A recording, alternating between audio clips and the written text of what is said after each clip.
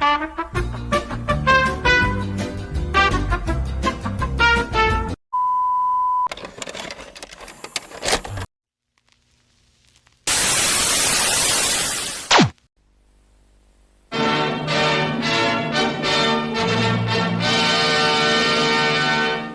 now, from Glasgow.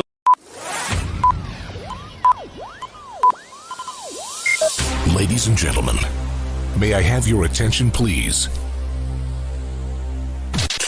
Good evening. Get ready to the countdown.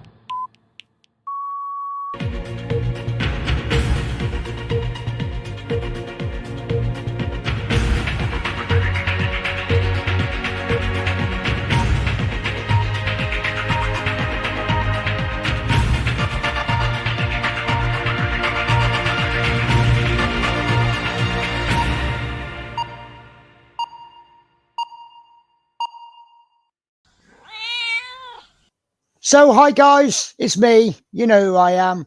And this is her. You know who she is. I'm sorry, I couldn't resist. How are you? All left and all right. All left and all right. Yeah. So I apologise for the late start. We won't need to go into reasons. Tasha just turned up late. That's how it was. Just gave me extra time to play on my mobile phone sitting at my desk. So we are here today to do a little bit more of the Mustang. How are you feeling about it? Yeah, still looks like a plane. It still looks like a plane. Yeah. Well, that's half the battle, isn't it? Because let's face it, if it looked like a tank, we may have possibly gone wrong somewhere. So Dale McCormack, evening everybody. How are you? Panzer Cat, Penny, evening Penny and Tasha. And Smith Speed says, hi all, how are you? How is everybody? So, should we show what we've been up to so far for those that do not know? Yeah. I've got to twist myself around in a circle. You spin me right round, baby, right round. Careful, copyright. It's not the way I sing it. Right, so we have a couple of things we've kind of done a little bit slightly out of sync, but don't worry about it. I think what you are going to need today is some glue, some paint, and a sanding stick. A sanding stick. Well, Some kind of sandpaper of some description. There you go. No. That'll do. That'll do. Right, That'll do. That'll do. I believe you've got some nice, good sanding sticks in the little pack that you have. Probably. I can't find them. Finer ones. Right, that's fine. It's fine. Right. So in the last edition, we painted the wheel flaps, didn't we? Yes. The wheel wells. Yeah. We also painted the wheels. We also painted the inside of the wheel flaps. What we may need to do, have a look at yours, is you may need to just give it a little second coat. Mine could do with a little bit of a touch up. We also haven't done the tail wheel, which is on the same sprue as the wheels. We just need to go over that with the green and then the silver. I believe we're doing it silver. 64. Oh, apparently we do the whole lot 64. Does that make some sense? Ah, was this where we made that decision to go silver on the wheel legs? I don't know. I ain't got them out. Yeah. So shall we repeat the same for the tail wheel? That's got to be 64. Right. So I'm actually going to cut my little tiny bit of sprue off on there. Do you see on the tail wheel? You've got that bit of sprue there where it was connecting to another piece there. I'm just going to cut that off. And suddenly lose my focus. Right. So number 64 green we are going to need, and that's number 30. Oh, that's a number 30. Why have I got 2 number 30s but no 64? When I'm 64. All you're going to get is laughter from background because That's all Sophie's right. going to laugh at you. Okay. Guaranteed audience then, isn't it? She can't run away. Nope, she can't. She's here all night. All the people on YouTube have the option of switching off, don't they? But your guess. Whoops, that shouldn't have put that there. I just dropped my tank on the floor. I've got no damn room. No, I haven't got much room, but the reason I've got no room is because I haven't been tidying up. I've lost my 64. This has got to be my 64. Well, it should say 64 written on the... No, that's... Oh, of course. Yes. Because mine has no number. Yes. 64 is grey. We're not using grey, are we? I don't know. Yeah. No, we're You not. said 64, so I got it out. That's what the kit says. Yeah, 64 is a grey. No, 64 Sioux Lane. Did we use number 30 instead? Is that why 30 is out for me? I don't know, but I've got 30 out. Right, I've got them all out. So we want number 30. We want number 33.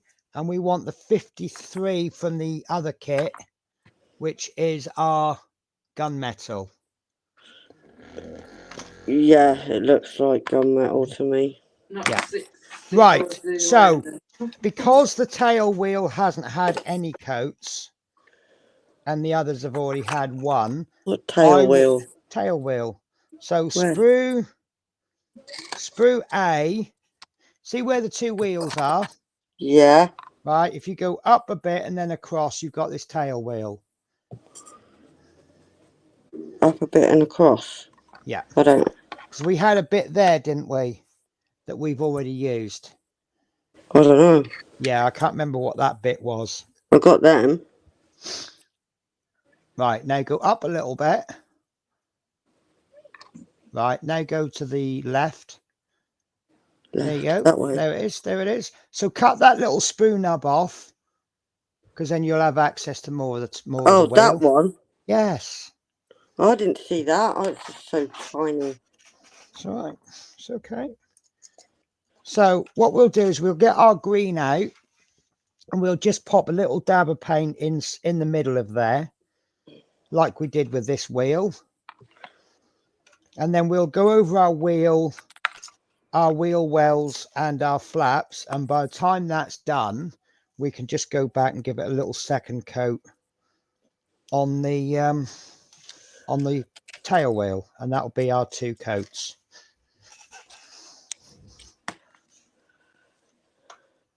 And I might crack out my good brush. My green is gone scabby. As that? Yeah. Do you want to thin it? Do you want to stir it? I'm stirring it, but it's all Okay. weird and horrible now. Yeah, just keep stirring it. Make sure you get in the corners. I'm actually using my vortex mixer. It is awesome. It's all like a load of skin now. Is it? Maybe the lid didn't go on properly. Have you got another 30? Another 30. For some reason I've got 2, but I don't know where I got the other one from. Is any of it usable? Some of it, yeah. Right, okay. So long as you got a little bit of usable. Now, you can either thin it in the pot, or you can just pop a little bit on a pallet and thin it on the pallet, as you see I'm doing here.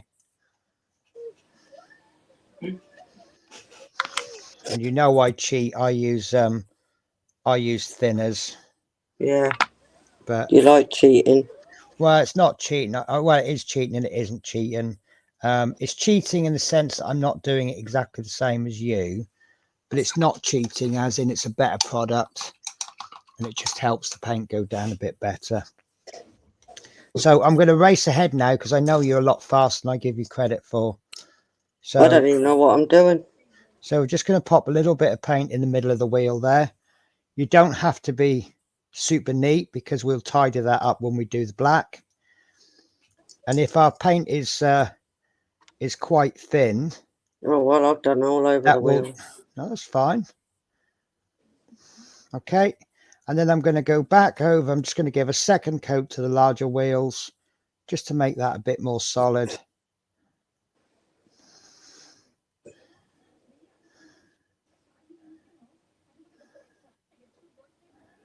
On both sides.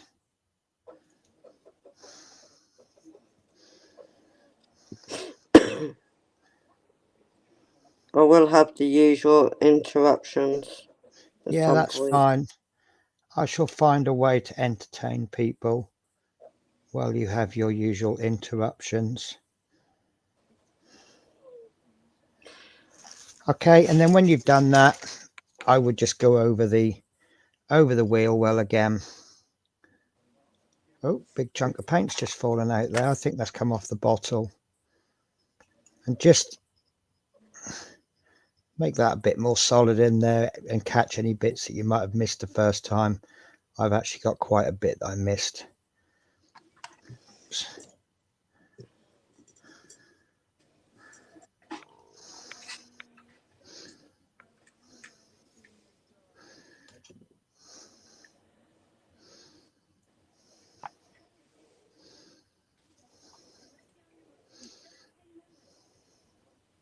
And I'm going just along the edges there just to get that inside bit. I mean, if you overpaint and you get the paint on the wing, it doesn't matter because we are going to be painting the wing later on.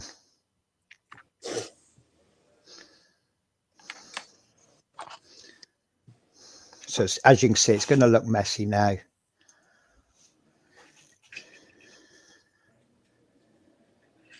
Okay, and I reckon by the time you've done all of that, the green in the tail wheel will probably be dry enough to apply a second coat. And that should be, oh, I haven't done the rest of the flaps yet, have I? Tell you what, I'm going to use a big brush for these. Make the job a bit quicker.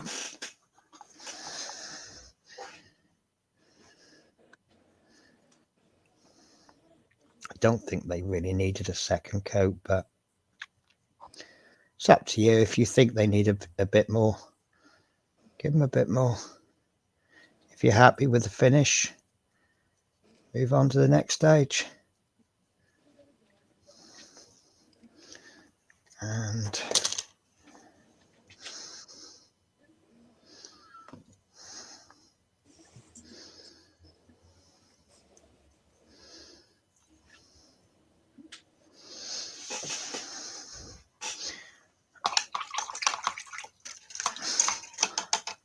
so Teresa Smith says hi all. Dale says I'm back. Teresa says hi Tash and Penny, and MP says good evening Pennies, Natasha and all in chat. Good vibes. And good vibes back to you, sir.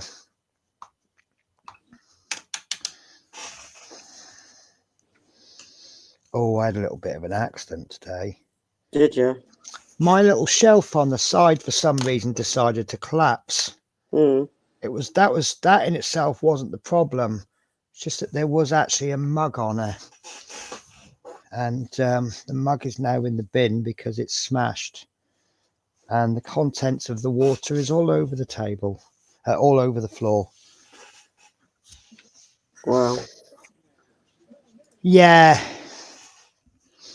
I wouldn't mind as much if it was this mug, because where someone likes to throw things in the washing up bowl, it's all cracked. So that's going to go. I'm using this as a paint mug because I know it's going to go at some point. You know, once you start getting those cracks on the outside. Probably the most expensive mug I've ever bought. Don't know why I buy merchandise mug. Just advertising some company. So how you getting on with that? Done the bottom. Right. Have you done all the green bits? All the green that you said to do, I've done, Yeah. I think. Lovely. Right. So next up, it's just that we forgot to paint this tail wheel. So I'm going to go over that with the silver. Now, obviously up to about that point, that bit there, you can just slap it on. But once you get to just have a little practice, just go up to the wheel. In fact, we'll probably have to go over it again later on, because you've got, see this little bit, can you see that little line that goes over the wheel? That's going to be silver, but the tire underneath is going to be black. So what colour am I doing actually it? we'll do the black first. Sorry, I've had a bit of a brain fart there, haven't I? So maybe go over the tire with the black. So you don't have to be neat on the outside of the tire, but try and be neat and just, can you see where the inside of the tire is? That wants to stay green. Okay. So we can do that and that tire, that wheel. Oh, the big wheels. Yeah, as well, because they've got tire rubber on them. Now, personally, I would use a color called rubber black or NATO black. I think works quite well. It's an off black. It's a little bit gray. It's a dark gray. But you don't own that color, so we have to go with the next best thing, which is fine. It's just how it is. Once you get a massive collection of paints and you've got every color that anyone's ever made, then you can go for the exact shade. Oh, look, this is that black that isn't black. Oh yeah, you got that black that isn't black. Yeah, that isn't black, I'm telling you. It's I think that's more of a rubber black, actually. I've never had a paint like that before.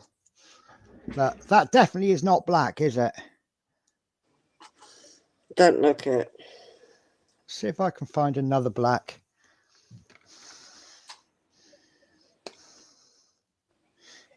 I'll tell you what it is. I can see from the way that this paint is separated. It's black on top.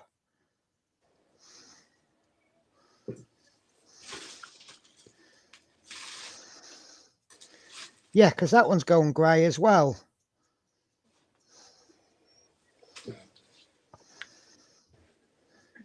So why is that then? Does anybody know? No idea. Look, I'll show you. Look at the colour in the top, in the lid, and then look at the colour in the pot. I have no idea how that's happened. So I'll go with it. Right. So we have got Dave Mac builds. Hi Tasha. Hi Penny and Tasha. Then he says hi Teresa. MP says a tip, Penny, for painting the wheels. Normally put the wheel in a toothpick, then paint the rubber. Yeah, this is the thing. We've still got our wheels on the sprue. The tactic I was going to go for was that we were going to paint them on the sprue. When we cut them off, it will leave two little unpainted bits, but you can see where they are. They're on the outside of the wheels. We can just touch that with black. But yes, you've got cocktail sticks, haven't you? Yeah. If you want to attempt this, you can. If you cut, because that point is too small for the wheels, if you cut this down a little bit until the end of the cocktail stick is about the same size as the wheel, you can ram that in there and you can see how you can hold it with a cocktail stick. But I think for the level that we're at, let's just paint them on the sprue and we'll touch up the bit that we missed later. Are you all right with that? Okay.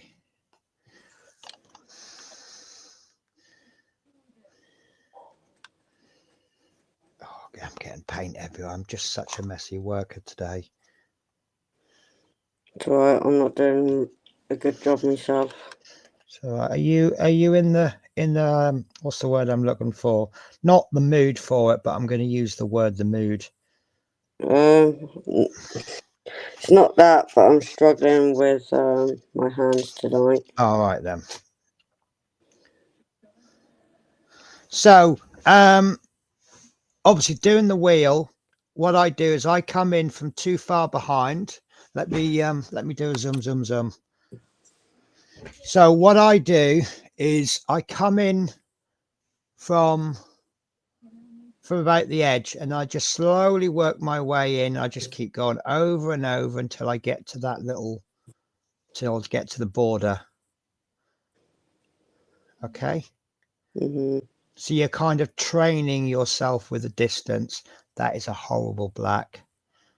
That's worse than the rubber black.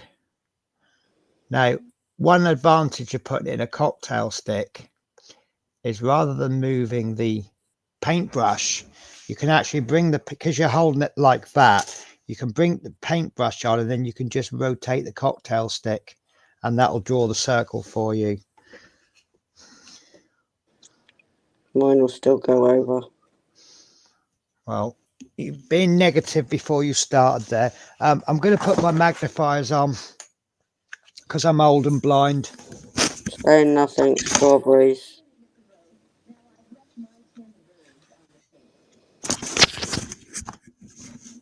And whatever you just said then, I didn't hear you because I have to take my headphones off in order to... Oh, that's alright then.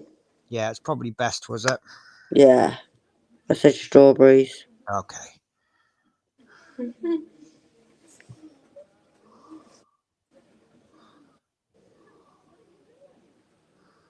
So there is a slight lip around the tyres, which makes it a bit easier to keep it within the line. Is my head in the way, guys? Mm-hmm. It shouldn't be the amount that my camera zoomed in. I have to look at laptop, not my phone. Right. These tyres are actually textured, so they're not Yep. completely smooth. Which is a detail that they could probably have got away with not doing with a kit of this level. Well, they thought, sod that, we're putting the detail in. No, it's nice. The only trouble is they put the detail in and then they put a sprue gate right on the detail. Now, if they'd have connected these to the sprue at one point, that's not a problem. That could be the bottom of the tyre, but they've done it at 2 points. So whatever we do, the sprue gate's going to be showing. So there you go. There's my first criticism of a starter set kit. Now, I don't know about you, but I find painting small areas like this quite therapeutic, especially when I can actually see. Now, if you should go over with the black, it's not the end of the world, because then what you'll do is you'll get the green and you'll tidy up with the green. And then if you go over with the green, you'll then tidy up with the black.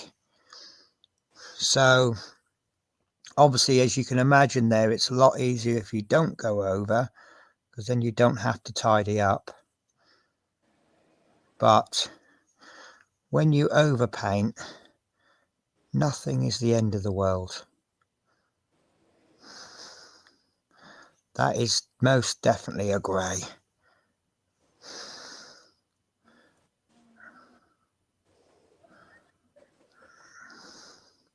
So what's your black like then? What do you mean? Is your black or is it a Yeah, grey?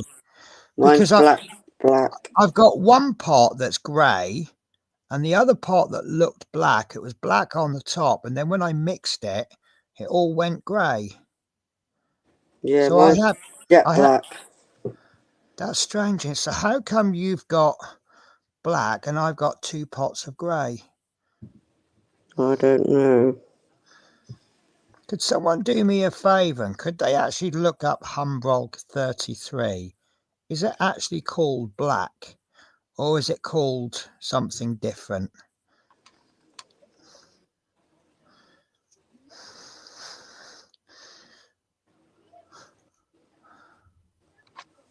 Right, so that's me 2 main wheels done. And I'm quite happy with that after 1 coat, to be honest with you.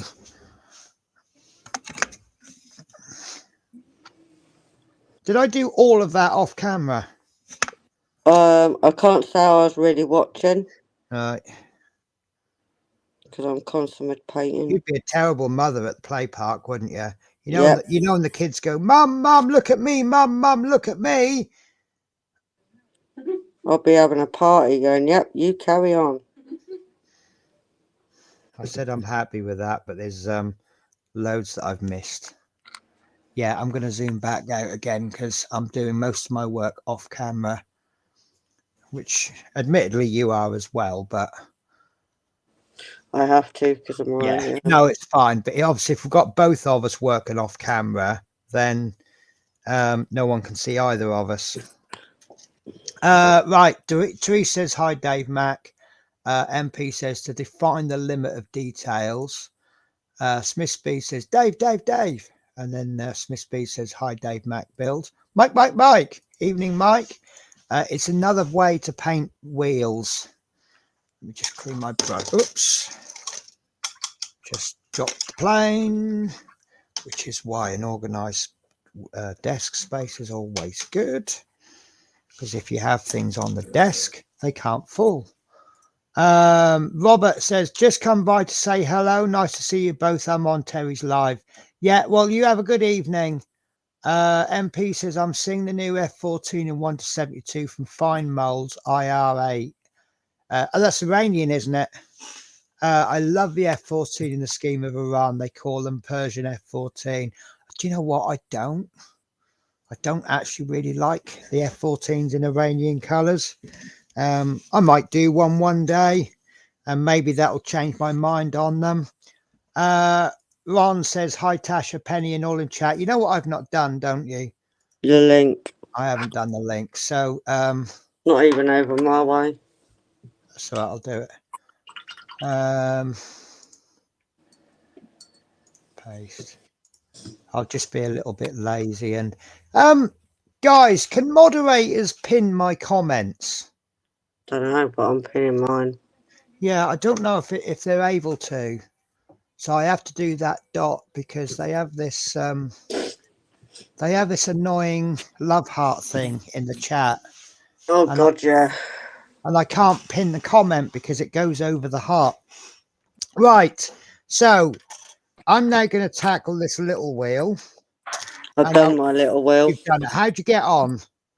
Painting the monkeys. It is a pain in the monkeys, but did you paint it okay in the end? Yeah, I just got to touch up a bit of green. Yeah, okay. So we can just go, I mean, give it a couple of minutes before you paint the green, because obviously if you end up painting the green onto the wet black, you're just going to get a dark green. So as always, I've slowed down and you're ahead of me. See, this side isn't a problem. It's that other side. But it doesn't matter if you go over onto the leg of the wheel, because we haven't painted that yet.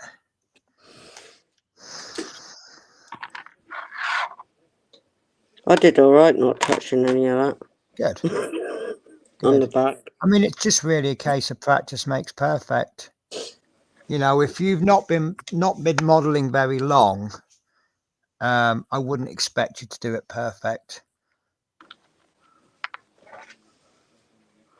I don't know how perfect mine is, mainly because I haven't finished it yet, but I'm really trying to avoid the green in the middle. I don't care if I get some on the actual leg, because as I say, we're going to do that silver next. But that I'm actually okay with. So, do you know why we're painting in this order? Can you remember? No. Nope. Right, so when we paint, we do the lower details first, and then we do the highest details last. Because if you have a hole and you're painting at the bottom of the hole, it's very difficult to get the brush in without touching the sides. So you'll paint the bottom, then you paint the sides, then you can paint the top. Does that make sense? Ow. Yeah. Right, goodo. Because I wasn't sure if I explained that very well. These bloody glasses, they're absolutely brilliant, but they do keep dropping down and they smack me on the bridge of the nose. Right, so when you've done the black, we can go into the silver, and we want to paint the leg of the tail wheel. And if you feel it, we can go over again on the main legs. And that's up to you. Right, so just below the main wheels, you've Yeah. got your 2 wheel legs. Oh, yeah. Yeah, if you feel they need a second coat, then give them a second coat. If you don't feel they need a second coat, then don't. It's your I model. can't remember what silver we used. 53. Oh, yeah. It's The the one I only ain't got marked. metallic that we own at the moment. It didn't come with this kit. It came with the last kit. But obviously, once we got it with the last kit, we now own a silver. So when I do this small wheel, I'm going to start on the side with the little bit that goes over the tire. And what I'm going to do is I'm just going to gently stroke that with the tip of the brush, like so. And I'm just going to try and get into the edges. I'm not going to go all the way down. And I'll tell you a little cheat, shall I? If you are going to apply a wash, which I know you don't know anything about washers. Well, you do, because we did that tank. You don't need, if you're going to apply a wash, you don't need to go all the way down and get it dead straight. Because when you put the wash in there, it's going to darken that line. It's going to straighten it for you. Does that make sense? Mm-hmm. So you don't have to get that absolutely spot on. Just get as close as you can. Now, I have gone slightly over and I've got a little bit of silver onto the tyre, but that doesn't matter because I can just tidy that up at a later stage. And then I'm just going to paint the rest of the leg. Now, I've chosen to do the part closest to the tyre first because I think that's the trickiest bit. The way I work is I try and get the tricky bits done first. So, I don't know if you can see, but I've done that bit closest to the tyre. So now this top bit, I can just slap that on any old how, can't I? Mm. Because I've got no risk of overpainting on the tyre. And that's going to take a few minutes to dry. But that tail is ready whenever we want to do it. I ain't got that far yet. That's okay.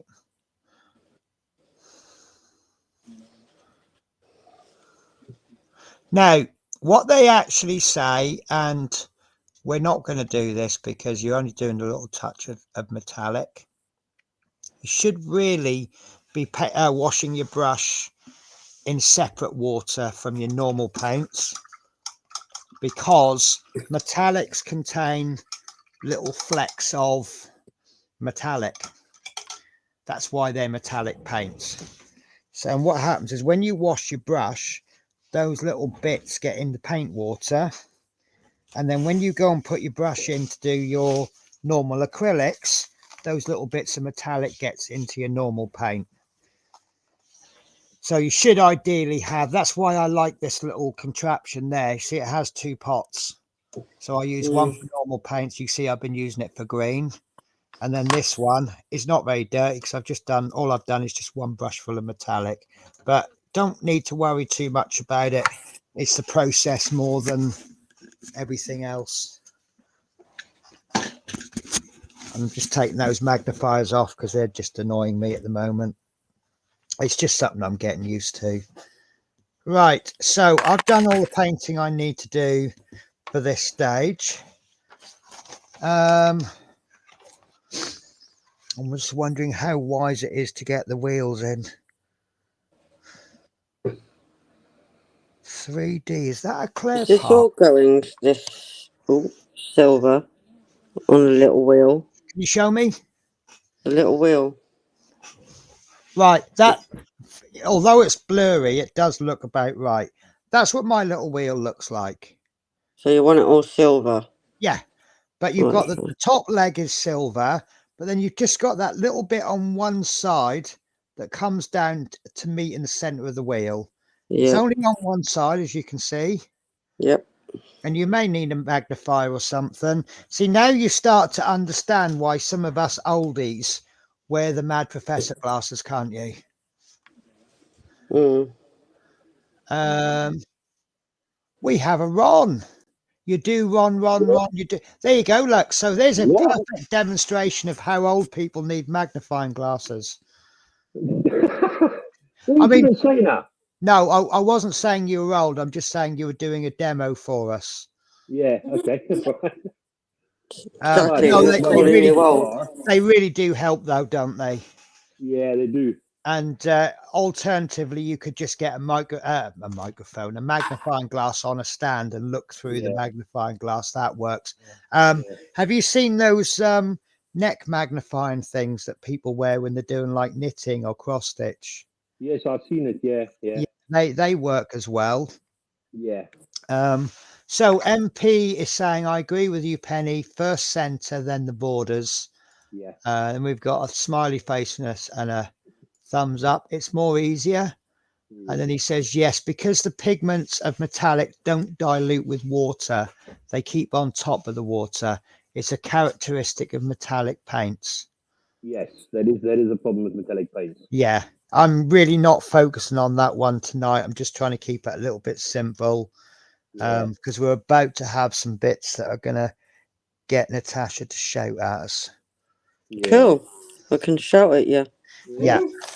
Oh, by the way, at any point that you want to remove the masking tape from the tail planes, you can do that now. That masking Oh, right. tape, yeah, I mean, look, I've still got my bits on, but Mine on. the only reason we put the masking tape on was so that we knew which was left and which was right. Obviously, once they're stuck on, they're all right. Just wish I could figure that camera out. I wonder if it's because the camera's technically upside down. Well, not really. It shouldn't really do that much. No, it shouldn't, but it used to be perfect. So either I've got a duff camera, but it's a camera from a reputable company. Yeah. So it shouldn't be a problem there. But other than that, I mean, it's a Panasonic, so you would expect it to be okay. I don't know if it was cheap or expensive because the price of text really does fly down after a while, doesn't it? Yes, it does. Yeah. I mean, somewhere in the region of £300 to £350 for a camcorder, which I think is cheap. Wow. And it wasn't that long ago. Well, if you go back 10 or 20 years, a camera of this quality would probably cost you about £1,000, wouldn't it? Right, roughly, yeah. Yeah, you know, I used to see these dads taking their kids to the zoo. It's okay, kids. I've got my flashy camcorder with a zoom on it. Yeah. You will get videos of the monkeys 5 miles away in the monkey pen. Yeah, not. And there was me with my 110 camera. Now, let's little test for you. When I say 110 camera there, let's see how many people know what I'm talking about. I bet even Natasha doesn't know what we're talking about there. No. I weren't really listening. Do you remember 110 film? No, too young. Right, so you know 35mm film? No. Right. Do you remember when we used to have to put film into cameras? I'm not talking Never about... seen it, but okay. Oh, you mean you've heard the legend? Yeah, I've heard of it. Okay, so back in the old days when us old people were really young, you used to actually have to put film into a camera. Yep. And you used to have to choose your shots because you only got 24. That was it. And you did not know if you took a good picture until they came back from the chemist. Yep. Yeah. No, didn't know that. I'm young. And if you took some funny pictures, they'd come back from the chemist with stickers all over them, wouldn't they? Yes. Is he accidentally showing us his age? Yep. Nothing accidental about it. I make no qualms about how old I am. Yeah. Same, yeah. So yeah, you used to get this. It was a little bit more childproof. You had this film. You used to get like 2 round bits with a bit going across, and you put it in the camera, and you wind it on. But it meant you didn't have to pull the film out. And if you pulled the film out too much, you'd ruin the entire film because it's sensitive to light. Yeah. And it's. But the 110 was very good for kids because you could just go click, wind it on until it stopped winding, then took another picture, Yeah. and then you'd take it to the chemist to be developed. Here's a top tip for you guys. If you went down to if you can find a chemist that processes film, if someone's got, I don't know why people would buy them, but you can buy those disposable cameras, can't you? Yeah.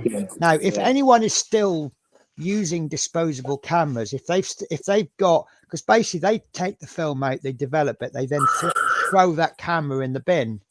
Yeah.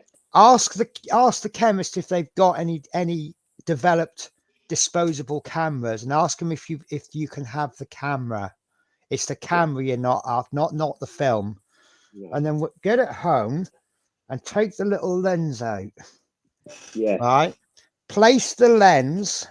I've lost my phone. Place the lens over your camera lens on your mobile phone. You now have a macro lens that can take close-up pictures. Yeah. It's not as good as like a £400 macro lens, No. but a lot better than a mobile phone on its own. Yeah. There you go, Penny. She's actually finished now. Ready for Is she decals. finished? Nice. Yeah. Nice. She just gets better every day. Well, I'm gonna put the decals on, which is going to be the fun part.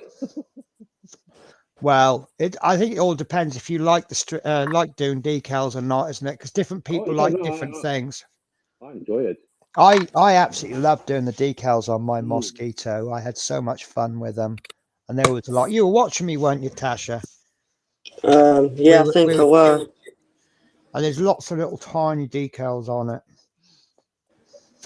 Right, so a few highs going on. MP says, yes, I agree with you, Penny. That bit I've already done.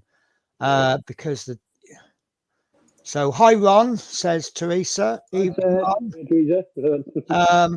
MP says the soap is better because breaks the tension of the pigments. Do you know, I actually forgot that. It's a tip that I've learned this week. Is if you put just one single drop of water in your paint water, it makes your brushes easier to clean, and it actually makes it easier to paint, because if you're using water to mix with your paints, because it is effectively soap is basically an unrefined flow improver. Yes. They do sell you stuff and they give it fancy names and make you think I need that, but there's nothing wrong with a single drop of clear fairy liquid. Nothing, no. You can use wash soap for hands. It's very good. Do you know, I often wondered that. I have spent, I think, a lot of money on Master's brush soap and preserver. Yeah. What is the difference between this and a bar of what's the soap brand? I don't even know the brand names anymore. There's one beginning with L, isn't there? Ellen's. I want to say Lambert and Butler, but that's cigarettes. No, I don't think it would be that. No, because it cleans the paint out and then it conditions the brushes.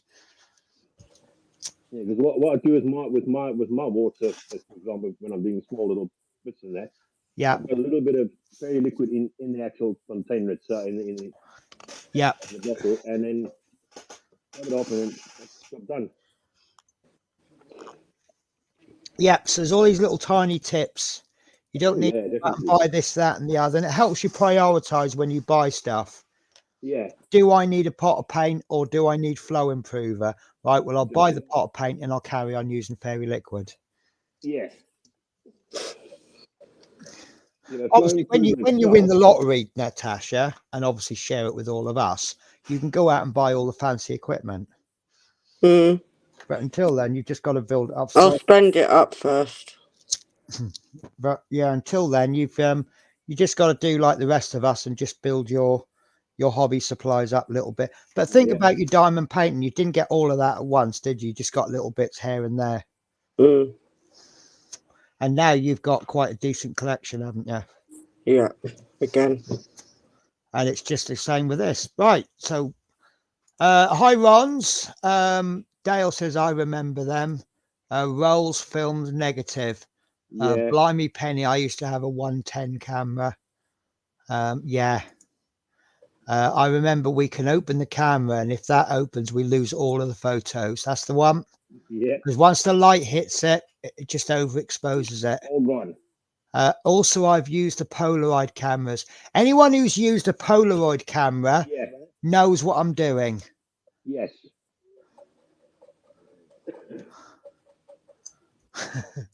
MP says, very good tip, Penny. And smiley face and whatever that is. Hey, I'm the Fonz. Right. So, are you ready for some fiddly action, Natasha? No. Well, it's tough. We're doing it next. Right. So, what we need to do now is we want to cut these two larger flaps off. Now, before you cut them both off, what flaps? These big square bits squarish bits that we painted green. I ain't painting nothing green. You should have painted those green. Did you not get round to them? Right. So you see the sprue. I don't know where they are. You see the sprue with the wheels on it? Yeah. It's the other sprue. Right. Oh, so it's sprue B. Yeah, it's sprue. Yeah, sprue B.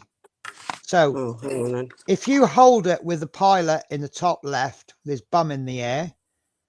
Oh, I haven't painted them. Right, okay. Do you want to paint them then? So you've got two there in one corner, and you've got two triangular ones in the other corner. Yeah, I didn't paint them. That's all right. If you want to crack on and paint those. And what colour has it got to be? That's going to be a green colour number 30. Just a disclaimer, guys. That isn't what the kit is telling us to paint in the wheel wells. That's just us picking up comments from people in the chat, and we all think that's a better colour. That is much better. Actually, I've just realised something. While we're there, do you want to just catch the inside of that air scoop? So when we painted the inside of the cockpit, we painted inside that air scoop, didn't we? But then we put this bit there, but inside. Then we stuck that. Then we stuck that little bit on the end, but we didn't paint it green. So while you're painting your wheel flaps, just get your brush and just go in there and just get all around. And don't worry about going over, because we're going to tidy all that up when we paint the outside. If we were going to airbrush this, I wouldn't be painting it the way we're painting it. No. I personally, on this model, if I was airbrushing, I would probably do all the exterior first, and then I would hand paint the wheel wells.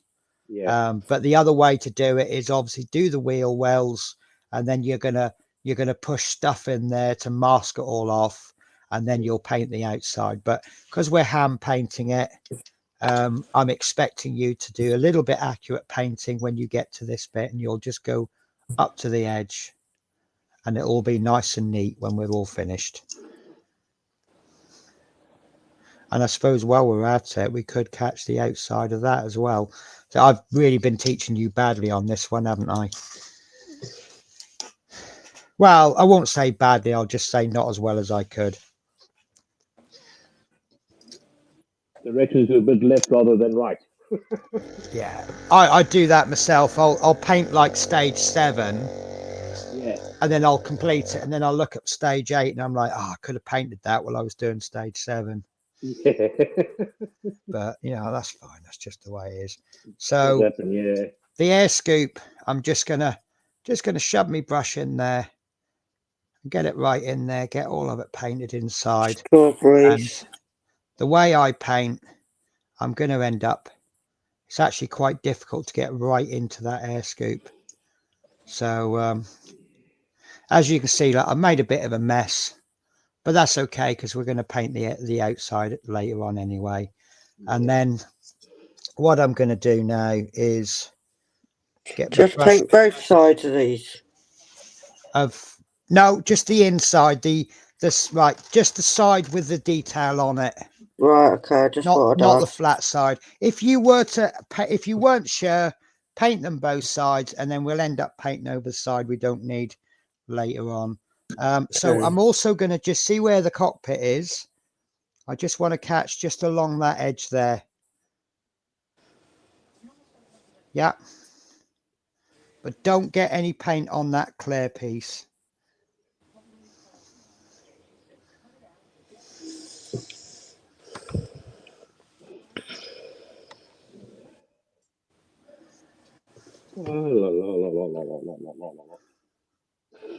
Here we go.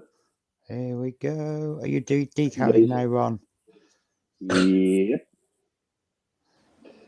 I think when we put the canopy on, we are going to be painting part of the canopy, just the bottom part. Now, I don't know what the correct color is, but you see that little, I'm going to call it a Batman symbol on the front of the, do you see that there? That is a clear part there. No, but the actual bit of plastic, I'm going to paint that black because I think that'll be more anti-glare. Yeah, yeah. So while you're still painting that, and I've just used the words anti-glare, I'm going to explain to you what that is, Tasha, unless you say, I know what it is. I don't need to be told. So when aircraft had shiny paintwork and they're flying in the air, the sun will reflect off the paintwork. So the bit directly in front of them, they would paint matte black because matte black won't reflect the sun. So it's called anti-glare. Would they actually use a special paint for that, or is it just matte black? Matte black. It's just a matte black, is it? I'm talking about in real life, not on. Yeah. Oh, so your whole wing is black. Your whole nose is black. Oh, nose is black there, right? I don't right because I got the checkered. See, to be honest with you, I think I've done that right. Look, you see, the nose there isn't black, but look, the bit just inside the canopy, it's also a bit black, that is black. Yeah. Yeah. But I mean, I put a bit of green on there. We might change our mind and match it with the camouflage later on. Who knows? Who knows? But I've painted it now, and I've got the opportunity to change my mind later on. Yep.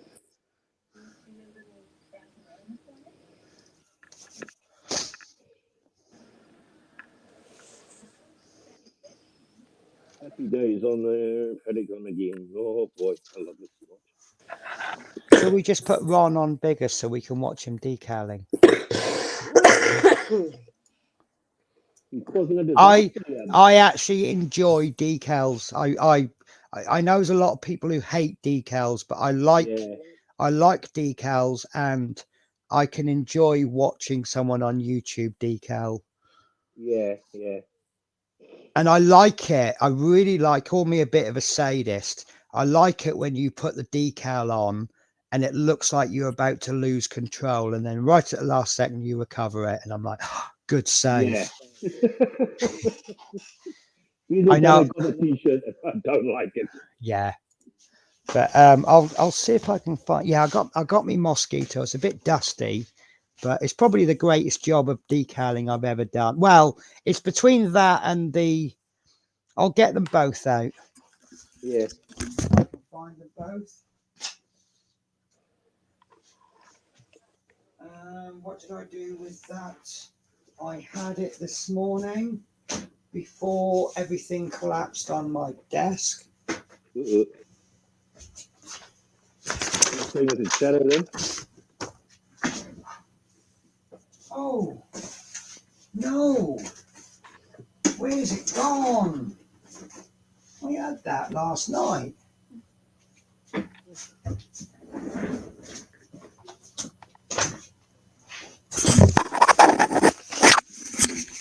You probably just heard me talking to myself then, didn't you? Yes, Yep. I did.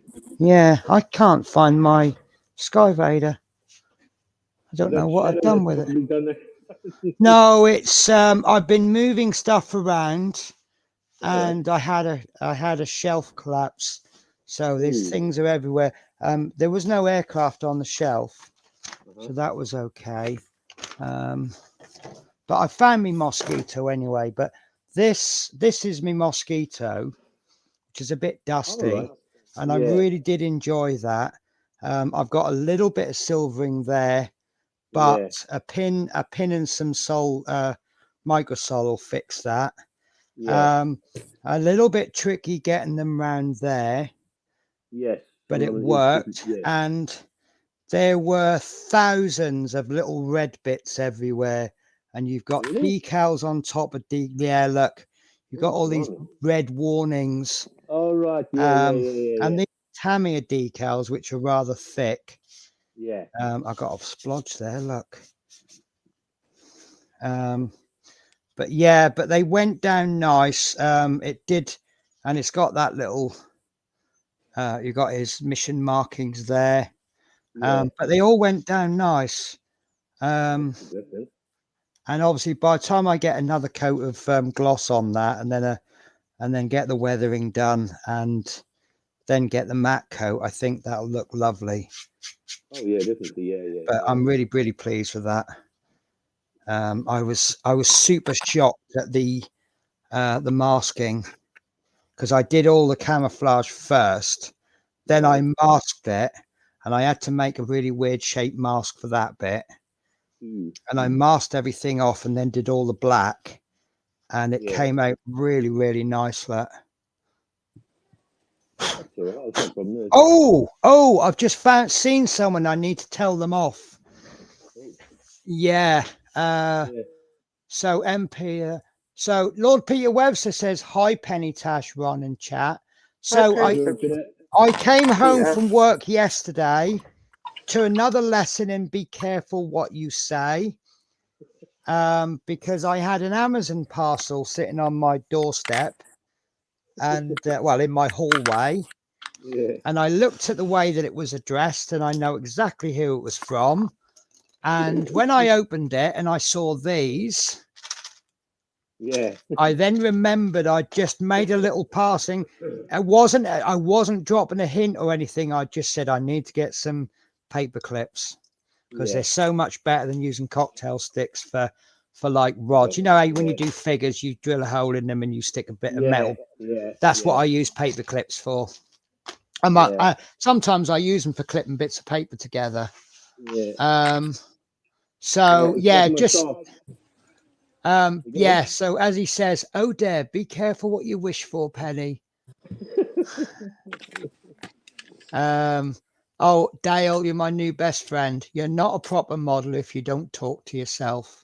MP says hi, Lord Peter. Lord Peter says hi, Dale, Cat, Mike, Teresa, Manuel, Robert.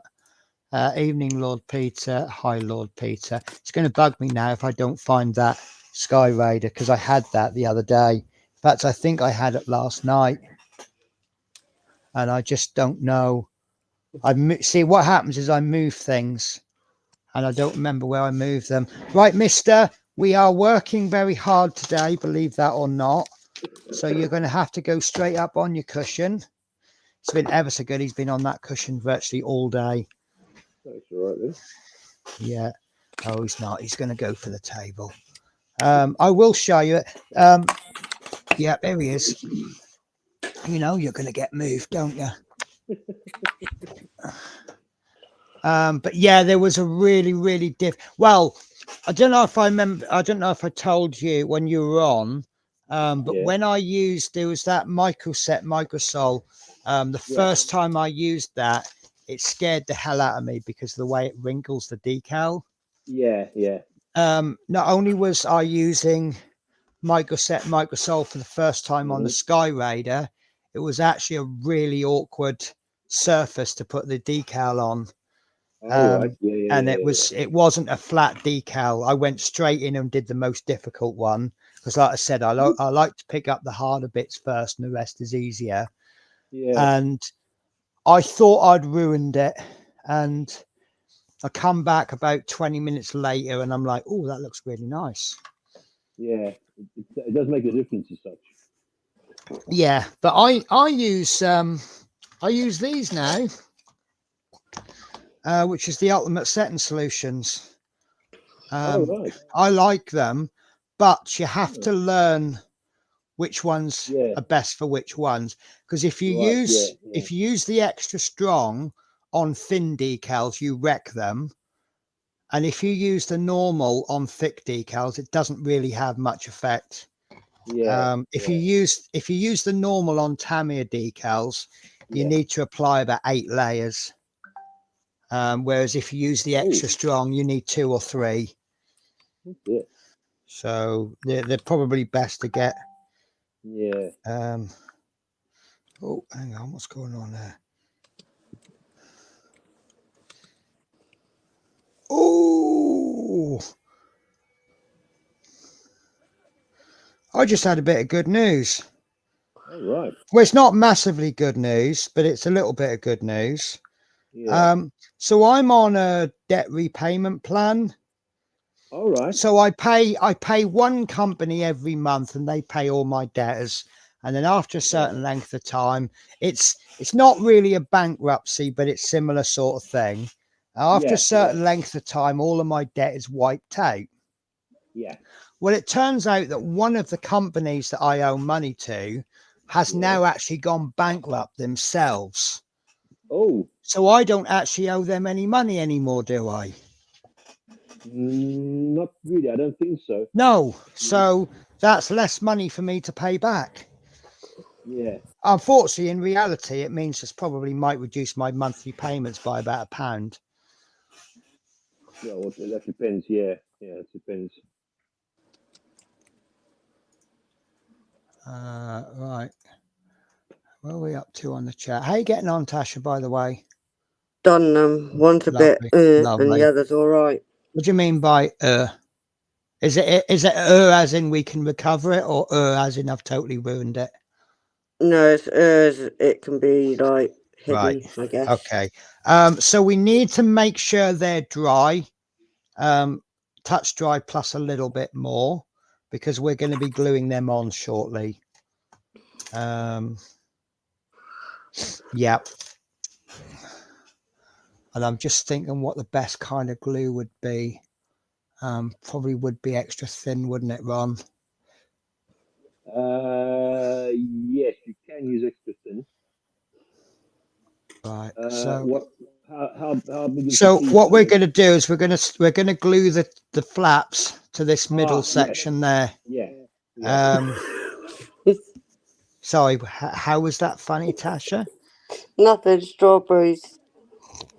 Oh yeah. I see that now. Okay. Obviously, I'm not part of that joke, am I? I know what the strawberries is, but I don't understand how gluing flaps to the middle section. You're just one of those. Hang on a minute. I've got a bit of paper just for you.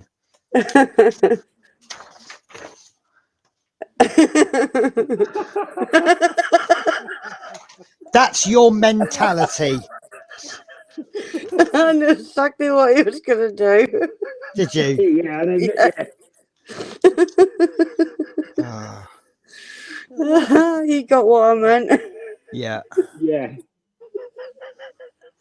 No, you're one of the kind of people that you'd go, right, put in a calculator. If the answer comes out as 8,008, you just burst into laughter, wouldn't you?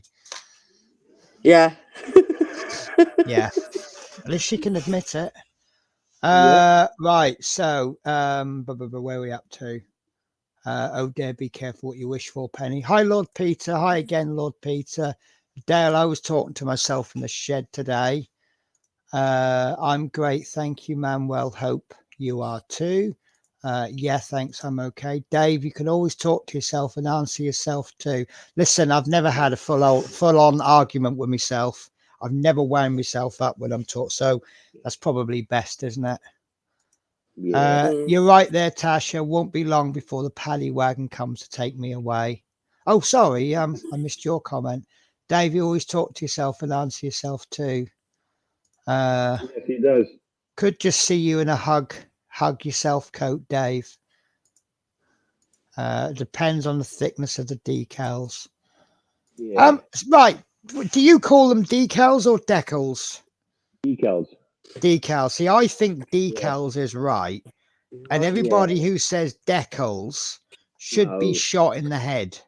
Yes. See, that's how I would pronounce it. The only reason is it's my learning difficulties. I read it how it says. But you, Yeah, but you have an it's excuse, Tasha. misunderstandable. Yeah. So I call them decals. Decals. Is that because you're reading the DAC Yeah.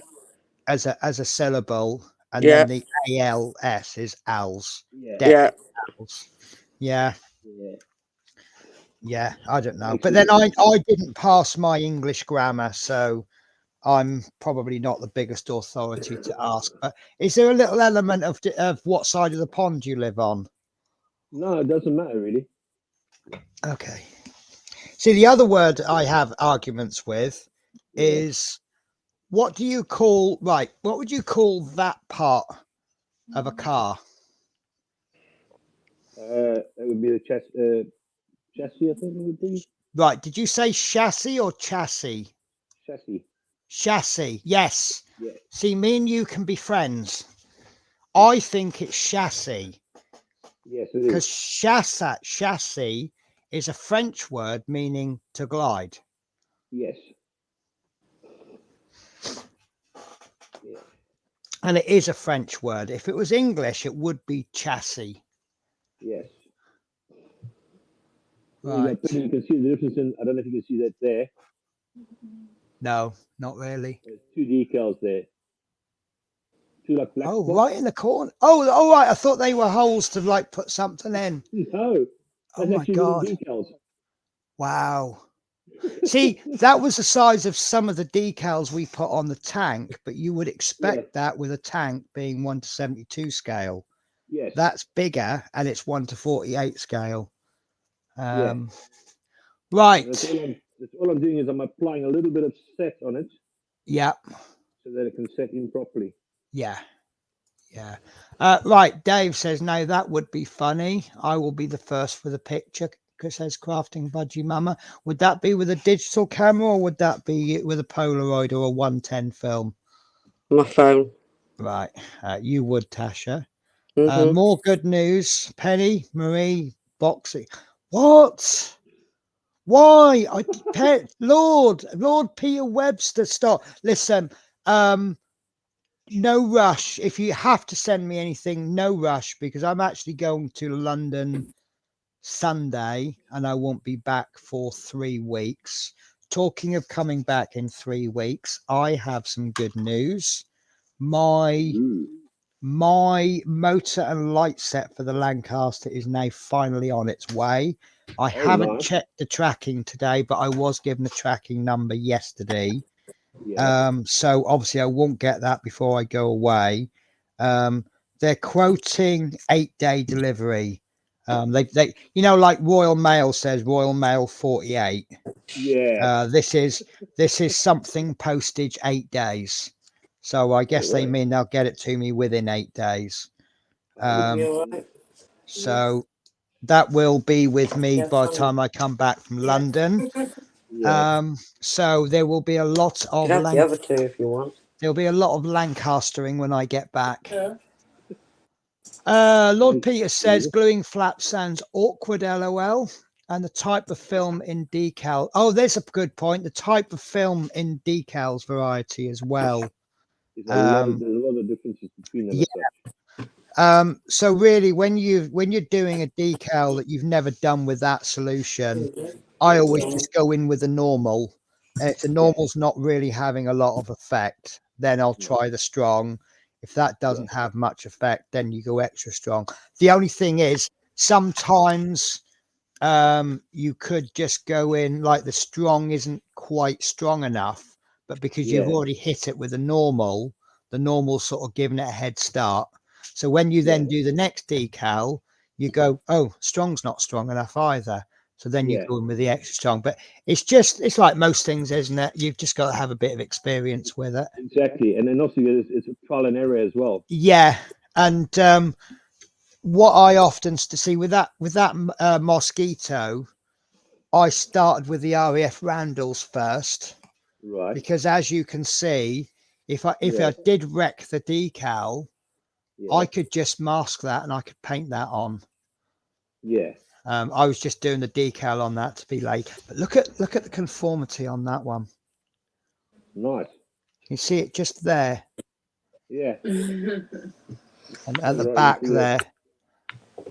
It was a bit awkward because I didn't really want the edge of that going over there, but I did study the diagrams and it does overlap that. Yeah, it does, which is a shame, but it would have been easier if it didn't.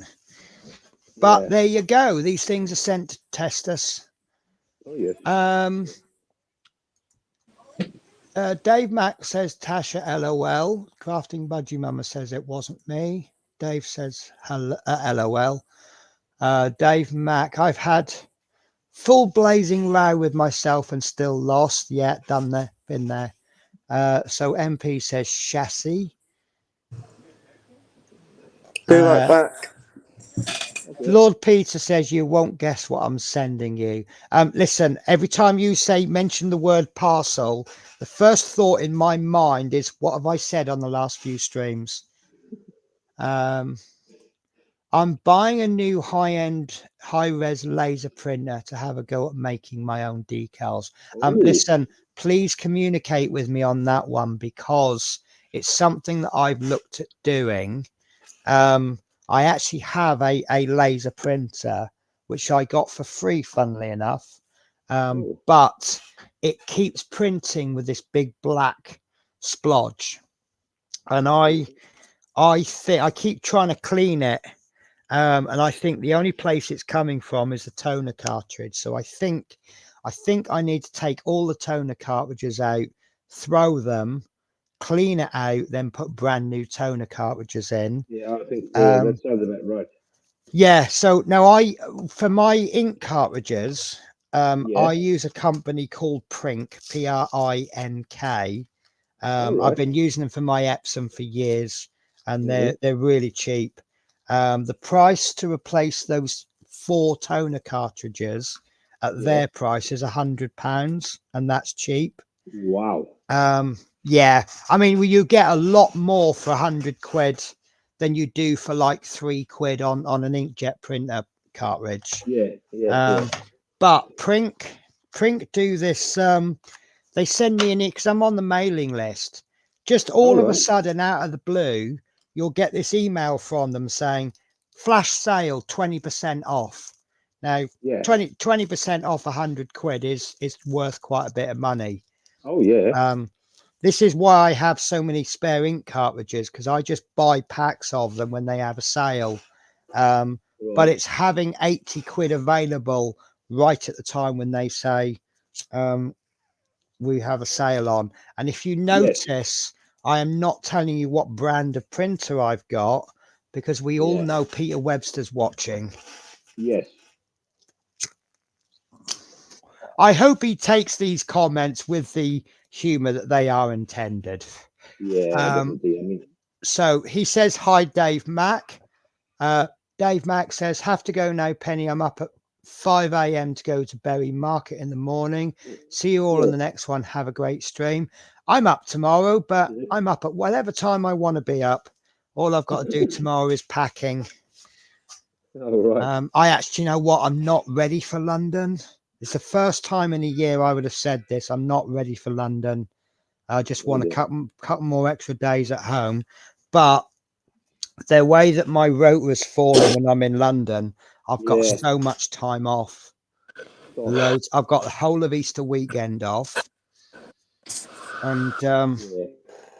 Well, Penny, can I just say something? I've been after that, and there's no one that's got it in stock. is that one of the Okra trams? Yes, it's a mini Hobbies. No, they haven't. Nobody's got it in stock. Have they not? Have you gone onto the Okra No. website? Yeah, I've been to all the websites. None of them. Wow. Well, I've got some good news for you, because there was another product that I was after. It might actually have been the London tram, because I want to do the London tram. Yeah, because that there comes with figures as well. Yeah. Well, they do a London tram, and I really want to do that London tram, because if you look at the destinations that they've got on the London tram, it's also the same destinations as the 229, which is the first London bus route that I drove when I went to Dartford. It's not the same route as the tram, but it visits all of those places except for one, and including Abbeywood, which is now quite a major train station. Yes. Night Tash and Ron, Night Dave. Yeah, so Lord Peter, I did say Epsom. I didn't tell you which Epsom, and I did also say I've got loads of ink cartridges. I've got about 15 of each colour, because I keep buying them when they have a flash sale. Night Dave Mac. MP says a tip penny in a laser print of the toner sometimes blocks inside because the components of the ink are like a powder. Yeah, I've tried all the old shaking the toner, and that hasn't. So I think it's just going to be a case of, I mean, look, the laser printer hasn't cost me anything. It was on one of these, you know, everyone in their local area, they have these Facebook groups for stuff for free. Oh, yeah. And someone had said, does anyone want to get it? Does anyone want this printer? I want it gone today. Must come and collect it. I just happened to be looking at my phone at the time, and I said, I can be there in 10 minutes. And she said, I'll give you 15. So, Night Dave, you must try to keep the toner out of the printer, then shake very well. Then put it in again. Try to print. Now it's the black. It prints color fine.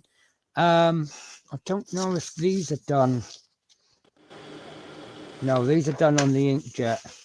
I did have some prints somewhere. If I have any prints that really doesn't matter, I'll use the laser.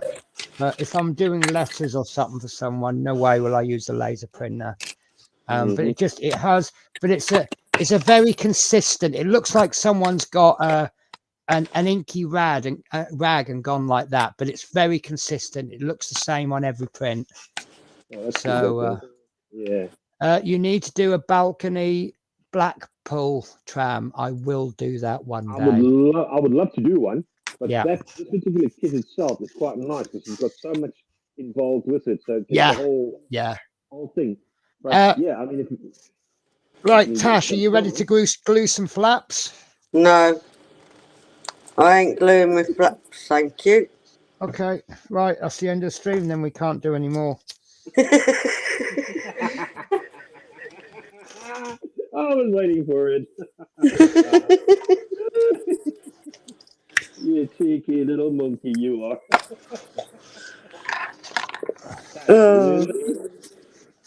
Right. So, are you ready to glue those parts to that part? Yeah, I have to watch you on that's laptop fine. though, so That's I've got fine. a delay. Right, so I will show you. There are 2 to do, so I can show you twice. Right, we're going to do these one at a time because they are different. They're mirror images of each other. Hang on, let me just tell us. More chat coming in. I always had a small dehumidifier next to my old laser printer. Stopped my cartridges. Okay. Used to like riding the trams in black. I've never been on a Blackpool tram. I have. Inkjet is different because the ink is printing with temperature on the cartridge. So then maybe this craft room is a good place for the laser printer then, because I turn the heating off in this room and all I have on is my halogen heater, because the radiator is sat behind where the spray booth is going to go. So if I have the radiator on, all it's going to be doing is warming up a piece of wood. So I've just turned it off. So, right. Flappy flaps. Yeah. Also known as covers.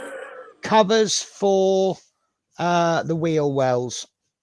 Right. So if you look at the instructions, they've got the aeroplane this way round, and they're telling us that this one is 1B and this one is 2B. So I'm going to work on. Do you want me to work on? Right, you can. I'm going to have to turn it. Well, I can't read the instructions because they're getting a bit too No, it's fine. confusing. It's fine. So we are going to remove the one in the top corner. That's number 1. And what are we going to do, Tasha? Take it off. Right, and then Clean it. right, and then Dry fit. dry fit. Right, so there's my flap. Now, obviously, if you sand the edges, you are going to remove some of the paint, but it's on the edge, so that's easy to touch up. And I'm just going to reposition my camera a little bit. So that's fine. It's not going to ruin everything. We can just, and on one of these sides, we probably want to remove the paint anyway. So just rub gently with the sander, because do you remember when I told you that glue doesn't stick to paint? It sticks to plastic. Mm-hmm. Do you remember that? Yeah. So if you are gluing, you can, but if you glue 2 unpainted pieces, will glue together much better than 2 painted pieces. Some glues like Tamiya Extra Thin will actually dissolve the paint anyway. Yeah. So it's not as bad. Right. So. Oh, I like this knife. What we're going to do is good, isn't it? Right. So as a test fit, actually put the flap onto the wheel well. You might need tweezers, as I do, which I can't find.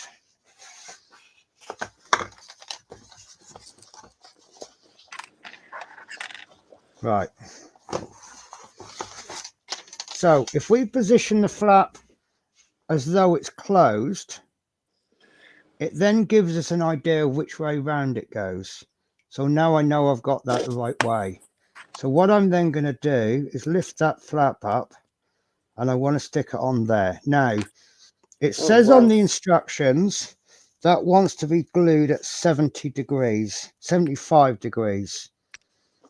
So I'm only going to estimate mine, but it's going to be roughly that angle. I think so I'm they're painting mine the wrong way round. It's all right. So let's go back a step at a time. So with the flat side up, yeah, we want to fit that in.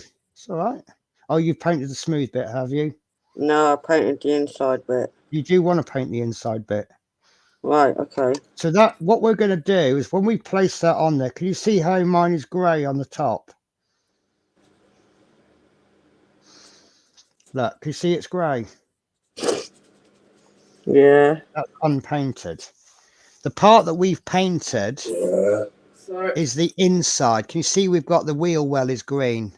Yeah. So that's why we painted that green. We haven't painted this because this is going to be the same colour as the rest of the wing. So when these are closed, it all looks one colour. Right. So what we're going to do, this is why I'm thinking maybe use poly cement, because I'm using tweezers. The other alternative is to place the plane on the table, hold the tweezers, and get them in. Now, I'm not going to fret and worry about that being exactly 75 degrees, but I'm going to get it as close to my eye as I can. The most important thing is whatever angle that is stuck on, the other one is stuck the same angle. Okay, so me personally, disagree with me at any time if you want, Ron. because I'm holding these with tweezers, I would be more inclined to put a tiny layer of poly cement on the flap and then bring that to the plane. Yes. Hold it, because I'm holding the plane in one hand and I'm holding the flap in the other hand with tweezers. Yeah. And I'd hold that there for maybe 10 seconds and then try and let go with the tweezers. Yeah. Okay, is everyone else all right with that? That's about right. So inkjet is different because of the ink is printed with temperature on the cartridge, pressing the ink on the jet. It's more cheaper in laser printer because, yeah, it's the way I see it is the laser cartridge is much, much bigger. So you're buying more material, but then that material lasts longer. It's the same as having a 10-litre tank in your car or a 50-litre tank. You know, the 50 is going to cost you more, but you're going to get 5 times the mileage. I don't know what the cost per page is, but I don't think there's a massive difference between laser and inkjet, is there, per page? No, I don't think there's much at all, to be quite honest. Saying that, if I've got a quick rough print, say for example I'm photocopying instructions, I'll use my inkjet on draft print. Yeah. Right, here we go then. So glue at the ready. I'm not going to flood it with glue. Obviously you're using poly cement, so that's a little bit different from mine. But what I'm going to do is, obviously you'll have your poly cement on a bit of cardboard or plastic or something. But look, I'm just going to get a little tiny bit on there like that. And then I'm going to bring that flap. There's a little ledge. I'm just going to hold it in what I think is roughly 75 degrees, making sure that that is on that little ledge. And I think that is about right. No, that's not. That's 90 degrees, isn't it? There we go. I'd say that's about right. But what's more important is whatever angle I put that at, I need to put the other one so it's a roughly the same distance. Yeah. If you have one like that and one like that, it's going to look funny. So it doesn't matter if you have them like that or like that, just so long as they're the same. And I'm sorry, Tasha, it is fiddly. I promise you the wheel won't be quite so fiddly because there's a little peg for it. Okay.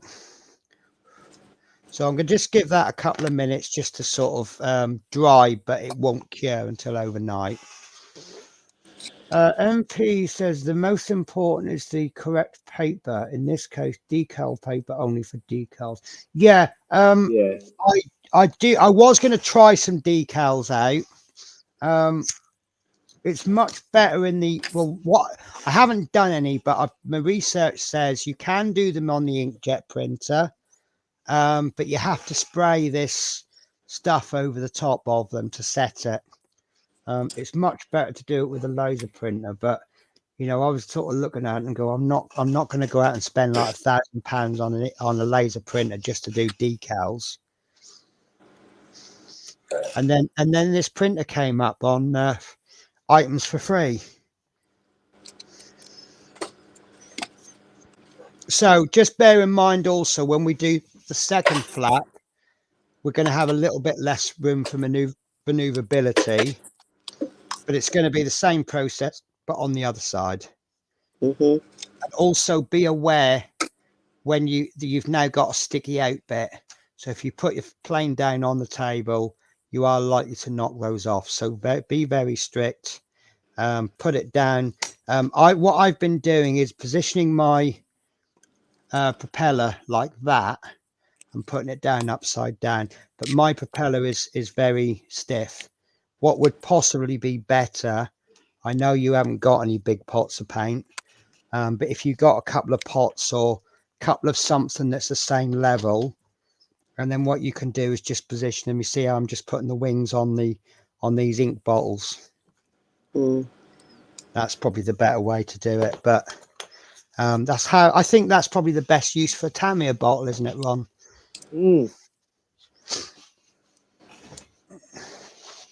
Are you picking up that this hobby is all about using anything you can for whatever job you need it for? Consumer painting. It's all right. You consummate away. MP, before put it in water. Cheers, Manuel. Advice taken on board. You're welcome, Lord Peter. Right, I might butcher this name. I don't mean to. Oh, it's Hot Rodney. Do you know what? Yeah, I'm a bit funny like that. When I see words, when I see words without spaces, I'm like, oh, Yeah. that's a challenge. Oh, Rodney, yeah. Hot Rodney 2025. How are you? Good to see you. MP says hi, Hot Rod. I'm going to say that all day now. Now that I know I can say it, I'm going to say it all day. Hot Rod Rodney. Not sure if it's a name that I can say when I'm drunk. Lord Peter Webster says hi, Rodney, and believe it or not, that is the chat caught up with. Yeah. So Hot Rod Rodney, I don't know. I don't recognize seeing you comment before, so I don't know how many streams you've watched. What we're doing is I'm showing Natasha how much easier she thinks it is to make aircraft models. This is her second build on stream, the first one being a little tank. And we're just sort of, we're really taking it at a basic level. We're drilling into the basics. So obviously if you've just come from a video, say for example Plasmo, this is probably going to be way too slow for you, because Plasmo can build a massive model in 27 minutes on his YouTube channel, can't he? Yeah. No, he's edited them, but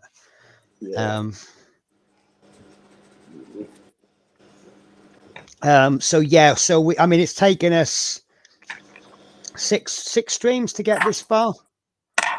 7. We're on our 8.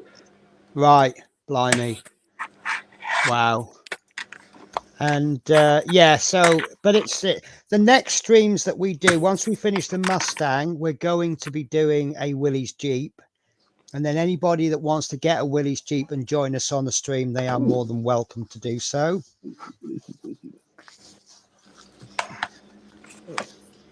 Which I think should be fun. That's if you're still okay with that, Natasha. I mean, you may want to steal all the limelight all to yourself.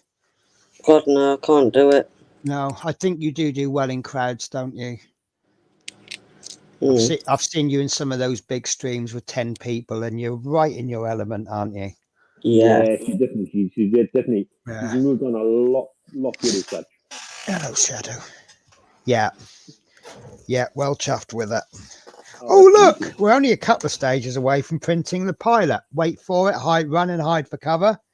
I am not bloody painting it. You are? Don't care what anyone says, that is not getting painted. No, we are painting a figure, but we are not, regardless of whether you do it really well or not, we're not putting them in the plane. This is why we're doing wheels down, isn't it? So we don't have to put the pilot in. But if you don't paint a pilot, you will never know how good or bad you are at them. I'll be crap at it. No, don't say that you will.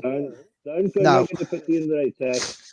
The correct answer is, I am not confident I can do a really top standard, but I'll give it a go. Correct answer is, I know I can't do them because it's too small. Don't know anything until you've done it, because it wasn't that long ago you said I can't build scale model aircraft or scale models, didn't you? Yeah. Come on, admit Auntie Penny is correct. No. You said, oh, I'll never be able to do scale model aircraft. And has anyone said anything negative about your Jet Provost? Nope. Has anyone said anything but good things about your tank? Yeah, mine's best one out there too. Exactly. Prove my point.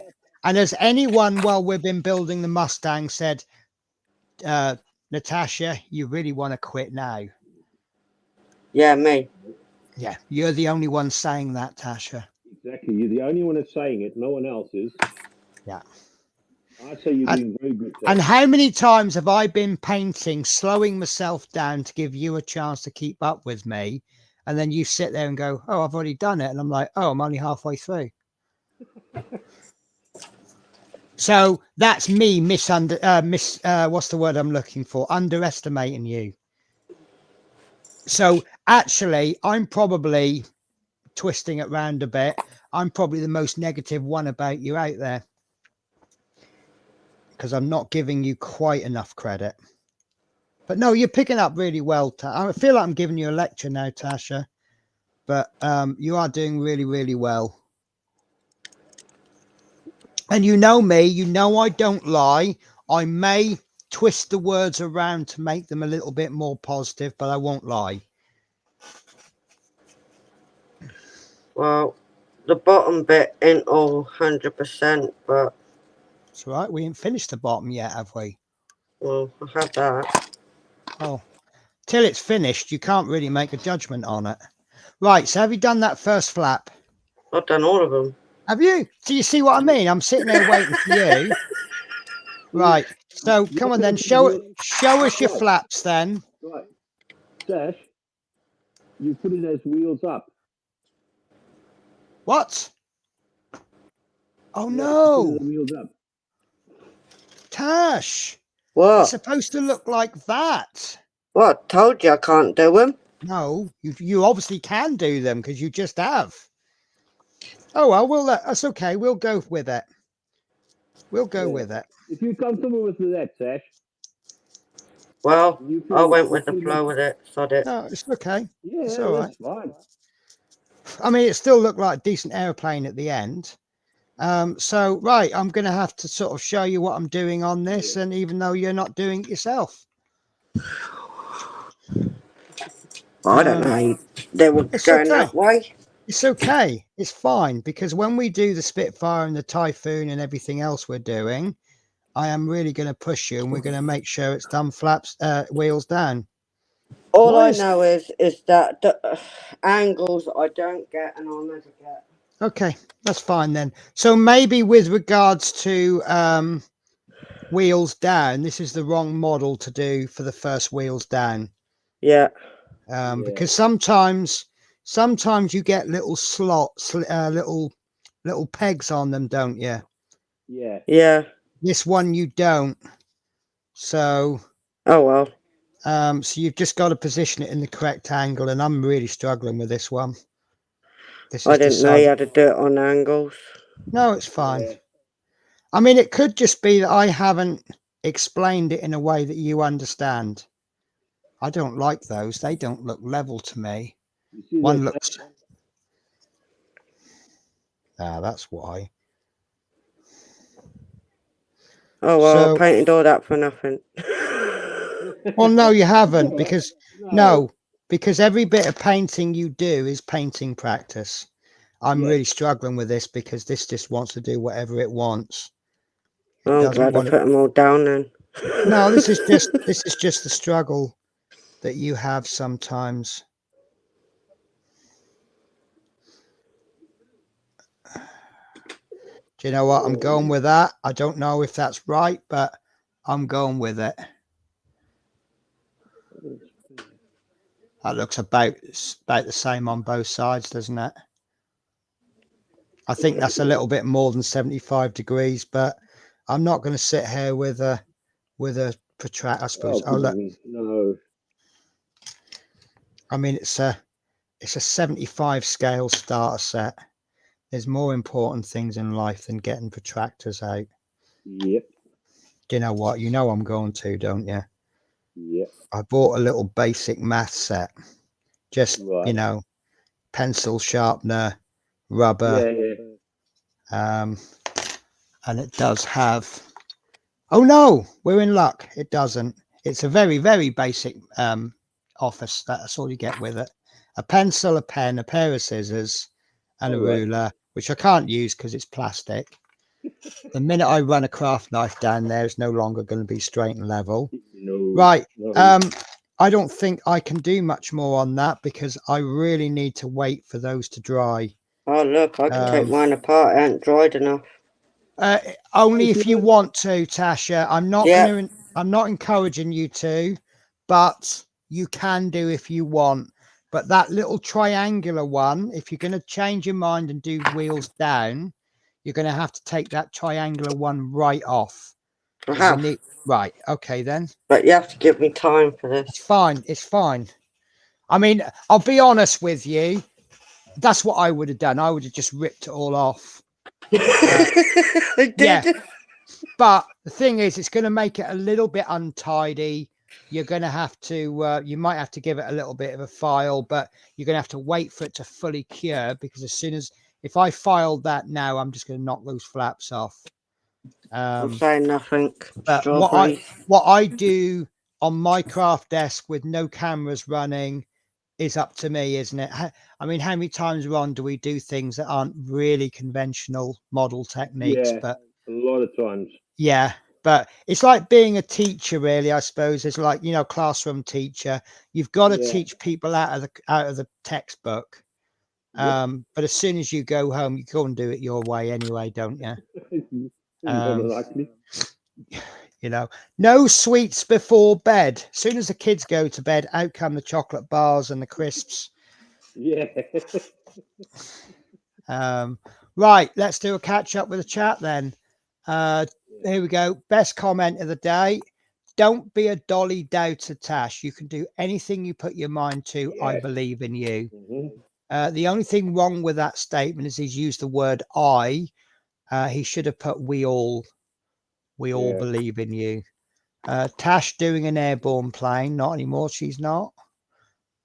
So what I actually did is I used my mind power to persuade her to go, oh, I'll take that off. Right, how far up have I got to do these flappy Right, things? roughly 75 degrees. That's 90 degrees, so 75 will be roughly that. Basically not touching. Right, so look at my little flaps. Can you see how they're almost fully open? Not quite. In fact, that to me looks like the end of a sharpened pencil space. So roughly. You do not have to get that exactly right. If you took that to a model show, someone will get a protractor out and they'll go, that's 74.5 degrees. You do not win the prize. So it's not fully closed then? It's not fully open. No. So can you see my flap there? No, can't see them. No, let me steal the whole thing. So have a look where my little finger is. Can you see that flap? Yeah. That's roughly the angle you're after. So they're quite wide. They're almost fully open. Right, okay. But not quite. Now, the magazine says, I keep calling them magazines. It says 75 degrees, but I'm really not going to get sciencey equipment out.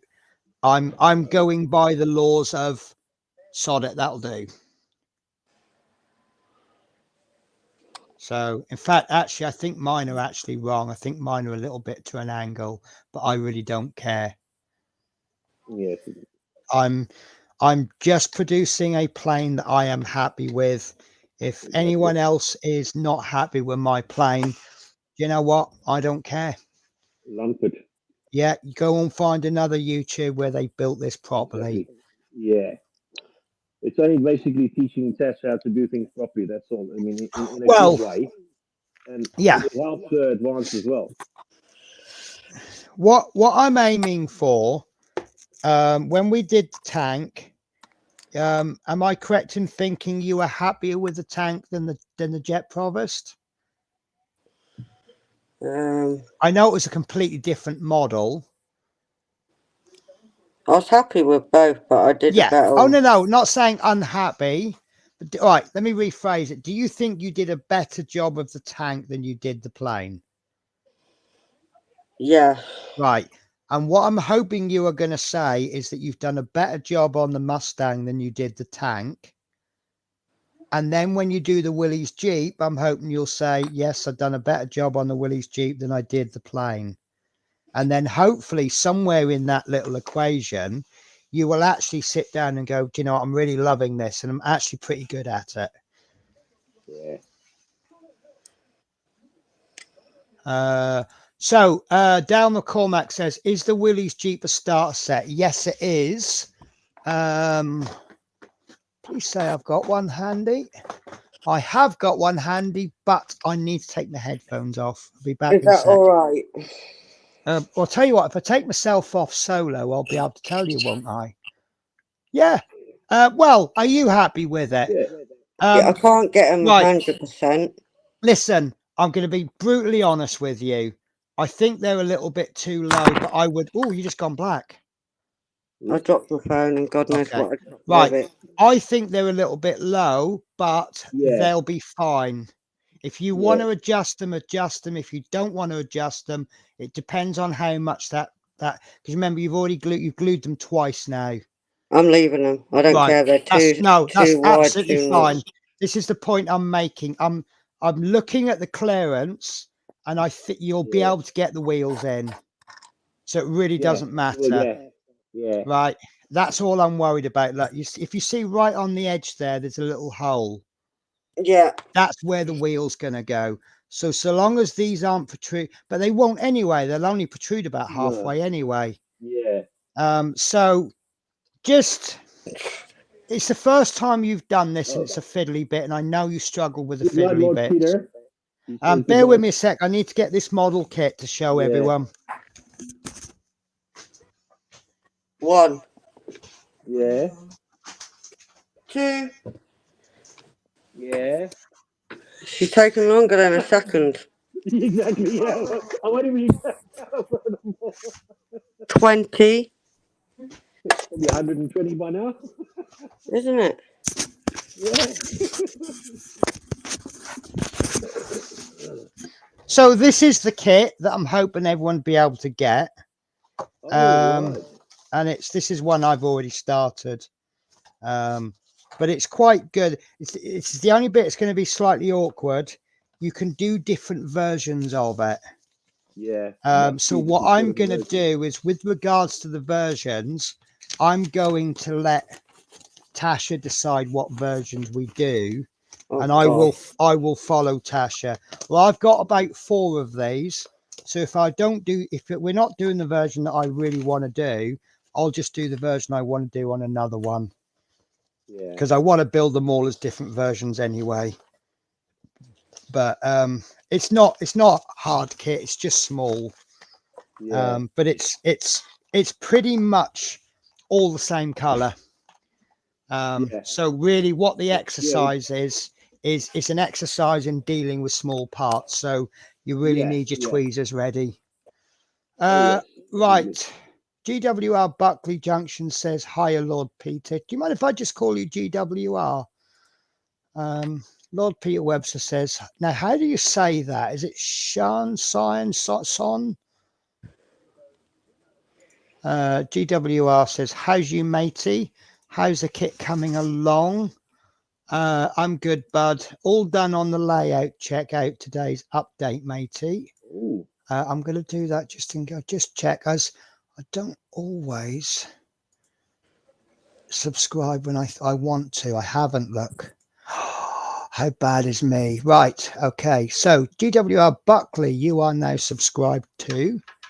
And as I have subscribed to, I like to tell the world by posting your channel in the chat. So there you go. I thought it was Thing is, I don't always get the chat. See, people pop into the stream and they say hello, and I'm going, oh, new name. I'll check their channel out and subscribe. I had a really good conversation with Dan yesterday. Oh, right. Yeah. And I was saying about I subscribe to people even if they don't have content, because one day they may then start to put content out. And I've already subscribed and I've got the notifications coming. 1 minute. Yeah, no worries. Mickey. Do you want me What, to just Mickey? remove you for a bit? No, it's just Mickey. Oh, I like that. Is that the Willys Jeep? Yeah. Nice. That's not 172 scale though, is it? No, that's 135 that's Operation Market Garden. I like that. Right, you're spending all my money for me.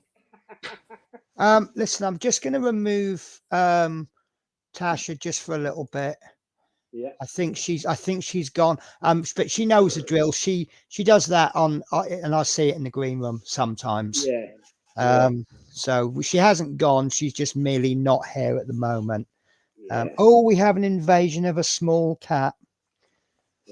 I've also bought, and it's a different scale. I bought this. This is 1 to 76 scale. Yeah. But it's even smaller. As you see, I haven't opened. Well, I have opened it. Let's have a look. So, but it actually looks very, very simple, because this landing craft is effectively 4 pieces. 1, 2, 3, 4. Yeah, 4 pieces plus a little machine gun on it. But this isn't the same kit. I don't think it goes together the same way. Maybe it does. Probably, yeah, it looks like it is. Maybe it does. Yeah. Right, I'll tell you what I'll do then, guys. I will, when we do the Willys Jeep, I'll do both at the same time. And that way, everyone tried, if you want to follow along. Do you know what? I've just put that kit down and I've lost it. I have literally just lost it. Oh, it's up here on, yeah, I put it in a safe place.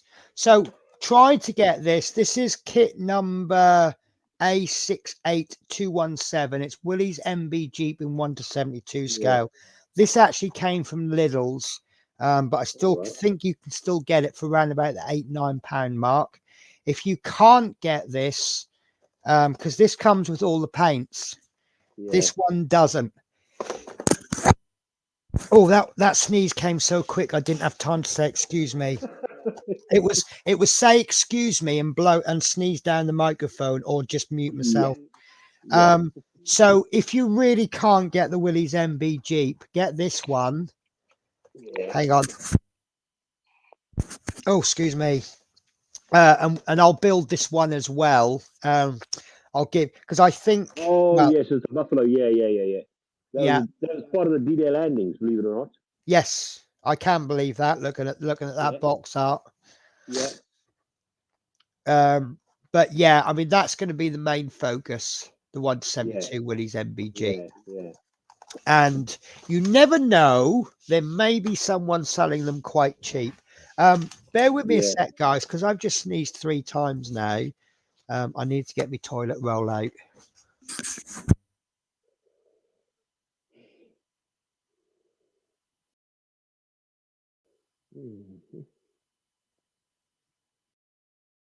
Oh, that's much better. I can breathe now. Breathing is so underestimated, isn't it? Yeah. Right. So, I don't know where we are on that. Here we are. Lord P. So, how are you pronouncing that? Sion? Sean. Sean. Sean. Yeah. Oh, that's I can see how you get Sean from that. It's Welsh, yeah. I'm presuming that's Irish then, is it? Because that sounds, it's Welsh, is it? Yeah. Okay, because that looked very similar to the way you spell Siobhan. That's SIOBHZMYZZ. Yeah. So if it's Welsh, is it actually pronounced? No, it's hang on. I forget. Double L is, isn't it, or something like that? As in Clanelly. Yes. A while since I built a plane. High GWR. All penny. They can build a bridge and get over it. I like that. Yeah. I really like that. Yeah, if anyone moans about my plane from now on, I'm going to say, right, well, I'll tell you what, why don't you build a bridge and get over it? Exactly. Oh, I love that.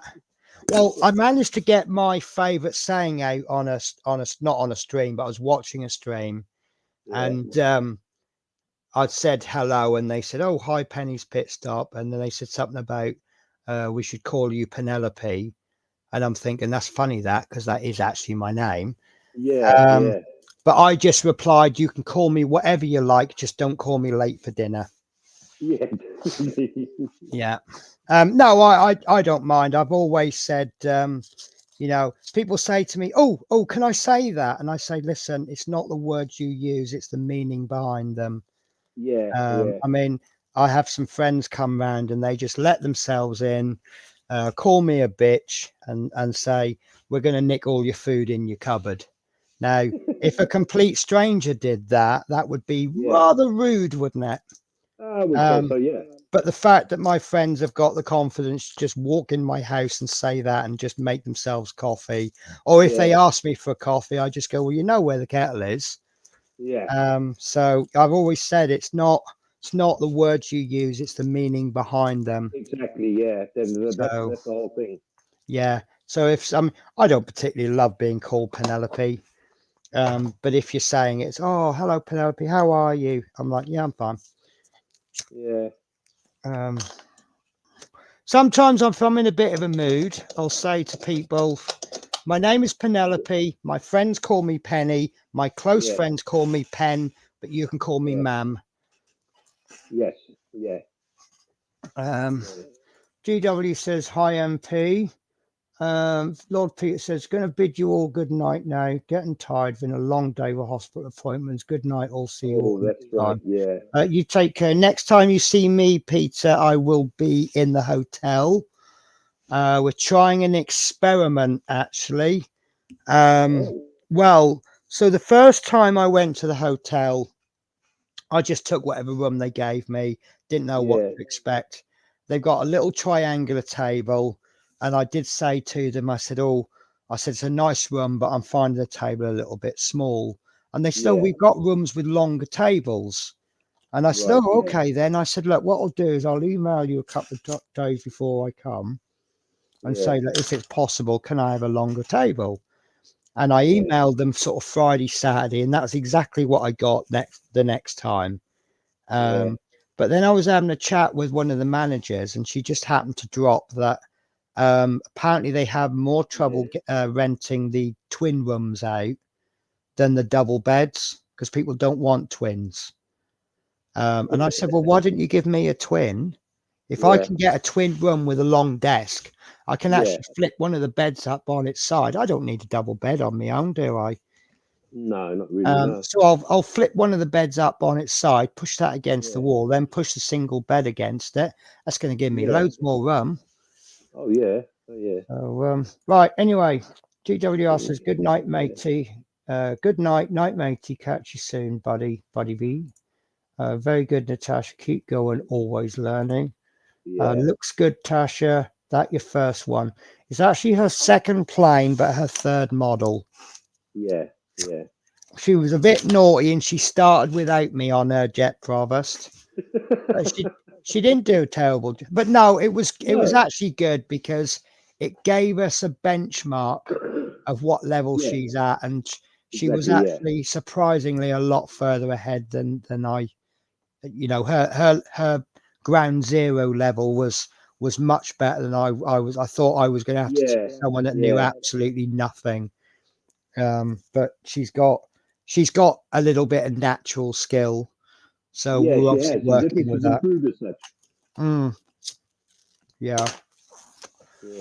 Kenneth says, evening everyone from Atlanta, Georgia. I'm stuck at work till 10:30, but I'm off this weekend. And everyone's about to say good evening, Kenneth. GWR fine. Sean, Welsh for Sean. You know, I think Sean Bean is wrong. Surely his name should be Sean Bean or Sean Bourne. Something, I don't know. So Sean Bean is SEAN for first name. Yeah. And if you change the S to a B, that's his surname. Yeah, there's two different pronunciations. Oh. So it should be Sean Bean or Sean Bourne. Yeah. GWR says, thank you, Penny. And then that's the link for the for his channel, I believe. That's a little model. It is a little model, and the Willys Jeep is as well. Lovely. So we are starting on the Willys Jeep on the first stream after we do the last stream for the Mustang, and I've just said that confusingly, haven't I? Yeah. Well, the thing is that to show him the one that I've done with the that was for Operation Market Garden that we done. Nice. Is that the Buffalo and Willys Jeep in 76 scale? Yeah. No, it's 135th. Nice. All the barriers and everything. Let me see if I got another picture there. There's another one there from the back sort of thing. Yeah. Yeah. See, I will be honest with you. Since we've been doing these 72 scale kits, I like them. They're nice little fun builds. I was a bit of a prude, and I'm like, I'm not doing 1/72 scale because I think you get better detail in 48. But if you're doing it for the detail, you know, I think there's a lot of fun to be had in these 72 scale kits. Yeah. And because they're cheaper, you're not quite so hung up on getting it absolutely spot on. Exactly. Yeah. Yeah. If I spent 200 quid on a kit, I want to get it absolutely perfect. Oh yes, definitely. Yeah, no, that's for sure. Well, I'm going to go for a fag break, Penny. Yep, no problems. Are you still hearing us, or are you just going to pretend to hear us? No, I'll be able to hear you because I'm. This is the point where I show you things, isn't it? And you go, "Oh, I'm at the back door." Yeah. You bad one. GWR said, "Aha, glad you like it. You can keep that one." Night Lord Peter, and that is the chat caught up. So yeah, all by myself. Like I said, we'll never get a copyright strike on my channel because my singing's got to be in tune for that, hasn't it? Yeah. Oh, she's back. Did you just bring yourself back in? Yeah, because it's easy. Press any button. Well, yeah, because you wait for me, you'll be there half an hour, won't you? I've been sat here 5-10 minutes. I didn't see you waving. I waved. Yeah, obviously she wasn't paying attention again. She never paid attention to me. I must have missed that when I had accidentally had my eyes right shut. Yeah, I bet. Right. Okay. So I'm going to advise we don't touch the actual aircraft for the rest. I don't want to touch that because I want those minus. Well, that one's a little bit loose. I think that's the one I fiddled with. So that one's all right, but that one's a bit not touched. Yeah. Right. So in a box somewhere, you should have 2 fuel tanks, and be careful how you open the box or whatever you do, because there's 2 tiny pylons as well. Oh God, not them things. Yeah, don't worry about them. We're worrying about the drop tanks today.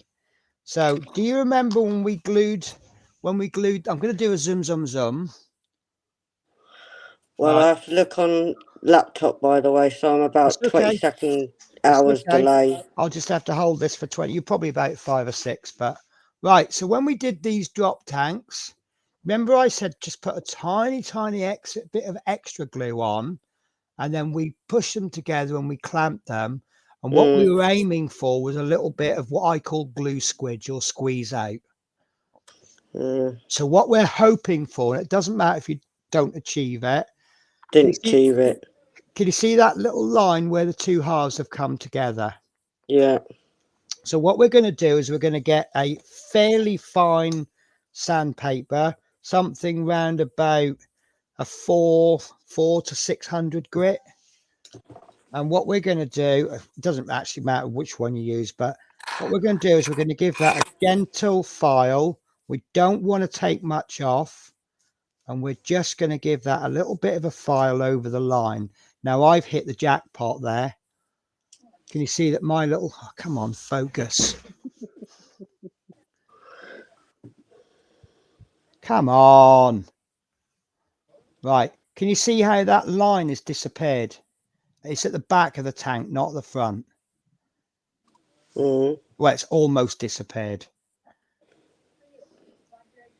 Yeah. Right. So I have fairly well succeeded in pretty much getting rid of that, but we're just doing just a very gentle. We don't want to change the shape of it because this is round.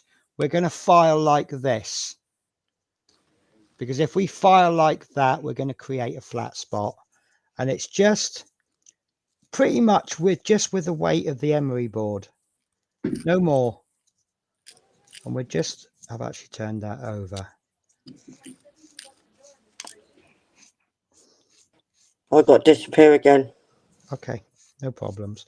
So what I'll do is I'll carry on doing this, and then I've got another one I can go with.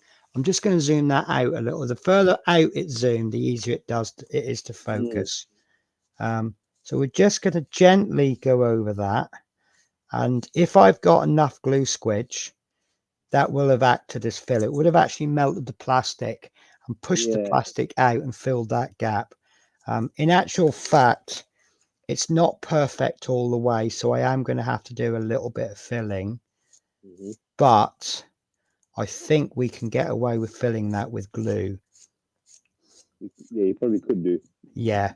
So there's I'm not going to say how many, because however many I say, we'll think of another one. There's various ways you can fill that. If the line is very, very thin, very minute, we can use glue, or the popular trick is gloss varnish. If it's a little bit bigger, we can put a little bit of filler in there. And have I got any filler? I keep rearranging. Here we are, putties. So my favorite filler, which is not everyone's favorite filler, this one is lovely, but you have a shelf life of about a week before it dries in the tube. It just it doesn't keep dry. It dries out very quick. It's the only thing I don't like about it. This top, it doesn't do a complete airtight seal. This one, but what I can usually do is just shove a cocktail stick in there, and I can usually get some out on the cocktail stick. I can't. I think that's dead. But as luck would have it, someone said, "Well, yeah, it does dry out. Have you tried AK Interactive putty?" But there's about 1 million. Oh, look at that. There's no drying out on that one. That was opened months and months ago. So yeah, this is another putty. And this is another putty, Mr. Hobby White putty, which, as you can see, has never been opened. But these are the putties that you use. You're not going to be filling big gaps with this. But you'll be filling slightly bigger gaps, and you can get away with gloss varnish. But gloss varnish is the good trick. I've also got this one as well. A lot of people love this, don't they? This is Vallejo plastic putty. Yeah, it's not too bad. But no, my favorite, I have used the AK Interactive once. I do like that, but as you can see, it's this cap doesn't seem to seal it airtight, and it does dry out very quickly. So you find yourself buying a new tube of this every few months, whether you've used it or not.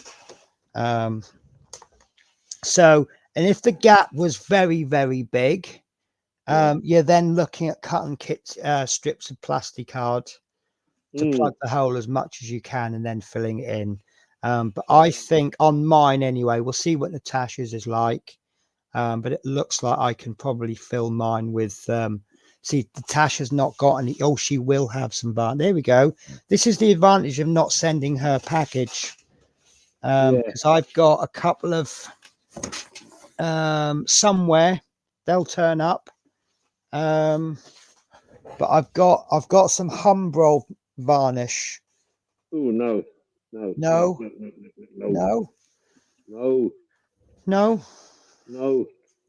Spill the beans. Not worth it. Not worth it. What is it? A terrible gloss? A terrible varnish? It's a horrible, horrible, horrible varnish. So it wasn't me doing a bad job of varnishing then? No. Can Well, you maybe you were doing something wrong, yeah. Oh, you're mean to me, Ron. Oh, I had to get But something it's perfectly good enough as a filler, though, isn't it? Yes and no sort of thing. So yeah, no. Okay. I really don't like it at all. No. But would you, if you were at Natasha's level, would you have it as opposed to having no varnish? For a beginner, yeah, it might just, but then it might just put them off the varnishing. That's the only question. Oh no, I'm not going to be sending it to her as a varnish. Yeah. But yeah. So yeah, because we did put a little tiny bit, did purposely put a little bit too much glue on there and then clamped it. Obviously, where it melts the plastic, it's then pushed it out, and that is, I mean, it also helps. It's a fairly good fit. This one I'm not so lucky with. It's actually not gone on straight. You see, I've got that little lip on it, but again, that's not a problem because we can deal with that. It's when the ledge is so big that you can actually see inside the drop tank. Yeah. So yeah, we're not going to have too much. Well, if hers is pretty much coming out like mine fit wise, and in some cases her fit is better than mine. Oh yeah. Sorry, I just accidentally took you off. I didn't mean to do that. I honestly. Oh yeah, you did it deliberately on purpose. Well, obviously, yeah. I'll just take the blame on that one. Yeah, definitely. You have to. Well, that's it. I don't have a choice, do I? No. No.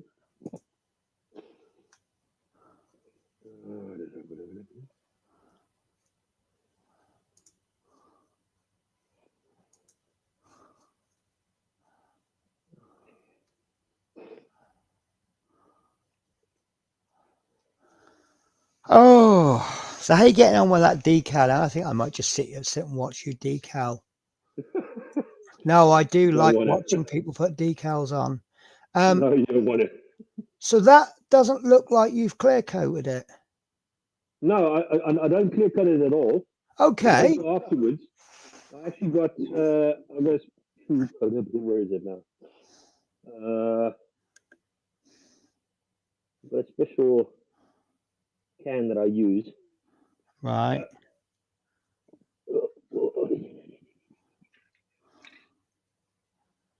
Okay. So you give it a light spray of that before you decal. Very, very light spray. Right.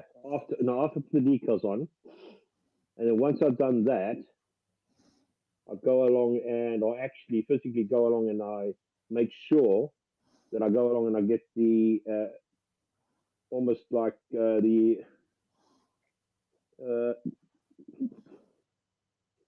AK Lucky Matte. Right. Lucky Matte. Yeah. Okay. And it works so nice. It makes it really. It doesn't. How can I say it? It doesn't really harm the aircraft at all, or the model. No. Which is the big thing that you don't want. Well, what's quite interesting is that I gloss varnished the Mosquito. Yeah.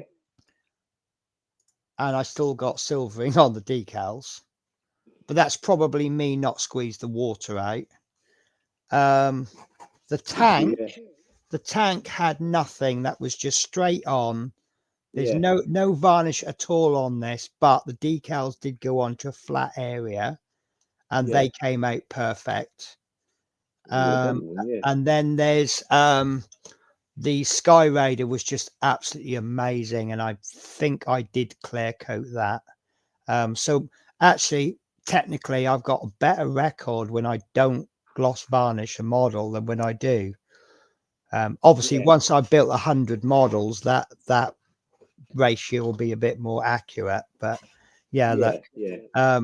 gloss varnished, silvering, Yeah. no varnish at all. Perfect.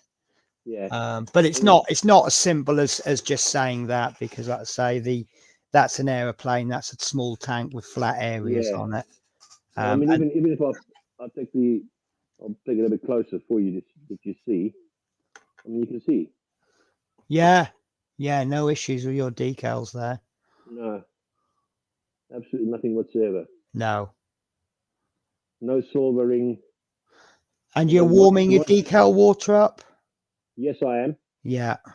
So that's done I always do half of that. the job of the microsol for you, isn't it? Oh yeah, because the micro sole, and I just put the micro set on it, Mm. and it does a complete good job at the end of it. Yeah. But obviously, if you've That's what warmed you your want. decals, You want it to sit properly. yeah. Yeah. No, tell you what. So this is now the Ron Applies decal stream. Okay. Hello, have you come to watch Ron put decals on as well? Oh, Ron. You've got an audience now. Yeah. And she's looked at the screen and she's just started purring. Wait until I've got to do them on there. Yeah. They are super small as well. Yeah. So I'm not rushing the decal, because that's the best thing of all. No, I mean, different people like different aspects. I've seen videos of people where they've got a massive backlog. They've got like 4 or 5 different projects on the go, and they're all stuck at the painting stage because that's the stage they don't enjoy. Or maybe they've got it's all been painted nicely, but it's not been decaled because that's the stage they want to do. And they're like, I really don't feel like decaling it. I know I'll start on another kit. And the next thing you know, you got 5 or 6 half-finished projects. No, with myself, I don't do that. That's not part of what I do. I make sure. No, I do enjoy the cockpits. I'm not super brilliant at cockpits, but I enjoy doing it, and I love picking out some of the little knobs and buttons. Don't know if you can see that there.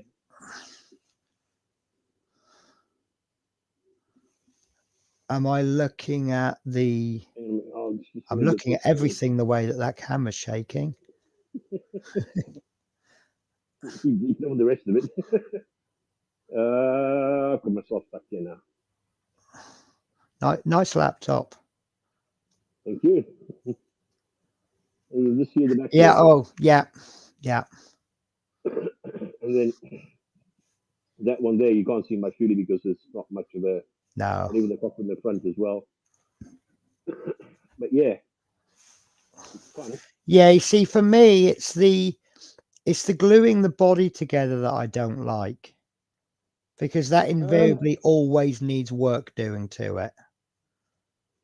Not really. I mean, once you get the thing on straight and then you get it on there, I mean, I can see there, it's the only hassle is this little part over here. Yeah, but that's on that model. I'm talking about the average model. It's just, it's getting the body on. Once I've got all the wings and the body on, lovely. I'm now on to painting, and then I'm starting to really enjoy it again. Oh, nice. We have a working arrestor hook. Yeah. And there's my big one that I use sometimes. Nice. I want to try a trigger one out. Are they as easy to operate as? Oh yeah. Because I can imagine. Well, I imagine it's like driving a vehicle. If you press the pedal at the low down, it's quite hard to get an exact. Whereas if you press it at the top, now with an airbrush, you don't really get that much movement, do you?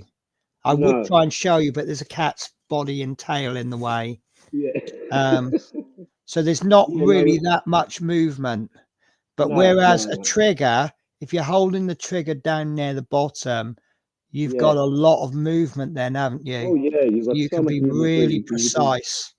Yeah, because I have to cheat, and I have to set this back bit to lock the trigger in, so I can't put too much paint in. Otherwise, at some point I will slip and I'll go, oh, and then half a ton of paint will come out. Yeah. And It's quite easy done at the end as well. Have you finished yet? Oh, didn't like that, did you? Just showing her the vortex mixer. She's not sure what to make of it. She's just backing away. She's backing away extremely slowly. Don't blame her. She's like, what is that? Right, come on then. You've had your time on the desk, haven't you? Come on then. There you go. Why didn't you take the cushion? Shadow is very selfish with that cushion now. Really? Yeah, he'll lay on the cushion and he lays right in the middle. I think he's doing that on purpose. And then if she comes, she'll come along and she'll try and lay down. Yeah. And he just sits there licking her hair and then he bites it. And then after about 5 minutes, she goes off and does whatever she wants to do. And I think that Shadow go away. This is my spot. Yeah. So, but I will get another cushion. I'll make that area bigger for them. There's plenty of room for both of them. Yeah. And then they can just sit there and, you know, I've said it time and time again. He's just happy just to be there. And then if I move and like go for coffee or something, he'll see him. Well, you saw it on stream the other day, didn't you? I went to yeah. And within what 30 seconds he was up. Yeah. He was fast asleep when I left the room, and I left the room quietly, and I come back about a minute late, and he was sitting there like this at me. No, it's just what he's like. Oh, I have an Amazon order that's been dispatched. It's nothing exciting. I bought some right. This is watch the Amazon search results, guys. When you search for things, I'm after an index record system. You know, the little index cards. Oh yeah. I put in index myself record. For a minute. Yep. Oh, we've lost Tasha. Oh, it's just me.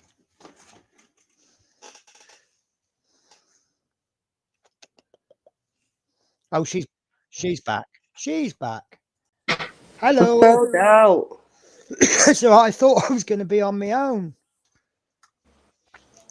How can you be on your own when you got Ron? Well, Ron's doing something on mute at the moment. He looks like he's pressing buttons, so I don't know if he's sorting the computer out. Is he pressing your buttons though? No, he isn't pressing my buttons. Not in the same way you do. Right. Where were we up to then? I don't know, but I ain't touching my plane. No, don't touch the plane. We're going to be touching the drop tanks.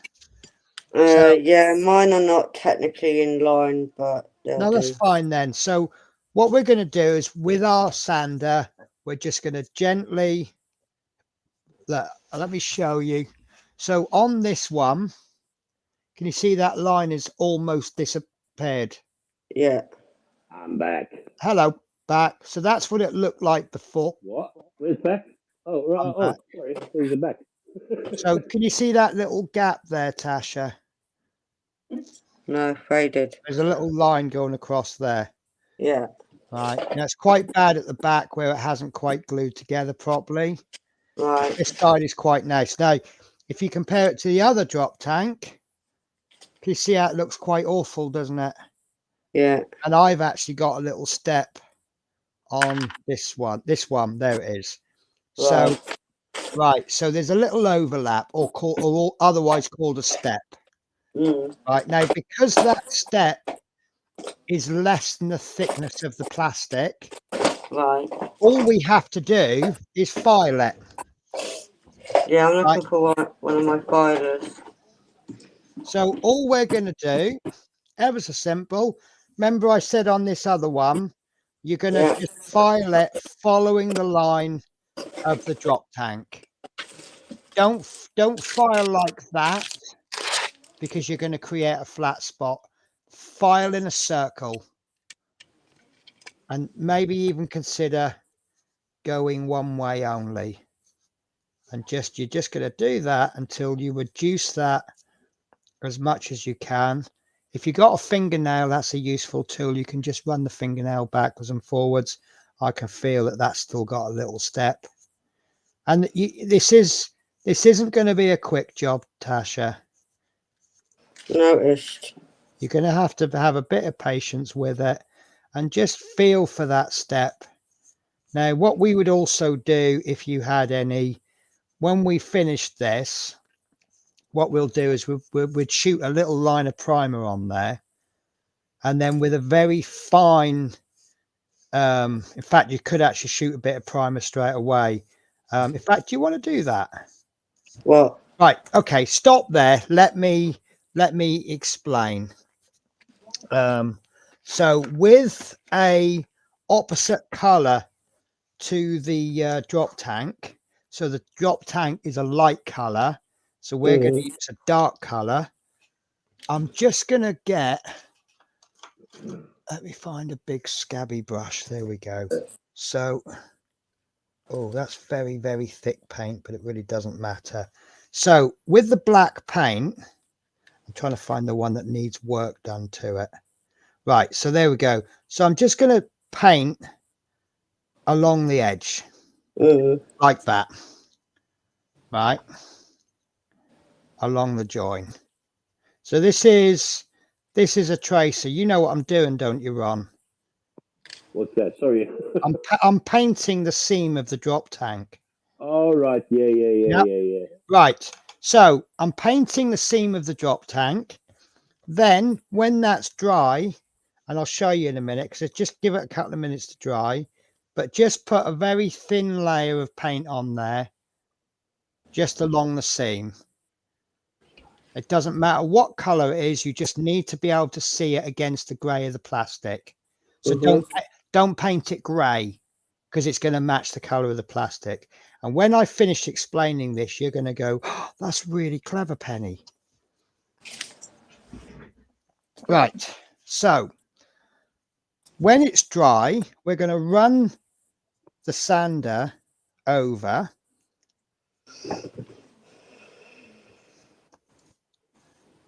Now, can you see that despite sanding it, there's a little black line down there? Yeah. That's because there's a step. So where the step is, it's enabled that paint to hide in that gap. Right. So for as long as that line is still there, that's not good enough. So once we're almost there, and you can see we're almost there, remember to keep it circular. Okay. So look, there's my line. So I'll keep going, and that line is going to get slightly smaller until eventually it disappears. There. Can you see that line has disappeared now? Yeah. Right. That's because I've got each side level. And that's a good way of telling if you've got it perfect. So if I feel there, I can actually feel a small step. There isn't. Now, if you didn't do that, if you didn't file this down, when you pop some primer and then paint that, that will show up like a red flag. So I've got a little line there that just won't go. So I just keep running, gently running the sander. Have you got your good clothes on? No. Right, you got your best Sunday best on, have you? Yeah. Right. Now, the reason I was going to say that, you're wondering now, aren't you?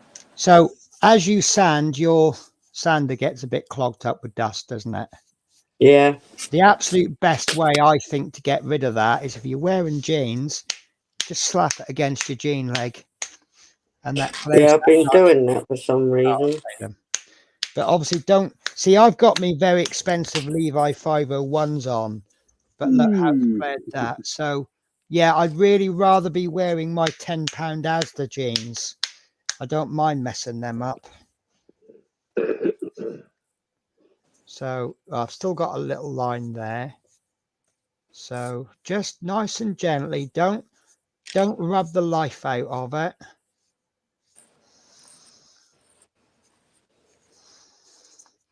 There you go. So that's my big old step gone. Do you like that, Ron? Do you do that, Ron? Yeah. Of course you do, because you're in. I've got a pair of jogging bottoms on. No, I'm talking about the line detection. Oh, sometimes, yeah. If it looks like it's going to be dodgy, Yeah. then yeah, definitely I put a line there. Yeah, definitely. So look, on the other side, you see that little black line on my drop tank?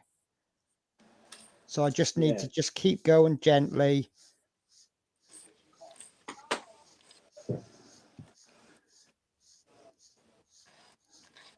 And it's taken quite a few passes. There you go, look, it's just about gone now.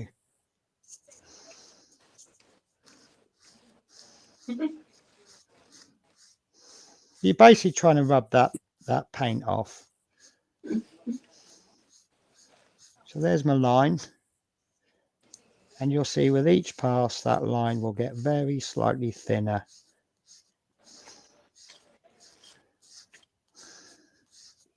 Happy you come today now, aren't you, Tasha? Yeah, that was a real serious agreement, wasn't it? Yes, most definitely, Penny. I'm so happy. Very joyful. Oh, I'm really struggling with that little bit of line there. That is just quite persistent.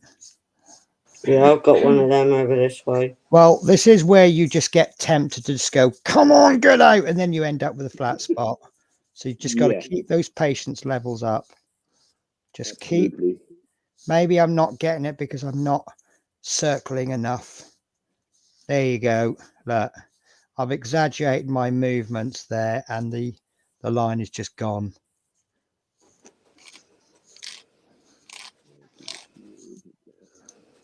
And it's a horrible task. I'm not going to deny it, but you'll be glad of the effort once it's finished. Yeah, once it's done, you'll be quite happy with the end result. Yeah. So, and then once you think you've got it, maybe do it again. Put another little black line, but go in with a finer, or just go with it. I'm just going with mine. I knew you'd do that. I knew if I gave you the option to go with it, you'd take that option. Yeah. Right. So if you just go with it and it's not completely out, you will end up with an ugly line. If you can live with that ugly line, I'm not going to judge you for it. Nope. Well, nothing's perfect in life. But you will not win top modeler at the Scottish National Show next year if you don't remove that line. Well, I'm not going there, am I? Now, this is just the point I'm making. We always stick with the rule, I'm happy. That's all that matters. Yeah, exactly. As long as you're happy with what you're doing and what you got. It's like your wheel flaps. I don't think they're the right angle, but you're happy. You being happy makes me happy. So we're all happy. So that's fine. And like someone said, if they're not happy with it, tell them to go and build a bridge and get over it. Exactly. I love that saying. I'm going to hold on to that saying for life. Yeah. Right. So once we've done that, I don't think there's much more we can do because we don't want to touch the aeroplane. Because these pylons are so small, I'm going to advise we stick to the pylons to the plane wing, and then we can bring the pylons to, the drop tanks to the pylons. He's laughing at me like he thinks I've made a joke. I'm going to show you another tool. What's that? Nothing. It's just the way you said it. Okay. So I'm going to show you another tool which you really don't need, but is a good tool. Let me get a bit of sprue from somewhere preferably with a seam line on it. Do you know what these sprues? Oh, there we go. Right.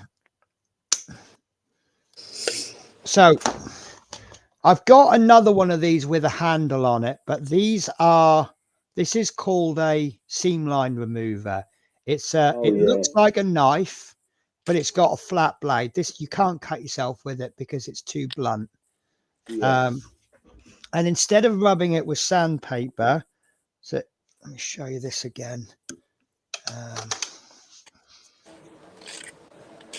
Black paint, please. I've actually got some paint that is black, believe it or not. Right.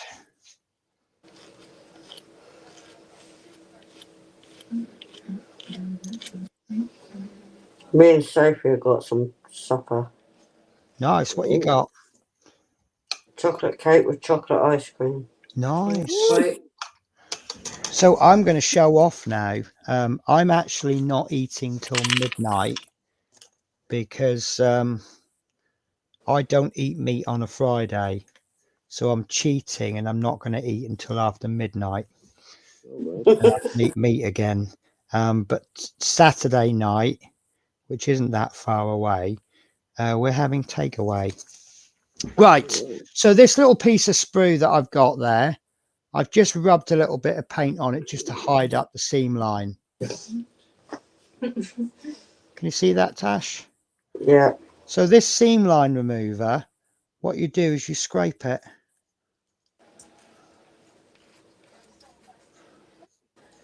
And it just removes, you see, it just shaves bits of plastic off.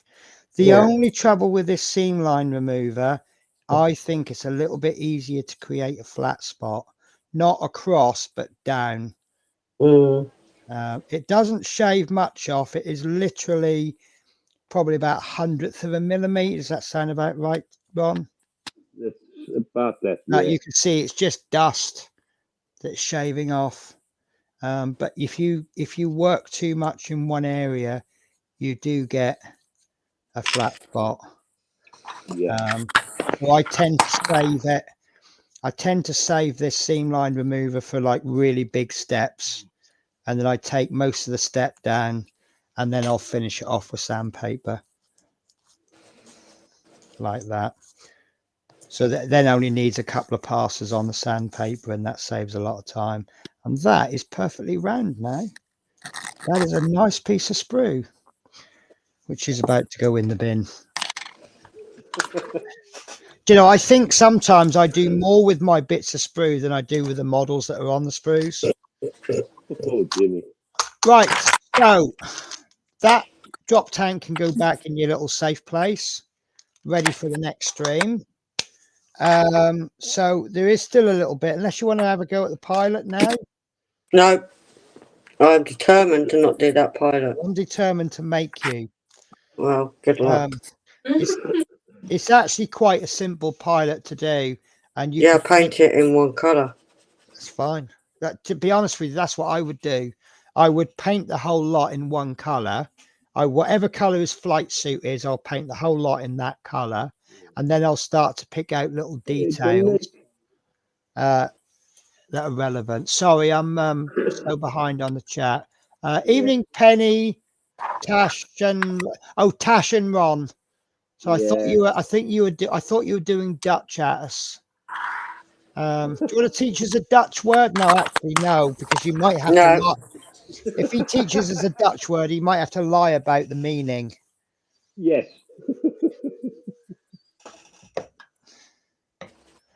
No, I had I worked with some Polish guys, and they taught me a word. Yeah. They said, "Oh, say that, everyone will like it." And I started saying it to everyone Polish, and they all laughed at me. And I said, someone said, "Do you know what it means?" And I said, "No, apparently it just means hello." And they went, "Well, it is kind of a hello, but it's more of a hi mate rather than a hello, how are you?" Yeah. So they didn't teach me anything really bad that would get me in trouble. Oh, that's all right then. But it wasn't. It's one of those. It's the kind of a hello to someone that you know. So if you go up to a stranger and say it, it doesn't really make sense. No, yeah. Yeah, it's like going up to someone randomly in the street and says, "Hello, my friend. How you doing? I haven't seen you in ages." Say What are you nothing. talking about? Yeah. Right. So I don't think we can really do any more because we need those wheels. Oh, there is one thing we could do. We could do the wheels, couldn't we? We didn't do the wheels. Shall we I'll do end the up wheels? losing them. Right. Are you confident enough to play with small parts tonight? No, I've just had my meds. Okay, no problems. Then we'll save it for the next stream then.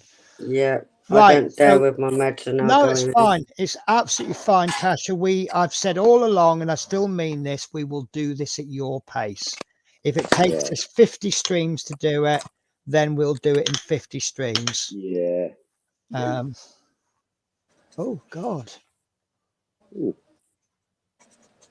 Rode back in my car again. Oh yeah, you're in back in the car again. Gee.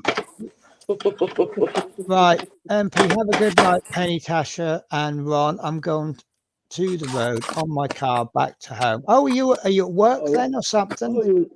Right. Yeah, I think he was. Yeah. Yeah, Right. I think you were at work, Ronnie. Let's set this up. There we go. That's going to be view of the evening, I think. So we're still here, guys. We're just down low, but we're just focusing on Ron's. That sounds so wrong. Strawberries. Does it?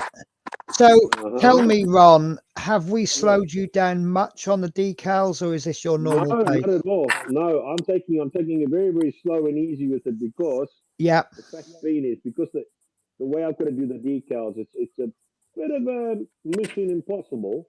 Okay. Just to get that there has to go on there. Oh, that doesn't fit. Exactly. Am I detecting a little craft knife coming out? Modification has to come out. Oh, I see. So you've got to cut all that, but you can't just cut it roughly and then slap it on. No. What I'm doing is I just basically scored a little bit off there. And it's just absolutely, it's going to take the wind out of my sail. And this is why we dry fit, isn't it? Yeah. No. Yeah. Because what would have happened if you hadn't tested it and then you just wet the decal? Exactly. And then went, oh, doesn't fit. Yeah. No, don't fall down. Are you talking to your friend or are you talking to one of your objects? Object. I'll fall down if you want. Look, she can be the highlight of the show, sod it. No, that's fine. Yeah, but the thing is that you've got to be careful because you've got that knife set. Yes. So, hi, you are live to 150 people right now. Say hello. It's you. Hang on a sec. Hang on. Keep the camera there. Hello.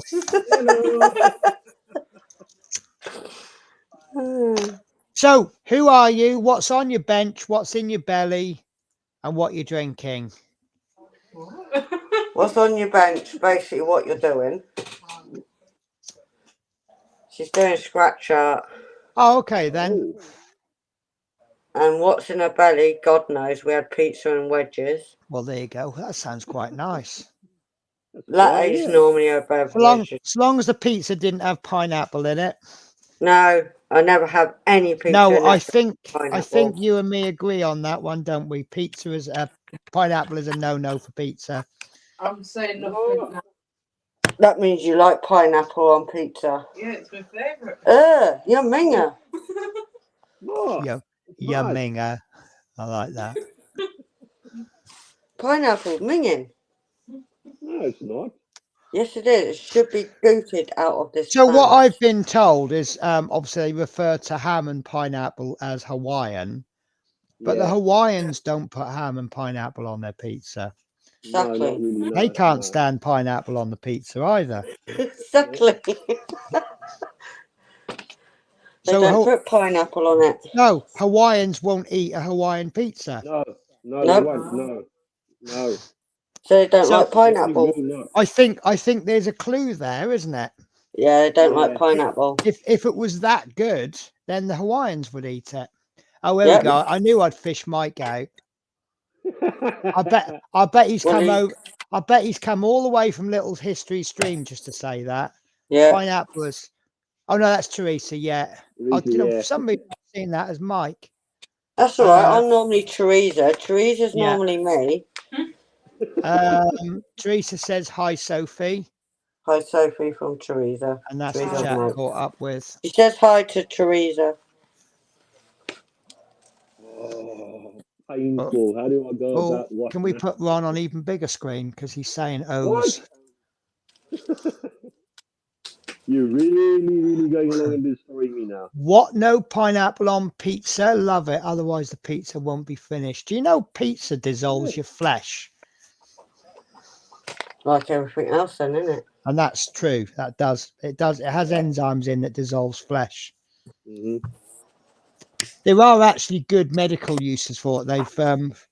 They've put it in a lab and they've made it in, like, they can get the enzyme out and they made it in powdered form. And they use it for burns victims, and it dissolves all the dead flesh around. It's a nice alternative to maggots. Yeah. Teresa says Mike is watching too. Oh. I don't see him watching. Don't see his eyeballs. Yet, so it's okay. No, Mike. In all fairness, Mike has this amazing ability to. His head is down doing Smith Speed's work. And yet he'll catch every comment made on a stream. In all fairness to him, yeah, he does. I don't feel his eyeballs watching. I think we've just turned this into accidentally. Let's be nice to Mike Day. Oh no, it's always Mike's fault. Well, you got no matter how good day it is. Got to have 5 minutes of being nice to him, haven't you? Then we can go back to blaming him for everything. He don't like me, so it's every day Mike's fault. Should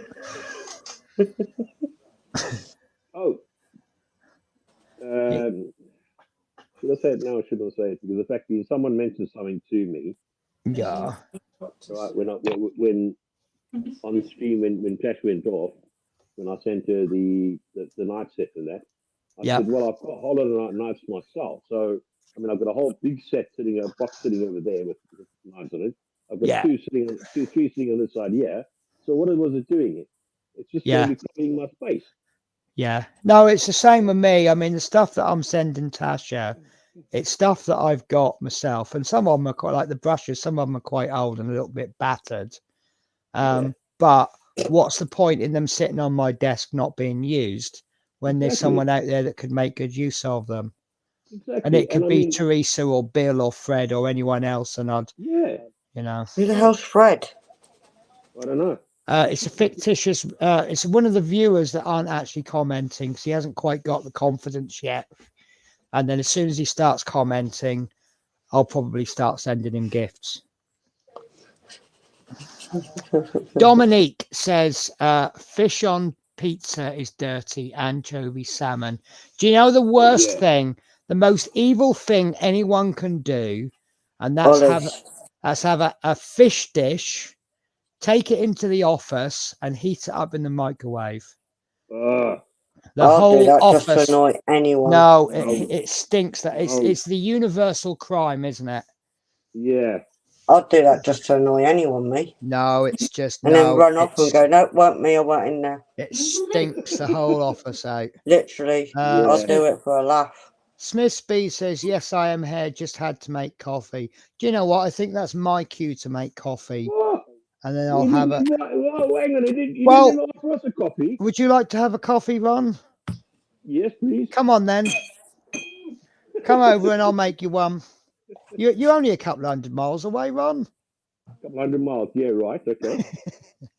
Down the alley, around the corner, and then I'll disappear. Oh, hang on, where did that happen? What are you doing, Spirit?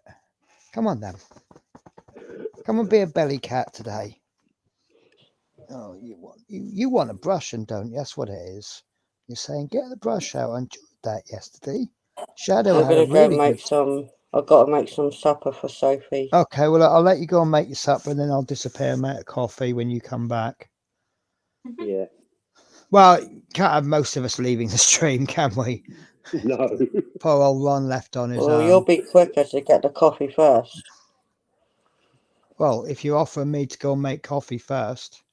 We'll go ahead then. All right, then. All right, I'll see you in a couple of minutes then. Yeah. Okay, we're counting. Yeah.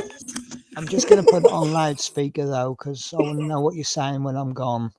Oh, we'll just whisper then. You're on speaker now rather than headphones. Yeah, we'll just type in messenger. That Yeah. scared the life out of you, didn't you? Hackles came up and everything. Bless you, wonderful.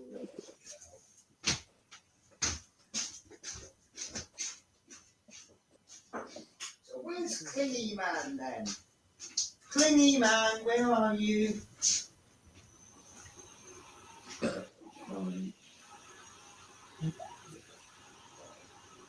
I'll have to leave because it's such a. You guys are so big. It's scary. What is this about?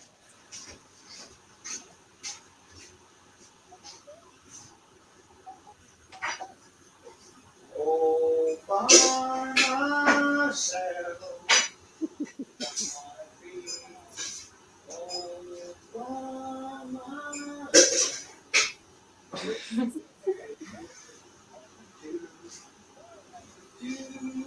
Ooh, there's a couple of people I got a message. That'll pee him off even more. Hello, Manchon. I forgot to get the meat out of the freezer. Got a message you, and I got a message you. Oh, he's gonna hate me.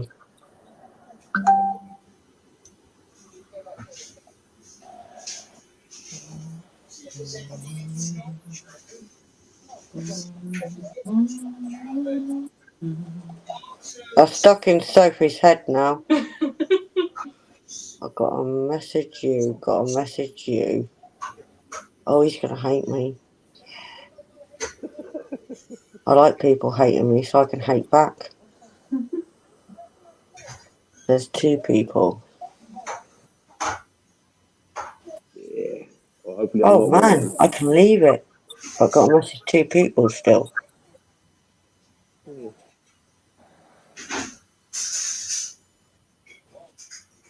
Why am I in it?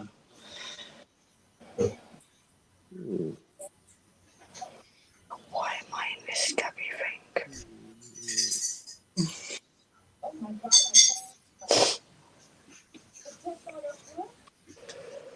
Oh, I might have Christmas pudding. So I have to message Rachel, message little Nick.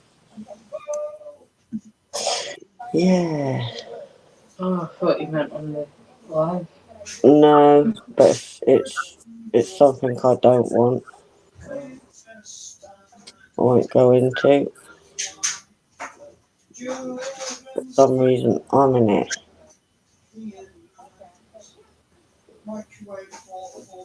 How long have I been in here?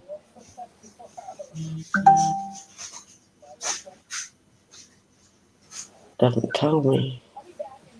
Doesn't it? No, it doesn't tell me how long I've been in this stupid place. Oh. I've got no points, says it all. Really?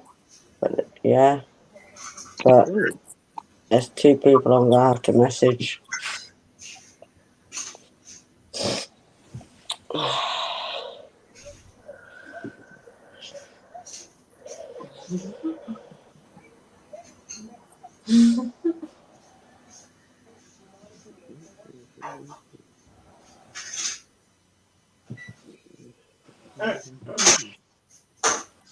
I'll just go and sort out my hands again. The what? Sort out my hands again.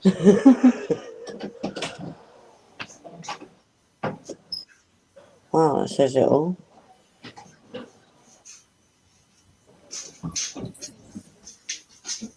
Guys, you'll never guess what I just found in the drawer. A spoon. Well, yeah, that was in the cutlery drawer. No, I have just found Christmas pudding. Yeah. Ooh. So, and there's a bonus with it as well. So every year when Christmas is over, I go down and they reduce all their Christmas puddings to hardly anything because no one wants Christmas pudding. And I buy the lot. And the best thing is these have got a sell-by date of June 24. Yeah. Now, I don't mind eating food that's a little bit out of date because it's only a best before date. Yeah. But obviously, I draw the line at like 5 years out of date. Yes. But the fact it's still in date is a bonus. Yeah. Ooh. Don't like it. It's minging. Another thing that shouldn't be in the world. I love Christmas pudding.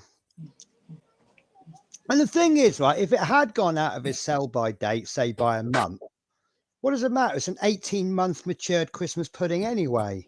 Yeah. It just A means lot it's of like, the puddings are.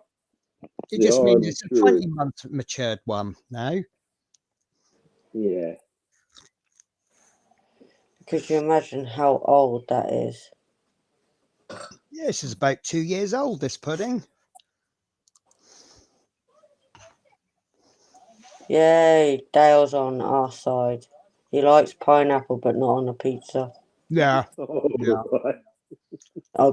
We've got another one that don't like pineapple on pizza. Yay! Right, where are we up to? Yes, I'm here. Just had to make coffee. Is that as me being Teresa or Natasha being Teresa Penny? I don't know. I can't remember now. You all have pineappleism, you pineappleists. Yep, I'll always be that. It shouldn't be on this planet. If you say that we have pineappleism, then I claim you have snowflakeism. Dale says hi, Mike. Mike says hi, Dale. Party time. Mike says, Dale, pineapple on pizza, yes or no? Oh no, should be made illegal. Dale is now my new favorite viewer for that comment. Teresa says, thank you, Dale. I should delete that message then. The score will be biased towards the pineapple haters. I like pineapple, just not on pizza. Snowflakeism. Well, no, it's not snowflakeism. It's snowflake, isn't it? Yeah. Snowflakeism is when you're biased against snowflakes. Yeah. Oh, there's a guy I watch on. He does like TikTok type videos, but I see him on Facebook, and he's always taking the mickey out of millennials, and they come up with these stupid stuff. Like there was one, and they were saying, "Why is 6 called dozen? Would 12 be 2 dozen?" And he's like really having ripping her to pieces, and but he just like people. He just picks on all these videos of these people being stupid. Yeah. Well, oh, there was a really good one. This woman had a spice jar, and she says, "Oh, I really struggle poking holes in them with knives. So here's a hack for you: use a chopstick." And I was watching. I'm like, why don't you just remove the lid and then peel off the bit of paper? Yeah. Right, I'm gonna get some supper for Sophie. Yep. I've got Sophie staying tonight. What you're having? Pineapple and ham pizza followed by Christmas pudding. She can eat that, but it's not in this house. Well, Teresa says you said something as what Teresa could use, or someone else just starting out. Yes. Oh no, I just reeled off names, just random names. The point I'm making is that if I have something that's sitting here not being used, and there's somebody who needs something, I might as well just send it to them, because what's the point in me having it and them going, I need it? Exactly. Could you just imagine Penny sending me this box, and she goes, "Oh, I need this back." Well, I shouldn't think so, because what's in it? Imagine that. The most exciting thing to me about the box is the packing material. and the heck. Okay. Right, I'm going to make some food. Oh, Okay. And you're not having any.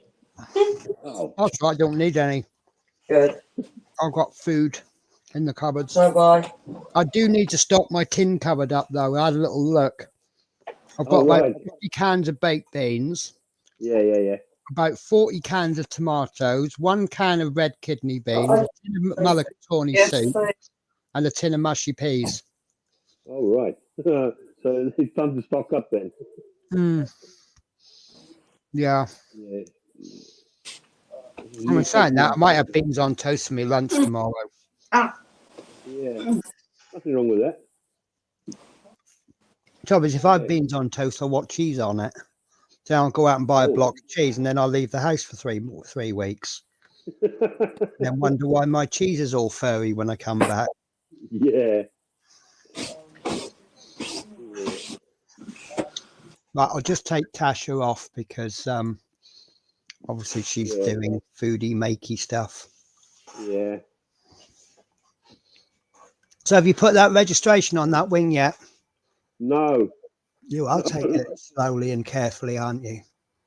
Yeah. Well, I'd rather be slow and take it slower and do it, do business in segments that I'm going to be happy with rather than. No, I totally agree with you, Ron. Take it at a slow pace. Well, it's more careful than speed, isn't it? I think I've just put the wrong speaker on. There we go. Yeah. It's getting it right is more important than getting it done quickly. Exactly. Mike says, be right back. Got to take parcel to lockers. Oh. He also says, I can rewind the live, so be nice. Hey, I was nice earlier on, but the other two stopped me. Just remember that. Yes. Oh, yeah.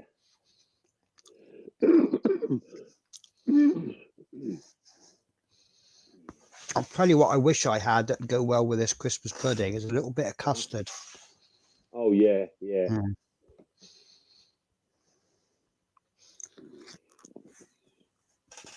Right, I think I'm being left alone by the puddy cats. Oh, okay. Which is nice. Shadow's hiding under the dining table, which is usually his peeved off spot, but he's got nothing to be peeved off about, so sod him. Get no sympathy off. But it's also one of those safe places where I don't go in and get them. Yeah.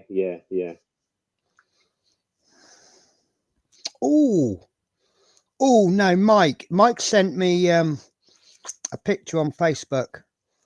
I think that's a little bit obscene. Let me just go bigger so I can show you. Yeah, I think that's a little bit. What do you reckon? Ooh, that's nice. I don't know. In all fairness, I've never had pineapple on a burger, so I will refrain from commenting. No, I have in the past made comment on something before I've actually tasted it. Yeah. And I kind of fell foul on that one. But now I've kind of changed my view of food now. I'll try anything once. Yeah. I mean, when first time I ever came to Scotland, for the very first thing I did was had haggis, and I didn't like it, but I tried it. It's nice though. And for some reason, I like it now. Yeah. Absolutely love it, even though I know what's in it. Yeah.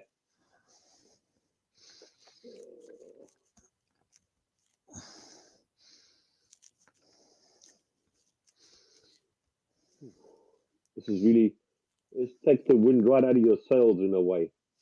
What, the decals? Yeah. No, see, I love decaling. No, I don't mind the decaling. That's not the issue. The fact being is that you go along and you start working on it and you think, well, okay, this will do fine, that'll do fine. And you go, oops, yeah, okay. Oh, no. I'm going to wait for that. No, oh, dear me. It's madness. Really big skill. So here's a bit of a coincidence.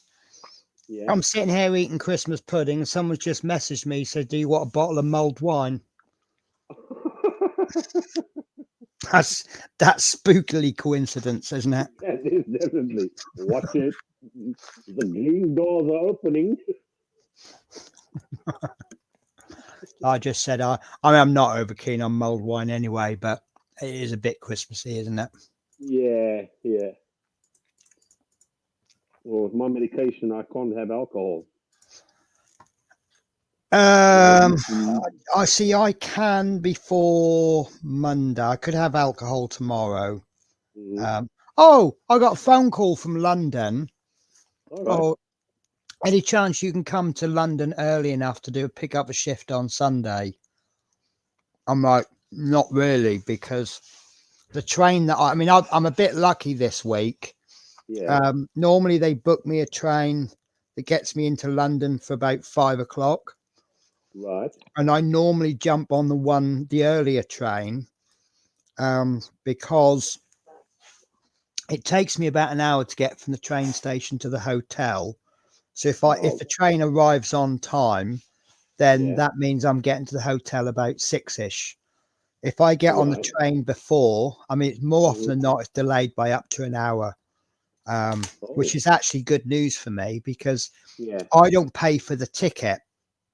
But because I have the ticket, if the train is delayed, I can do the delay repay scheme. So I get over 100 quid back if it's over 3/4 over. I think it's over half an hour late or over an hour. So that happened a few times. Yeah, I don't pay for the ticket, but I get like 126 quid back because it's over an hour late. So I don't mind it being late. No. But it is a hassle getting to the hotel at like 8 o'clock at night, and you got to be up at 4 o'clock for 6 o'clock start. Yeah, I know what you mean. Yeah, but the train tickets come through, and he's actually got me on the train an hour earlier, which for some reason that train is not so busy.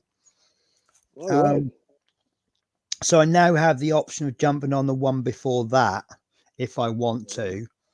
But I might actually pick my because I've got a reserved seat. But if I get on a different train,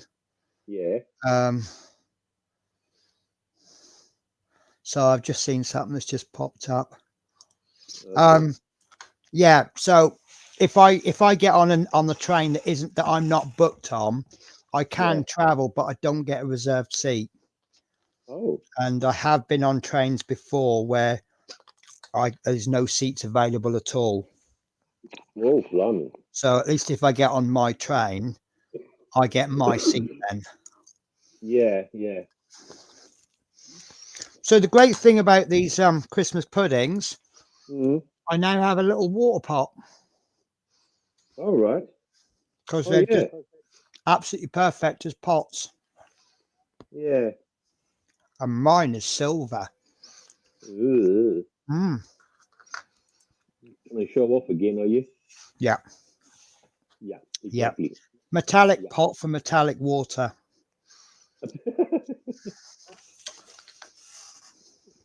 Quite enjoyed that. Yeah.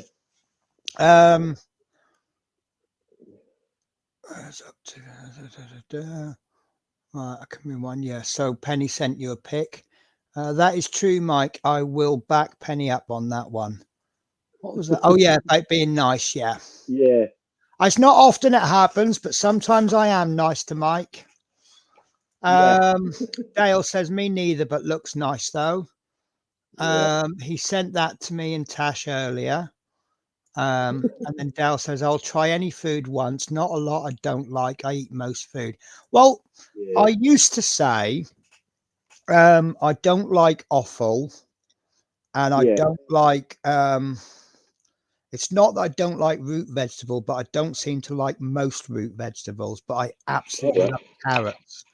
Looking for my last bag, Penny. Yeah, no problems. But someone made me haggis. Well, they actually made me haggis, neeps, and tatties.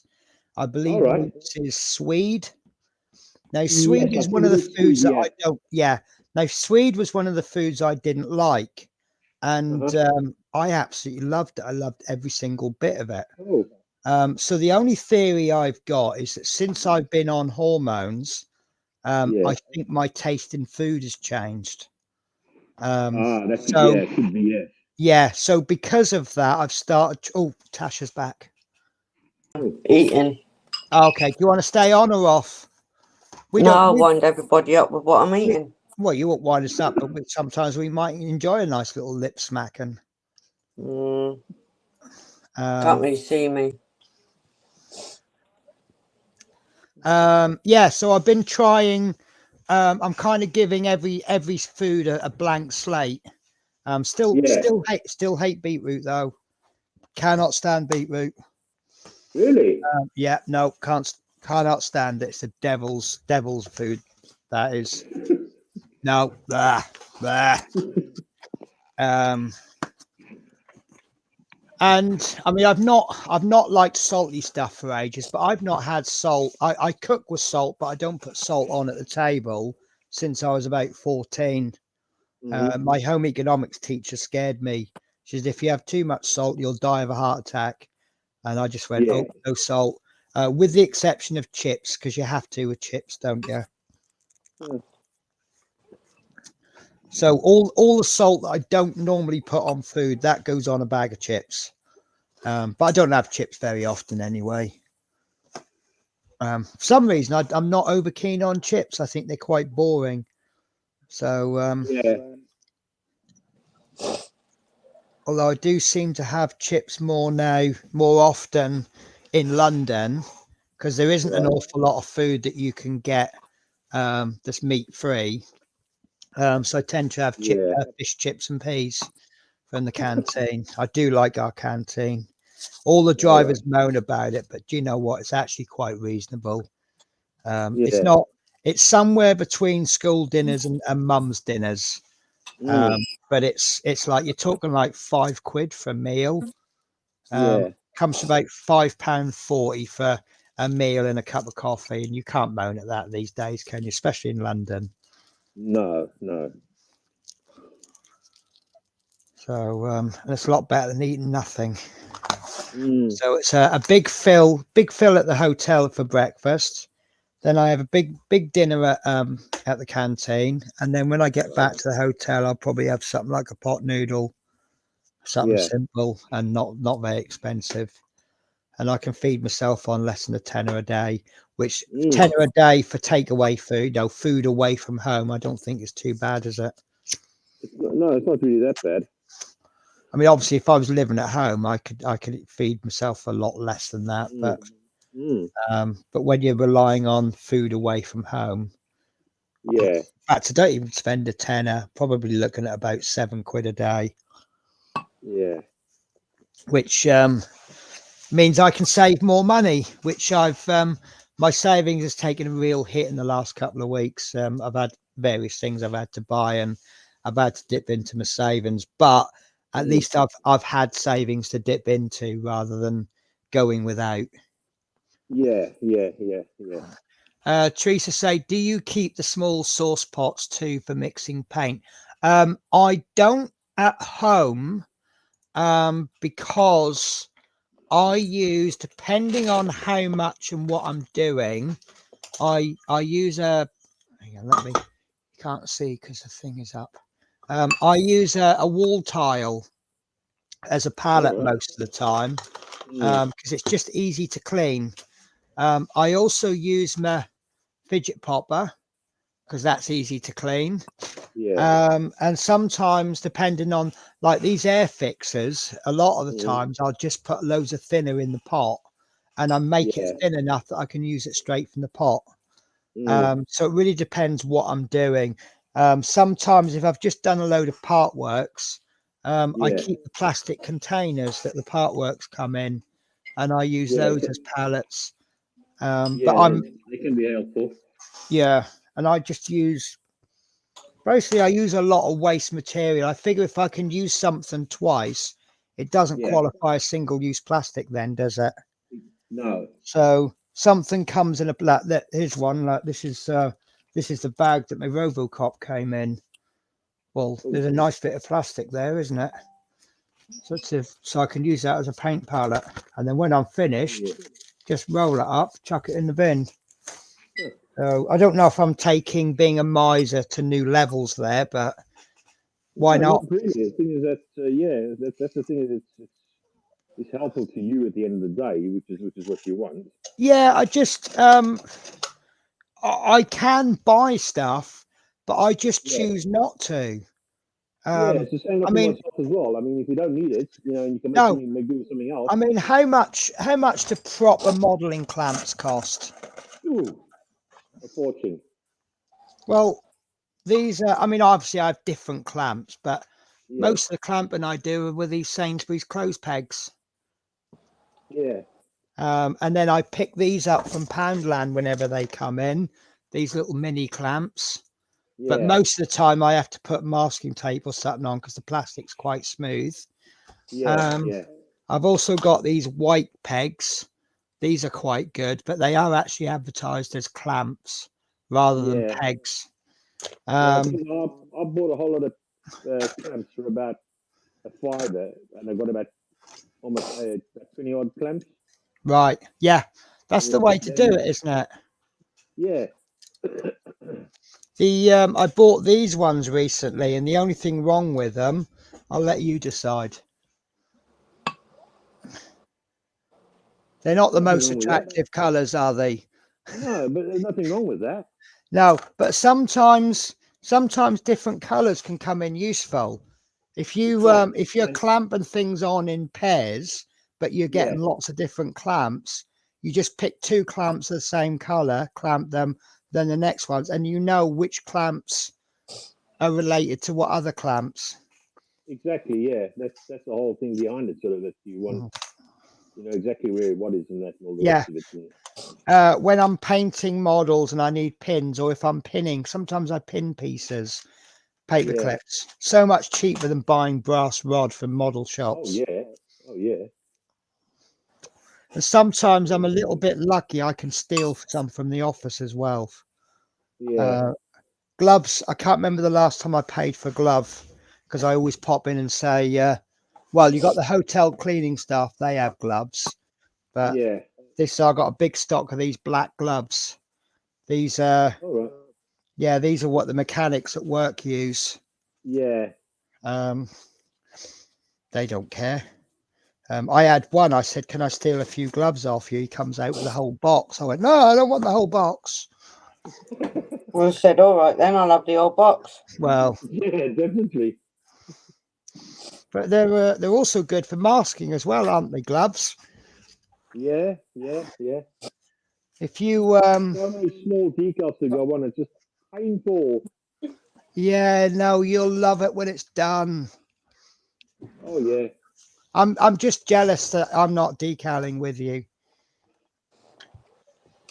Yeah. The thing is that I've got to keep on sitting forward like that, and everyone sits forward. In case I'm like, ooh, ah. Ting tang, walla walla, bing bang. Yeah. Something to that effect. Teresa says, love beetroot.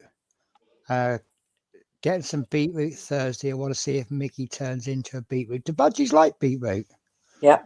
Do you cook it or give it to him raw? Cook it. Raw. Right. You can give it They to cut him up fresh beetroot raw. Right. No, it's so I got a list of foods that are good for cats, and there's quite a few foods where they say do not give it to them raw.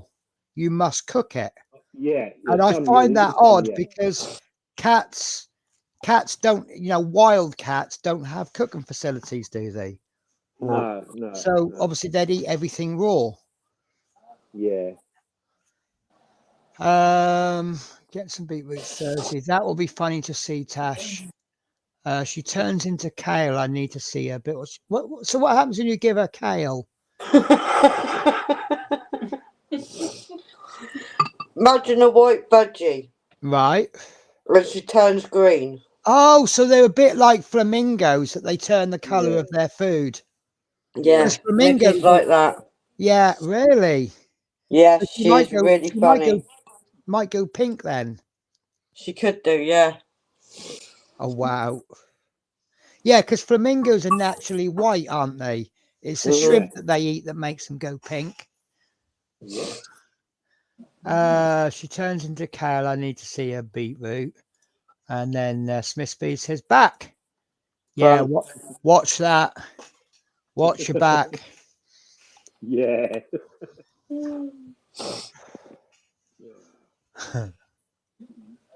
I really want to do these small ones now. Yeah, go on.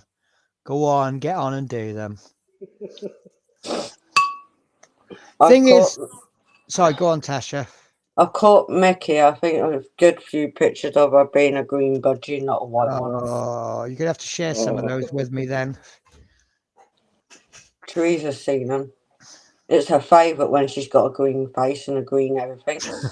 Not just that, she had this. I gave her, you know, pepper bells. They can have them as well. Oh, the red peppers and green peppers and. Guess what? She had an orange dot on her head from that for ages. Wow. Red pepper, green. No, was it red tomato, green pepper? Something like that. Yeah, and Susie salt and Peter pepper, is it? Something like that. I can't remember it well. Someone will correct me. I can't remember what pepper is. I don't know if I love Ainsley Harriott or if I want to punch him in the face. You know, everyone's got a TV personality. They just want to punch them in the face for no reason whatsoever. Yeah. I see that on a daily basis. Yeah, well, out on the street, I look at them, I just want to punch them. Yeah, I get that with Ainsley Harriott, and I have absolutely no idea why. It's just one of those things. But I have to be careful of the celebrities that I like, because I used to like Jimmy Savile, I used to like Gary Glitter, I used to like Philip Schofield. Yeah. I think I'm just going to stop liking TV personalities.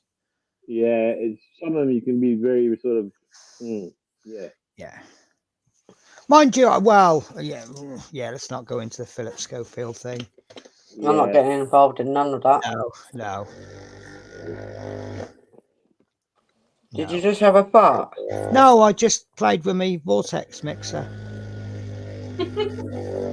No, look, right. Let me show you this. If I can, what have I done with my paints? It's because I had that water. No, because my shelf went this morning and there's water everywhere. I cleared everything out, so I don't know what I've done with my paints. I've got 3 cases of paints. That is what it sounded like. Yeah, I know it's what it sounded like. Right, okay. Hopefully this is I think that one I have used. Yeah, okay. I need a pot of paint that I've never used. Ron's like, I'm never joining a live with Tasha again. Listen, Tasha, we wouldn't have you any other way. No. What have I done with that then? No idea. Next question. Next. Well, you'd think I would move things just out of the way, wouldn't you? I seem to move stuff miles out of the way. That's normal, Penny. Yeah. Oh, I found the steel ruler that I've been after for ages. See, that's the best way. Sorry, go on. Damn laptop. What you done? Wrong time. I wants to update. Wrong what? Oh, your computer's updating. Yeah, no, it wants to update. Mine did that last night. Do you not have an option? Do you not have an option for later? No, what happens is that when I go, for example, I go onto the actual, where is it now? My personal.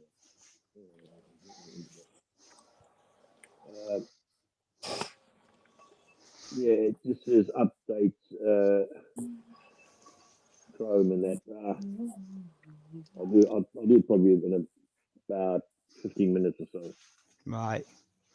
Well, I have a real problem because if I don't find those paints, I can't do anything in the hotel for 3 weeks because they got to go with me. The whole reason I bought these cases, the really nice cases, and the reason I bought them, I'm just going to go on to a bigger view. The reason I bought them is to put all my paints in, so that they travel nicely between the hotel and home. All right. They've got all the holes in them, and then as I'm pulling out paints that I want to use when I'm at home, they all go in the drawer, and then just before I go, I take them all out of the drawer and put them in the case, and then they travel really nicely then. I mean, they cost, I think they're about 15-20 quid a case, which is a bit of an expense, but it keeps my paints nice and in order. I'm gonna have to come off because I've got to sort the bed out. Yeah, no worries. Do you wanna call the end of the stream? And we'll call. Oh, I just found me. I found me. See, I always find stuff when I'm looking for something else. You can carry on going, Penny, but I'll have to sort Sophie's bed out for the night. Yeah. Oh, she's staying the night, is she? Yeah. No shenanigans. Well, I'm not going to kick her out at 11:15 at night. Well, I would. No, I don't think it'd be right that at all. Yeah, that's because you're mean. Yeah, I have no Penny would kick you out at 11:15 at night. No, it's like when I used to have friends come round. I always get the impression they're trying to stay late so that I drive them home. Yeah. And I'll just sit there from about 10 o'clock. Go, what time's your last bus?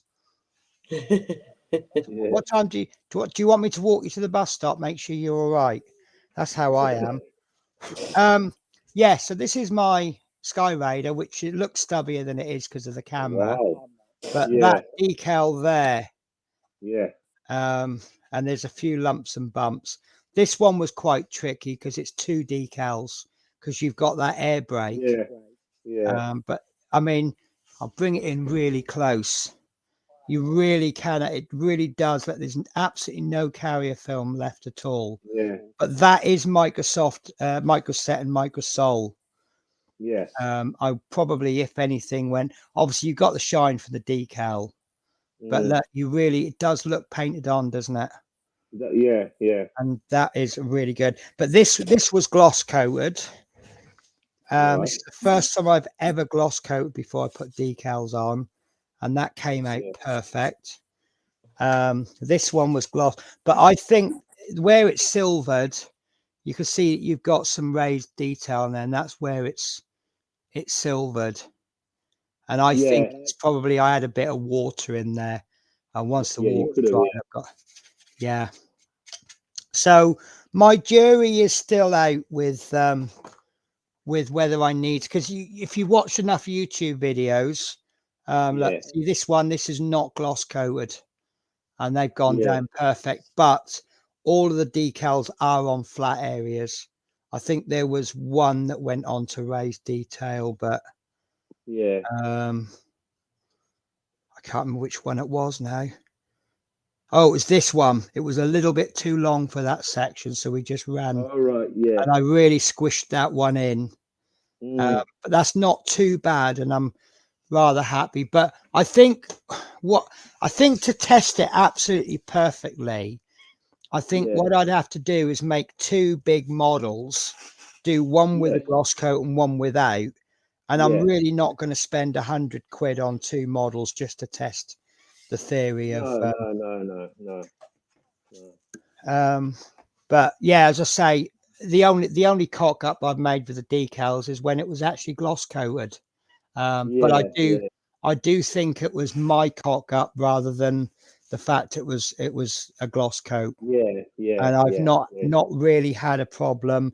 But then since I've come back to modeling, I've never put decals over a matte surface. No, it doesn't. To be quite honest, if you look at it, you look what the matte surface does. It doesn't do anything at all. No, I mean the thing is, I like to put a gloss coat over my paintwork anyway, because it protects the paintwork as well as preparing it for decals. So it's doing 2 jobs. So even if the reason you're doing it is for the decals, at least you're getting another job out of it. Exactly. That paintwork's not going anywhere now because of the gloss coat over it. And then I've got to put another one on, which is going to give it extra protection. Then I'll put some oils on it, and then I'll finish it off with a matte coat, and then I'll just do any filters, just change the color of a few panels. When you need it, sort of thing. Yeah, but I do like the gloss. I will always do a gloss coat, but primarily just to protect the paintwork more than for decals. Yes, definitely. That's the thing as well. That's what I normally used to do myself as well. Yeah. But since I discovered the that there, I'll tell you what, I'm like, wow. Yeah. I didn't discover it earlier. Yeah. Well, next time I do decals, I'm going to be doing them in warm water. Yeah. And we'll see how it goes. For me, the object of the game is to get away with using as little set and solution as you can. Well, yeah, because the thing is that if you'll actually notice the fact being that you actually notice the fact being that when you actually do it as such, that using the warm water, it actually does make it a little bit better. Yeah. And then you just put your micro set on it. Yeah. And then it works and perfect. that finishes it off.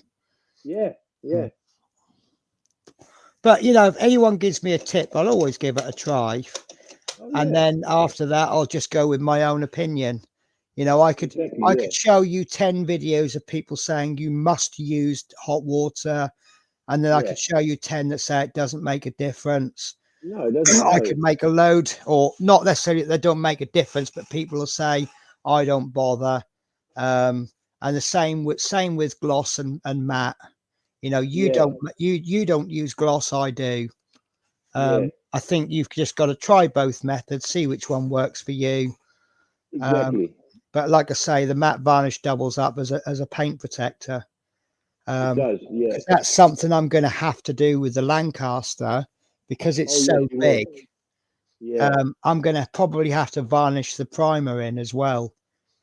Not really, not necessary, because the fact being is, what I'm saying is not necessary really, because a primer itself actually kind of it's just a self protector on it, as such. Right. Oh, I tried an experiment today. All right. And I kind of semi-cocked it up.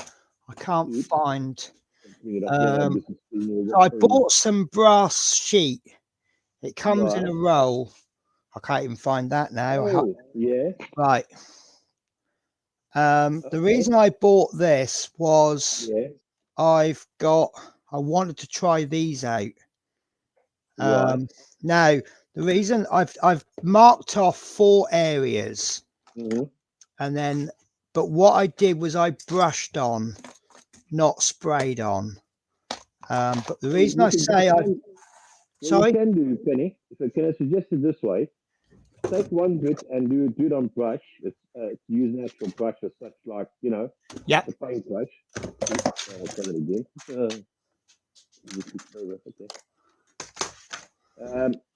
Use a paintbrush, and you'll find out the difference between paintbrush and airbrush and such. Yeah. Well, what I've done, if I can ever find it, I've masked off 4 areas. Right. One area, I brushed on primer. So what I'm effectively doing is putting primer on primer, which isn't. I really should have just done paint, but I've got one square is just bare, no preparation only. The 4th area has had this polystyrene cement painted over it, and then the metal prep on top, and then the primer. And one has got just styrene cement with no metal prep to see if styrene cement on its own works better than bare. And the 3rd one has the metal prep, but it hasn't been cleaned with the styrene cement. And then I've left it because that primer, it's when I first used it and I didn't understand about primer, I paint it on and then I let it dry, and then I'm rubbing it and it's just coming straight off. And that's because the primer doesn't actually work until it's cured. It's pretty useless until it's cured, isn't it? There's a decent thing you can use it as an undercoat, Benny. Yeah. Yeah, I see. I don't like spray cans. I'm really not into spray cans. It actually gives you a better coating than I know, but I don't like them. Well, They yeah, chuck some people loads of like it, paint. some people don't. Yeah. No, Yeah, I've but always said those people that can get a good result with spray can, my yeah, hat off to you. yeah. Well, I mean, take for example how I got this now. I mean, that's been undercoated with it, both Yeah. sides, and it's worked out perfectly. Because the fact being is, I don't know whether from my side, probably I find it makes the texture a bit better, and it also gives the paint a bit of more of a, Yeah. No, I mean, you know, if you can get the result from it, fantastic. I yeah, struggle to control a spray can, and I know the answer to that is practice more. But why yeah. should I practice when I can get a good result with an airbrush? That's What I my normally that's do is, my take on it. yeah, I go along and like just almost in a burst type of thing, but in a decent way, so that I'm a decent distance away from it, so that it doesn't splodge all over. Because some Yeah, people go along. I saw the one guy the one day on YouTube, and I thought to myself, "You are an absolute numpty. yeah.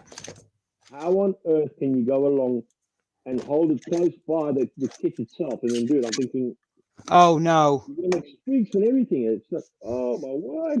See, when I used spray cans when I was doing Warhammer figures, Yeah. the paint I used, it was a very good primer in that it was very forgiving. And All right. so when I went in too close and I moved my arm too slowly and I Yeah. absolutely swamped it with paint, it's okay because it's that kind of paint that you can put the whole can on and it Yeah. won't lose the detail. I don't know what voodoo magic that is. Well, thing is, if you can't go wrong with it, it Yeah. doesn't teach you to use the right technique. So that really was no good in that sense. Yeah. I could Yeah. just Yeah. go psh, and you still get a good result. Yes. Um, Yeah. So with but that, obviously, with that one that I've got, I get yeah, good results at the end of the day. Because the fact being is, like I said, you don't put it too close to the model. That's what people go wrong. yeah. That's where you get all your streaking and everything. And you get overflows and everything. Oh, what? But this is the thing. People go, oh, don't go too close because you fill the detail up. Don't go Yeah. too far because the paint dries before it hits the model and you get texture. So then you panic and you're going, oh well, what is the right distance? Yeah. And then they'll say it all depends on the humidity where you live. If you live in Alabama, you need to use a different technique than if you live in Rubbish. Alaska. Yeah. And then you get these people, they go, I can't paint anything at the moment. It's the wrong time of the year. Yeah. And I'm like, no, just get a spray booth and get an airbrush. And that's Yeah. the way I've always gone.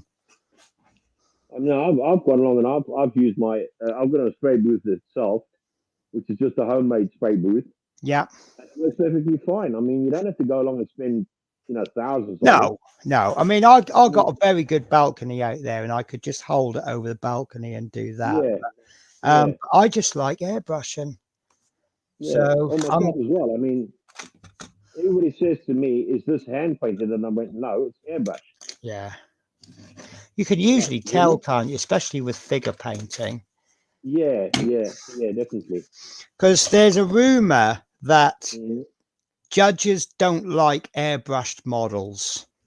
How true that is, I don't know. No, I don't think so. But I don't have any problems. I mean, I always base coat with an airbrush. I'll Yeah, get that initial color down.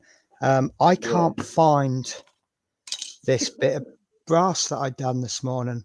I know what I've done. I've put it somewhere safe to dry, yeah, and I don't know where that safe place is. yeah. So anyway, I have a bit of a slight problem. Uh That huh. Christmas pudding has just gone straight through me, so I need to take a little Yeah, couple of minute break. Can you yeah, can you hold the fort on your own? yeah. I can do for a little while. All Yeah, right. Well, while you go and do I'll your. put you on massive. Oops. No, that's not massive, is No, it? that's you. There you go. That's massive.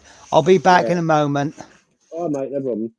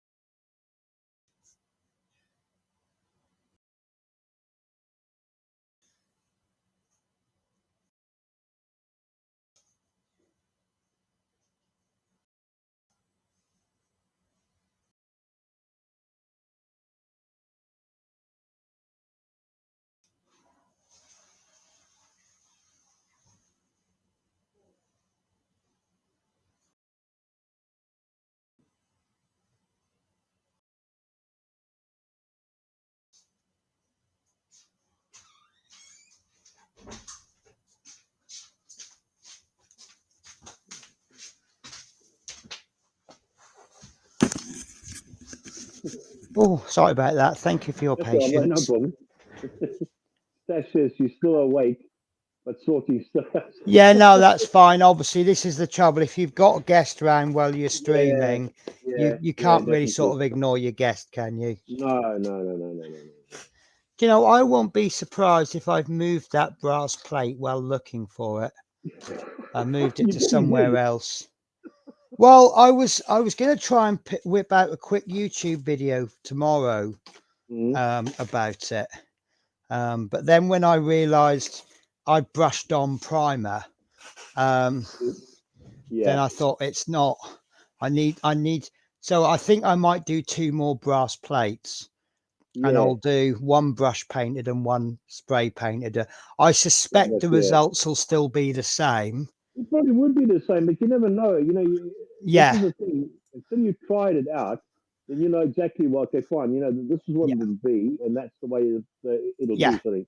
Well, sometimes you get unexpected results from because I remember when I tried ages ago, I was trying Citadel paints as a primer. And I got a load of identical figures. I painted them all in different brands of paint. Not just Citadel, but other brands as well. And the results were quite surprising.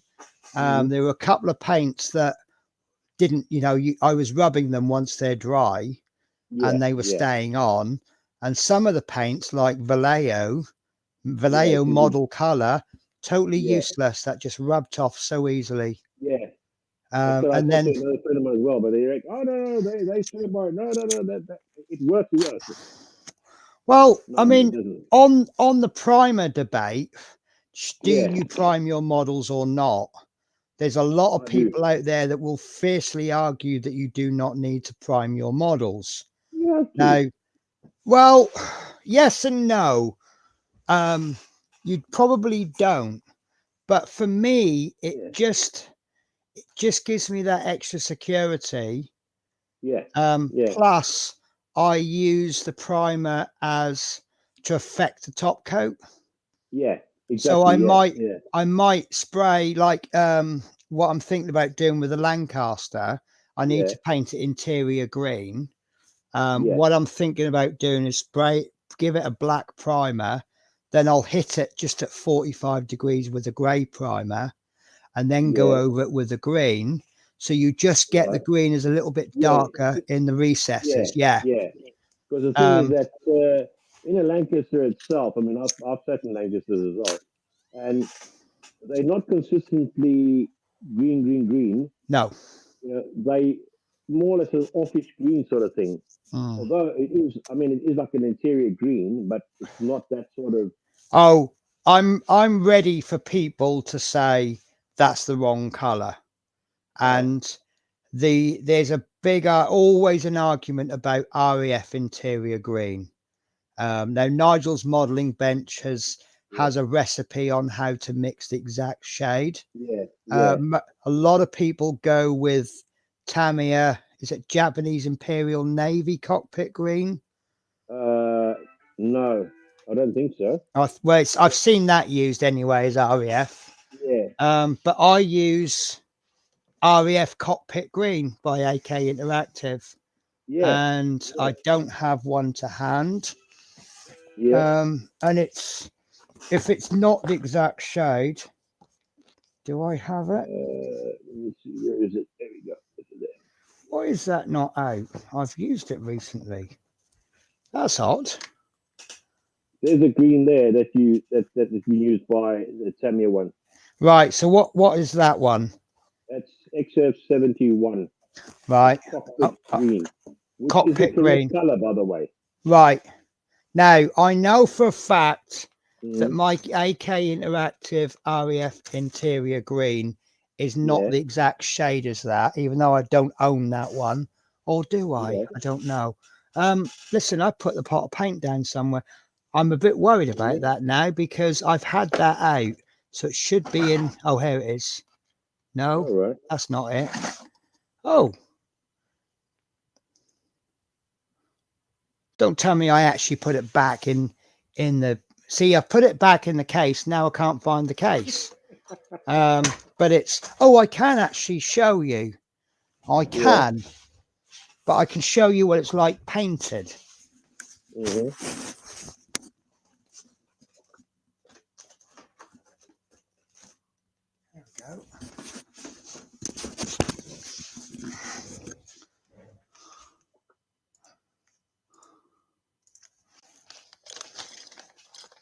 Right, so this is AK Interactive REF Cockpit Green, the lighter color. Now that you may argue it's not the correct shade. My argument is it's not a million miles out, and I'm happy with it. And the thing is that is a bit on the light side, but saying that, most of the aircraft bits are quite a bit darker than that. Yep. But yeah, it's definitely. But as I've said before, by the time I slap weathering washers on that, it's going to completely change the color anyway. Yes, definitely. So, John Alec is online. Oh, sorry. Hiya, John Alec. In for a view, like, and I love you all. We love you back. Hiya again, John Alec. Happy to see you. Always happy to see John Alec. Hasn't he got the most wonderful voice? Between him and Joshy, who's got the nicest voice to listen to? I reckon it's a tough call, isn't it? It's a tough call, definitely. Yeah. Next question. I never thought I'd ever be on a stream discussing men's sexy voices with a guy. Yeah. No. Yeah. To me, it's like a friend of mine said to me once. He says to me, "Oh, you've got a very, very I've got what an American kind of voice," and I'm like, "No, I'm not American. No, it's more South African, isn't it?" Yeah. See, I thought you were from South Africa. Yeah. Well, originally I was from South Africa, but due to circumstances, I had to leave. Otherwise, I would have been, non-existent. Well, I'm just going to call John Alec out as a big fat liar because he says I have a nice voice too, or he likes my voice. Well, there's something wrong with you then if you like my voice. I think it's terrible. Although maybe it's just because people don't like hearing their voice back, do they? Yeah. I know my voice has a lot more confidence in it than it used to, because I used to hate my voice so much. But now, even though it's the same voice I've always had, I think because people are watching my streams, it's obviously not that bad. It's putting people off. So although I don't like my voice, it can't be that bad. And also, since I left Norfolk, I've kind of been a bit proud of my accent because it is what I am. I am from Norfolk, and I just don't care. And there's worse places I could have an accent from, isn't there? I mean, it's not myself. I mean, everybody says to me, I don't sound that South African, very sort of like a Dutch South African. I went, well, I grew up basically in English, because my nan was from Wimbledon, My grandfather, although he was Dutch, but he was working at Leyland, and then he fought with the British Army. So, yeah. I mean, a lot of time. I mean, I was talking to a woman the other day, and she was telling me she's a Londoner, but she's got a very good Scottish accent. And she said, "Well, I have been here for nearly 60 years." Yeah, that would kind of make a difference. So I said, "Oh, there's hope for me yet. Then I might pick up a Scottish accent."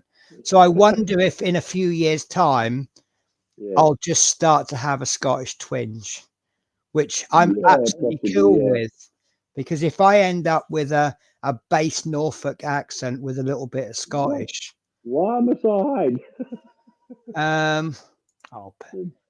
Penny, you have a lovely voice. I'm good, thank you, John. Hope you're well too. Quick Ron Hyde. You all know I'm saying that as a gentleman.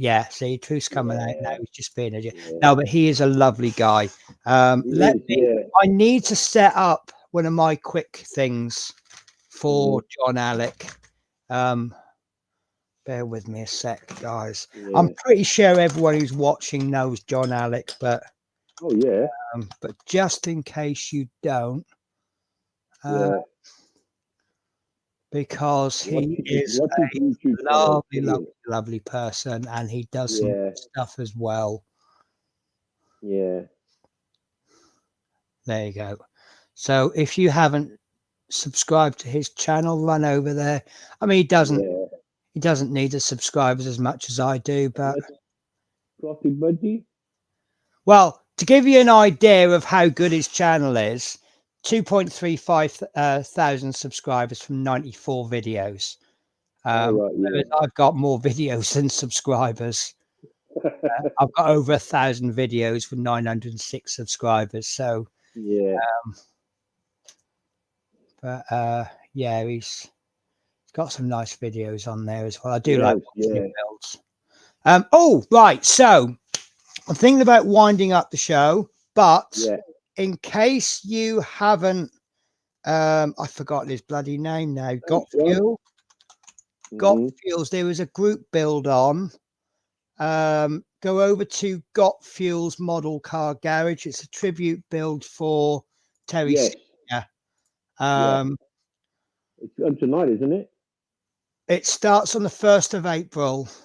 But April the 1st is just the date. It's not anything significant. He did make a point saying that.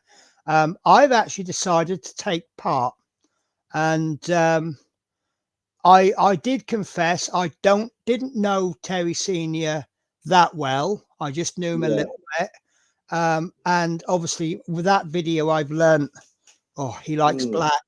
His favorite color is black.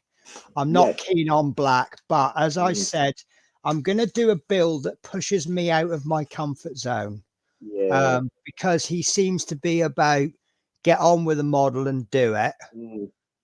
So I am actually what I actually did was, because the decals are coming from Man's Moments, Modeling Moments. Yeah, his shop is selling the decals. So I thought, well, I'll get something from his shop. So I am going to do the Fast and Furious 1969 Chevy Camaro. Wow. But I'm not doing it as the Fast and Furious. I'm just doing it as a 1969 Chevy Camaro. I'll do it black. Again, black is going to push me out of my comfort zone because I'm not keen on. But like I said on the comment, I'm not doing this build for me. It's for Terry Senior. Absolutely, and I'll get the decals, and I've just got to decide how heavy to go with the decals. I think there is such a thing as too much, so I may, if you plaster it with all the decal, I mean, they're all every single decal is lovely, but I think if I slap all the decals on, it could look a bit garish. But it actually turns out I got a reply back from Got Fuels, and I thought, fantastic. He's put, awesome, Penny, glad you're getting in. He owned a 1969 back in the day and made it a drag racer. So damn good choice for me. So I'm thinking about, say, I've never ever built a car before. Had no interest in doing cars. With things like the tank, I'm exploring new things.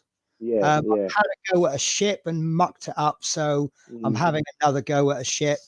I don't know if this is going to turn out any good. I really don't. I'll put my best effort into it.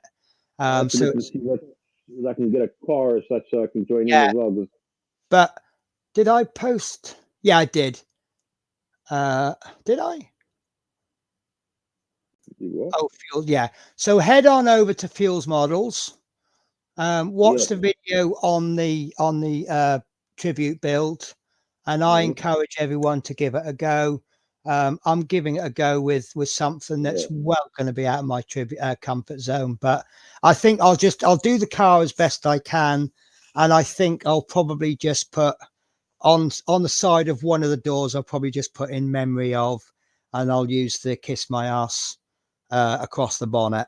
and then obviously do the Yeah. number plates. And I think I'll keep it simple, just a little touch, and not go too heavy on it. And then Yeah. I've got to learn how to do gloss varnishing cars now, haven't I?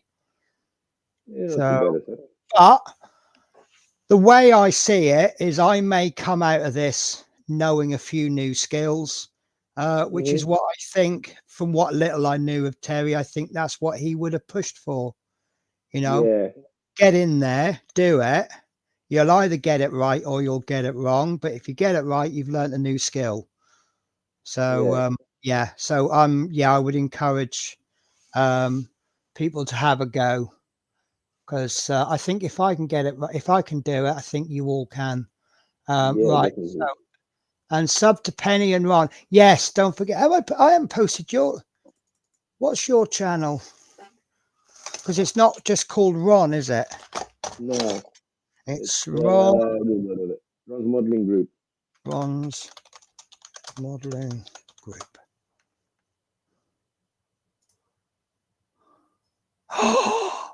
Oh, it is. It is your name. It is? You're gonna murder me in a minute. Okay. I wasn't subscribed to it. I am now. Right, so get your butt over there and all. Right, so sub to Penny and Ron, and I've lost where I was in the chat. Crafting budgie. Oh, that was me post that. Yes, thanks, Tasha. Smiley from because she knew it wasn't her who posted it. Dale says, not too bad, John. Few aches and pains. Epic Penny, that is a great tribute to Terry. Like I say, I'll get it right or get it wrong, but I'll have a go. So the decals are being sent to Man's Modeling Moments, which is, I will post that link as well. And I have no issue using his shop. Oh God, where's the link for the shop? Here we are. There we are. Right. I have used Man's Modeling Moments as a customer before, and yeah, I'd use them any day of the week. What I actually did was he did a build challenge or something, because I got a patch out of it. Vintage Wings challenge, and anyone who took part got a little patch. All right. And I sent him a message, and I said, look, I don't really know much about World War I aircraft. I said, could you any chance you could just pick some kits? I'll chuck you, say, 50 quid. And he says, yeah, I can do that. He come back a day or two later. He says, I got you a load of kits there, 60 quid. So I went, yeah, fine. Paid him 60 quid. A few days later, I got the kits. So yeah, I'll use him again. I have no issues with using that as a shop. So I was quite happy when they said that but yeah, so basically the Terry tribute decals, Alex needs numbers, so he knows how many to order, and then there'll be £10 from his website. I think that's quite nice. Yeah, I've just seen it now. So, and it's a Revell. Not that I'm very keen on Revell, but yeah. I forget which one I'm getting off Man's Modeling Moments, but I recognize the name Chevy and Camaro. I don't know much about cars, and it had a year on it, so that if ever I'm in a group with American people and they say, oh, is that a 1972 Chevy? I go, no, it's a 1969. I might accidentally sound like an expert then, won't I? Yeah. So New Fenris Railroad says, hey guys, how are you? Planning on a tribute to Terry as posters on my 40k terrain. This is the beauty of those decals. You could use them on anything. I could do an aeroplane with some decals on, but I just thought a car would be better. I know most of the American guys seem to be into their cars as well. So you never know. It'd be really nice if I don't get this car perfect, that they come back and say, it was good effort, Penny, but next time try doing this. And then obviously that helps me grow. Right. So Tasha's been busy. Bad Penny. So there's the link for Man's Modelling Moments. If you're in the UK, the decals are available for £10. I believe that includes shipping, but it's all pre-ordered. Sorry. Alex Mann is a great modeler. He is a good modeler. I've watched quite a few of his things. Me too, from the US, Penny. Alex is a good guy. Oh, so you've ordered from the US. So obviously, if you're going to order from another country stuff that you could possibly get in the US, you know, that says a lot for him, doesn't it? New Fenris Railroad, definitely will get some models from them. And then Snowy. So can we, Natasha, as we know you're watching, can we persuade you to do a tribute build? Maybe your Yellow Jack. But I'm pretty sure that if he was alive today, he would go, yeah, just give it a go. I don't care if it comes out all right. Just give it a go. So Dale says, hey, Snowy. Hi, Snowy. And John says, yeah, I bought 2 or 3 orders. I've only done one, but yeah, it's, I mean, I'll order from any company once. I'll see what the quality is like, I'm more customer service orientated, or delivering the promise. This is my issue with the motor and lights for the Lancaster. He is delivering the goods, but there were delays, and he just didn't bother telling me about the delays. And he left me sitting there thinking, well, he told me it'd be a week. He's got over 200 quid of my money. I've not heard from him in 6 weeks. Is he genuine? And the thing is, he's got some other products that I might buy in the future. He's got a website now. Oh, what? Man's Modeling Moments. Yeah. Yeah. Oh, he's got a load there. Yeah, he's stocking things up. Yeah. But I just looked at his cars, and the first couple of cars I saw, he's out of stock. And then the first one I saw that was in stock was that Chevy Camaro, and I'm not interested in doing it as Fast and Furious. I mean, I like the film. I watched the films. I enjoyed the films. My personal, I'm not a car person. I own a 20-year-old Peugeot 307. I put fuel in that end. I get in the front. I drive to work. And in my opinion is, it doesn't matter whether I'm driving a Rolls Royce or a Peugeot. It gets me to work. Just my opinion, guys. So I have no interest in cars. Like I said to some people before, I know a little bit about the Nissan Skyline R32, but that's because my landlord had one and he never shut up about it. So apparently it is the best of the Skylines. Until they started going over to, what do they call it? R something now. GTR. Nissan GTR. Apparently that is better than the Skylines, but apparently the R32 is so good that the latest Skylines were actually worse than the 32. Because they tried to improve. I don't understand that logic myself, but and don't try and explain it to me, because I'll still won't understand. But I can only know. In all fairness, before I met that landlord, I didn't know the difference between turbo and naturally aspirated. That's how little my knowledge was of cars. Now I understand. And I also understand a little bit of basic principle between front engine, mid engine, rear engine, combined with front wheel drive and rear wheel drive, and the effects it has. If you have a front engine, rear wheel drive, you're going to oversteer, because you've got all the weight planting the engine at the front, but you've got no weight at the back, which is spinning the car. And if you have rear engine, rear wheel drive, you'll understeer because you ain't got so much grip at the front. Exactly. Yeah. And I think that's right. I don't know. And then his girlfriend, who had an MR2 Mark II, which is a beautiful car, I will admit. Oh yeah. Is a mid-engine. Pardon? Ford Escort. See, if I had all the money I ever needed, and I could buy 2 cars, I would buy a Mark I Escort and a Morris Minor Traveller in plum. Yeah. With the old radio. In fact, I think the original ones didn't even have a radio because that was too well in advanced technology. Yeah, I think so. Yeah. But no, the Mark I.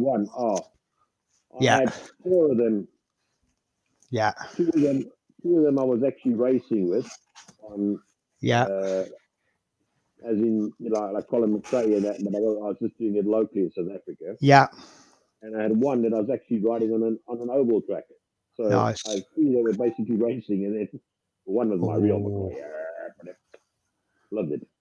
New Fenris says that's why I love my Jeep Grand Cherokee 4x4. See, I would have a Range Rover. I do like the Range Rover Envoque.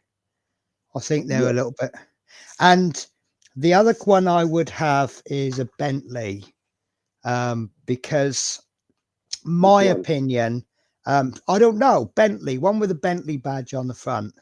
Because, well, it's one of those cars. See, people buy Audis and BMWs as a bit of a status symbol. Oh, look at me.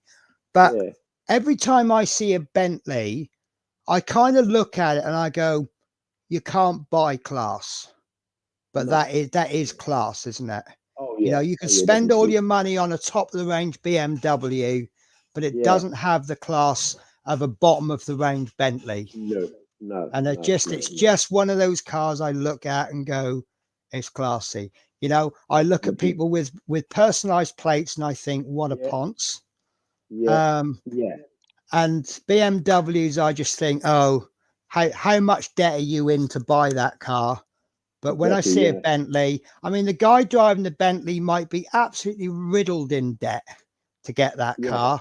But it's the sort of car I look at and go, yeah, that's classy. Yeah. I mean, my friend, his dad, he lives up in Edinburgh. Yeah. And he's got a Bentley.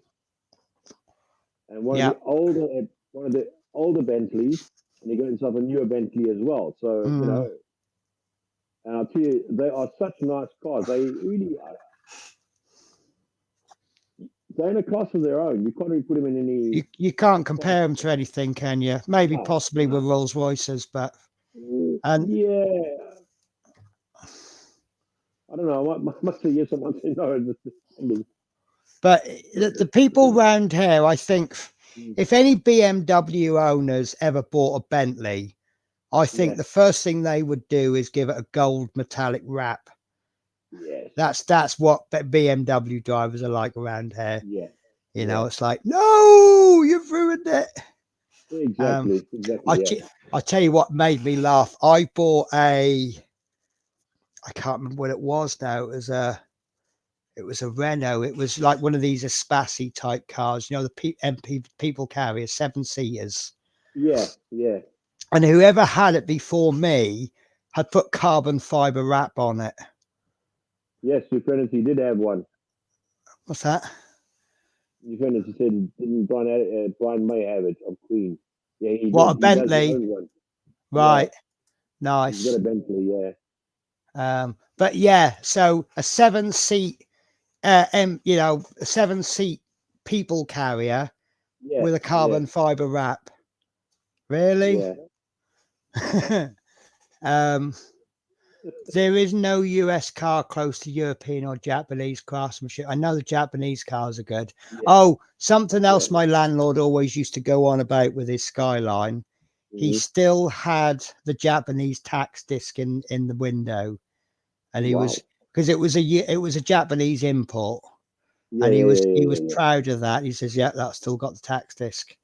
So Right, let me do a chat catch up, and then if you don't mind, I'm going to finish the stream because I've got a busy day tomorrow. I want to do the thing rebooted again. Oh, has much more in stock on the website. No relation to a shop. It's just great. Yeah, no, totally agree. I'll shop. Yeah. I mean, I will heavily promote free of charge MJR models, scale model shop, and man's modeling moments. Jedlams are all right. I've used them once. But generally those three shops are my go-to shops. Yeah, and E models are pretty good as well. Yeah, they're not too bad. I've used them once. I use them quite regularly, so. Right. John Axe has an original De Tomos Pantera. I have no idea what that is. But that's an Italian. No.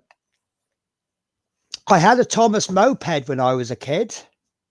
Do you remember the little moped you used to buy out the Littlewood's catalogue? Yeah, I had one of them. That was my first bike, that was. And it had no ignition. You could just press the button and it started. And all you had was a wheel lock, and someone just come along and went, snapped the wheel lock and took the bike, and I never saw it again. I used to have to go down the garage every week with a 5 litre can of with a 5 litre jerry can. I put 5 litres of fuel in it.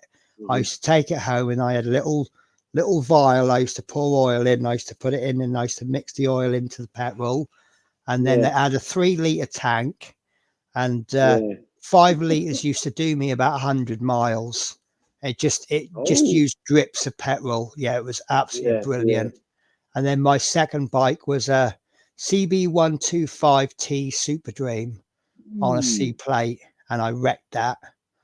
My last bike I had, and you like bikes, don't you? Yes.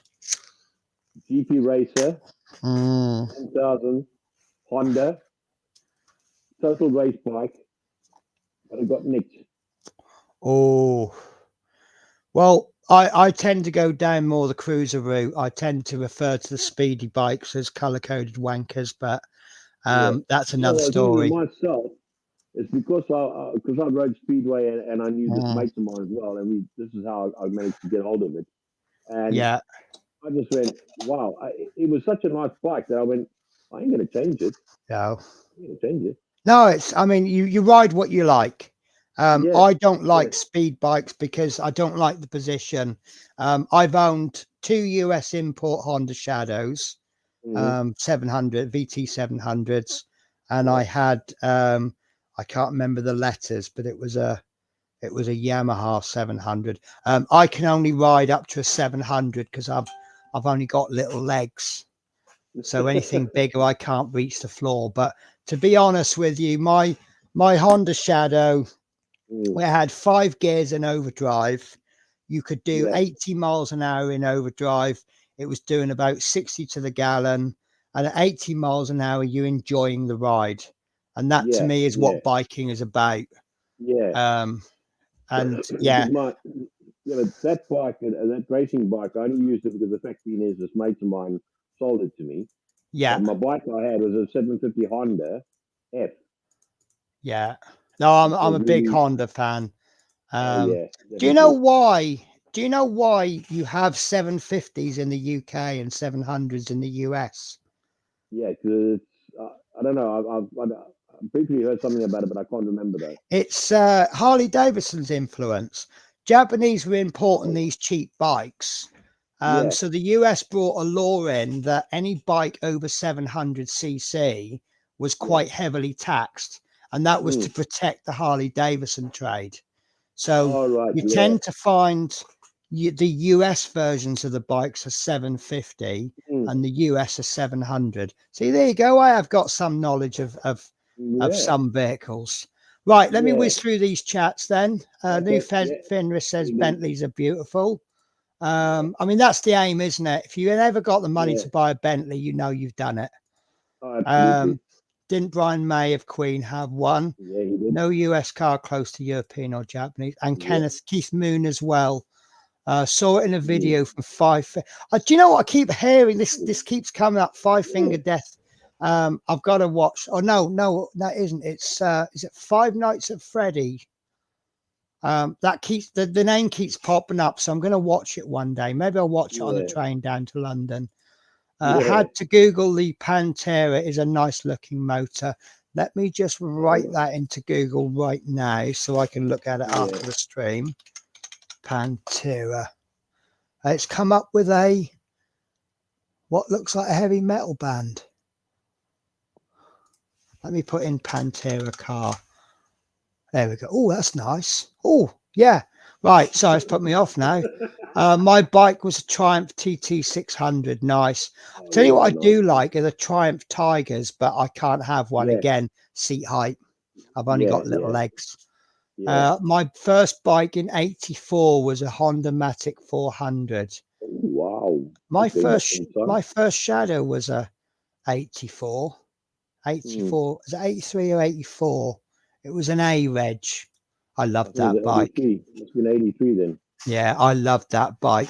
Everyone told me I was going to kill myself on it because I passed my bike test back in the days when if you passed on a 125, you got restricted to 200 for about 2 years. And the idea was that I was going to ride a slightly bigger bike. Couldn't afford a bike. So I went about 10 years between passing my test and getting the first bike. A friend of mine was selling, he'd got this Shadow and he was going to sell it on eBay. And he knew nothing about eBay. So I helped him set the listing up. And I was saying, do you want to put a reserve on it? And he said, yes. And I said, how much reserve? And he went 300 quid. I said, wait a minute. I said, if you're telling me if someone gave you 300 quid, you'd take it. And he went, yeah. I said, hold that. Because I was in credit union. I used to save some money every week out of my wages. I contacted credit union. I said, how much money can I borrow? And they said, you've got, because you don't see the money go in. No. And they said, you've got 2 grand. I said, can I withdraw 300 quid then? And I bought that bike off my friend who was going to put it on eBay. 300 quid. So everyone said, come on. Yeah. No, that was bargain of the century. That was, but he made a profit on it. I don't know how much he bought it for, but he said he was happy with the amount of profit he made on it. So yeah, he bought it a couple of weeks earlier. He was never going to ride it. He always wanted to sell it on, and he made a profit on it. So I don't know. Maybe someone lost their license through drink driving and just. Because that's what used to happen was if you lost your license through drink driving, you sell your vehicle really cheap to get rid of it.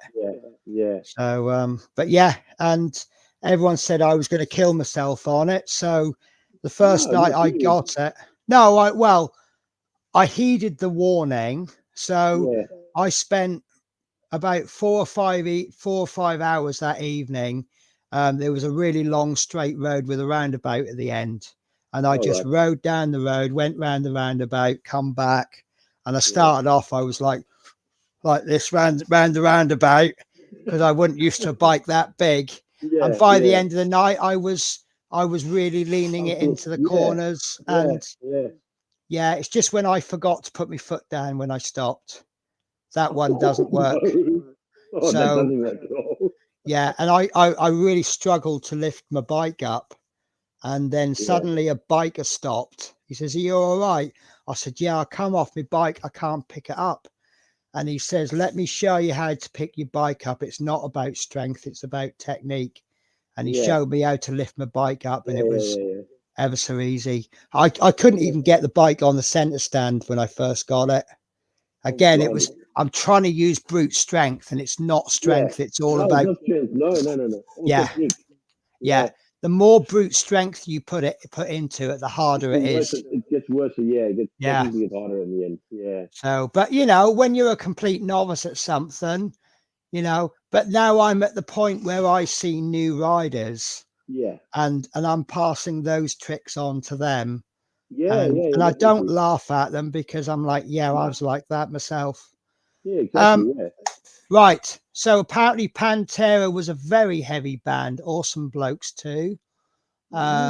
So with that, thank you very much for watching, everybody. Thanks again for joining us, Ron. It's always a pleasure when you're on. Thanks for you. In all fairness, I don't think I've had any bad guests, have I? No, I think all my guests are brilliant. They all bring something to the table, and they're just decent people.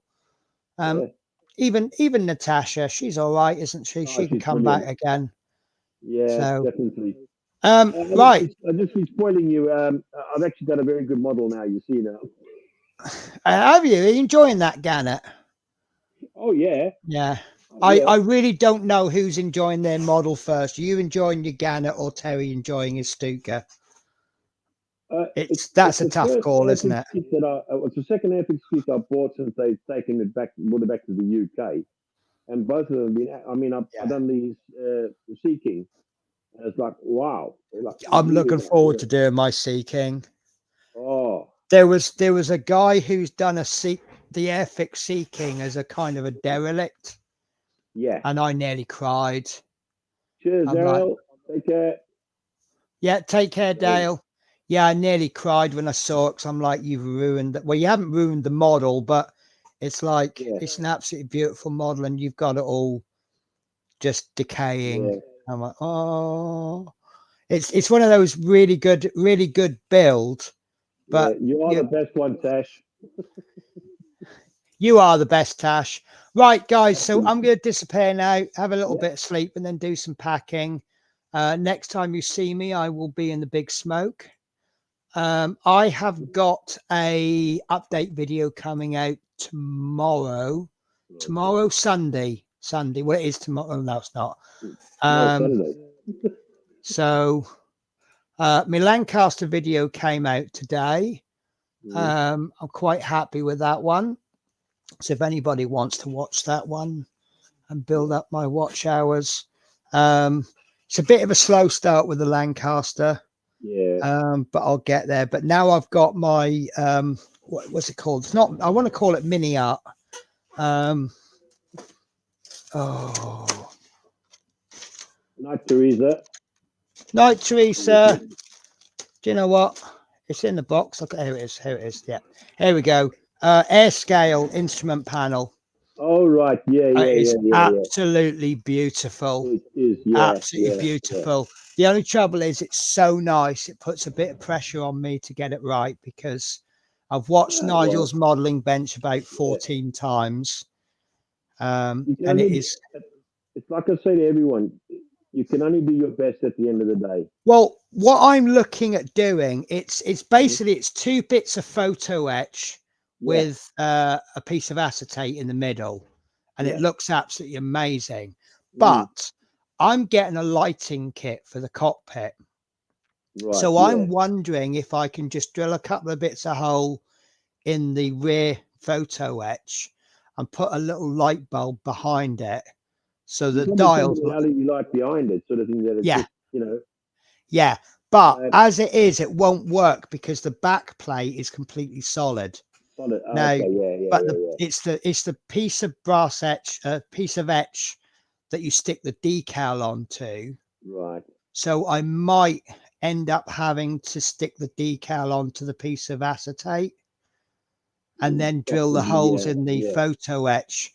But I'm not gonna do it in London, but because it's only that's how much bulk it is. I'm going to take it to London with me so I can sit there and study it and look at it. Exactly, and then as soon as I come back, I can work on it. I've got a feeling I probably won't light the cockpit up. I think the light inside the cockpit will be enough to illuminate it. It might illuminate, it should. I think it could though. Yeah. But I'll see what I can do. Because I'm almost certain that the Harshette instrument panel will light up because the Spitfire one did. So I think that will light up. So I've got to at least give it a go, at least do a feasibility study. Right, guys. So that's it. I am finishing the stream now. I promise you. Usually I'll finish it within an hour of when I say I'm going to finish it. So as always, thank you, Ron, for joining us. Thank you. We don't have a date set up yet for the next streams with Tasha. I need to speak to her about it. One day that I can guarantee I will not be streaming is Easter Saturday. I'm going to call it Easter Saturday, the day between Good Friday and Easter Sunday. Building with the boys is doing a wonderful little, he's doing like a group build, and he's doing the Roker. Let me do a link to his channel. He's doing a Roker guitar build, and that will be on the Saturday. So I'm buying this Roker kit. If you go to, is it the weekly catch up? So if you go and have a look at his channel, have a look at his second video, which at the time, well, as I speak now, it's the second video, unless he brings another one out. This next link is the link to the Roker build. Sorry, I am trying to finish the stream. I just subbed him now, so yeah. So this is what we're going to be building on Easter Saturday, which it's 15 quid. Really? Yeah, and if you today, look, I can apply a 10% voucher, so it's 13.5 quid, and it's one of these little wooden kits. Yeah, and it's nice, isn't it? It does look nice, yeah. And between him and Peter Webster, I own these two. It did used to have Big Ben on the top, but it's over on the shelf somewhere. But I've got the Big Ben and I've got the London. This is courtesy of Peter Webster. Thank you. I know you're not watching at the moment, but they're really nice. And there's something just a little bit different. Yeah. And it's one of those builds that, oh, what's going on here? Oh, this is a bit. And then you finish that bit and you go, nice. And it makes you smile. Exactly, So, but yeah, so I'll have a chat with Natasha. I'll go through my shifts as I see them, and then we'll sort some builds out. But you know, guys, we put the streams up, and then so you'll get advanced notifications. Right, guys, I'm going. I'll let Ron say goodbye, and then I'll finish the stream. Bye. Bye. Right, take care, guys. I'll see you on the next one. Bye bye. See you next time, man. Bye now.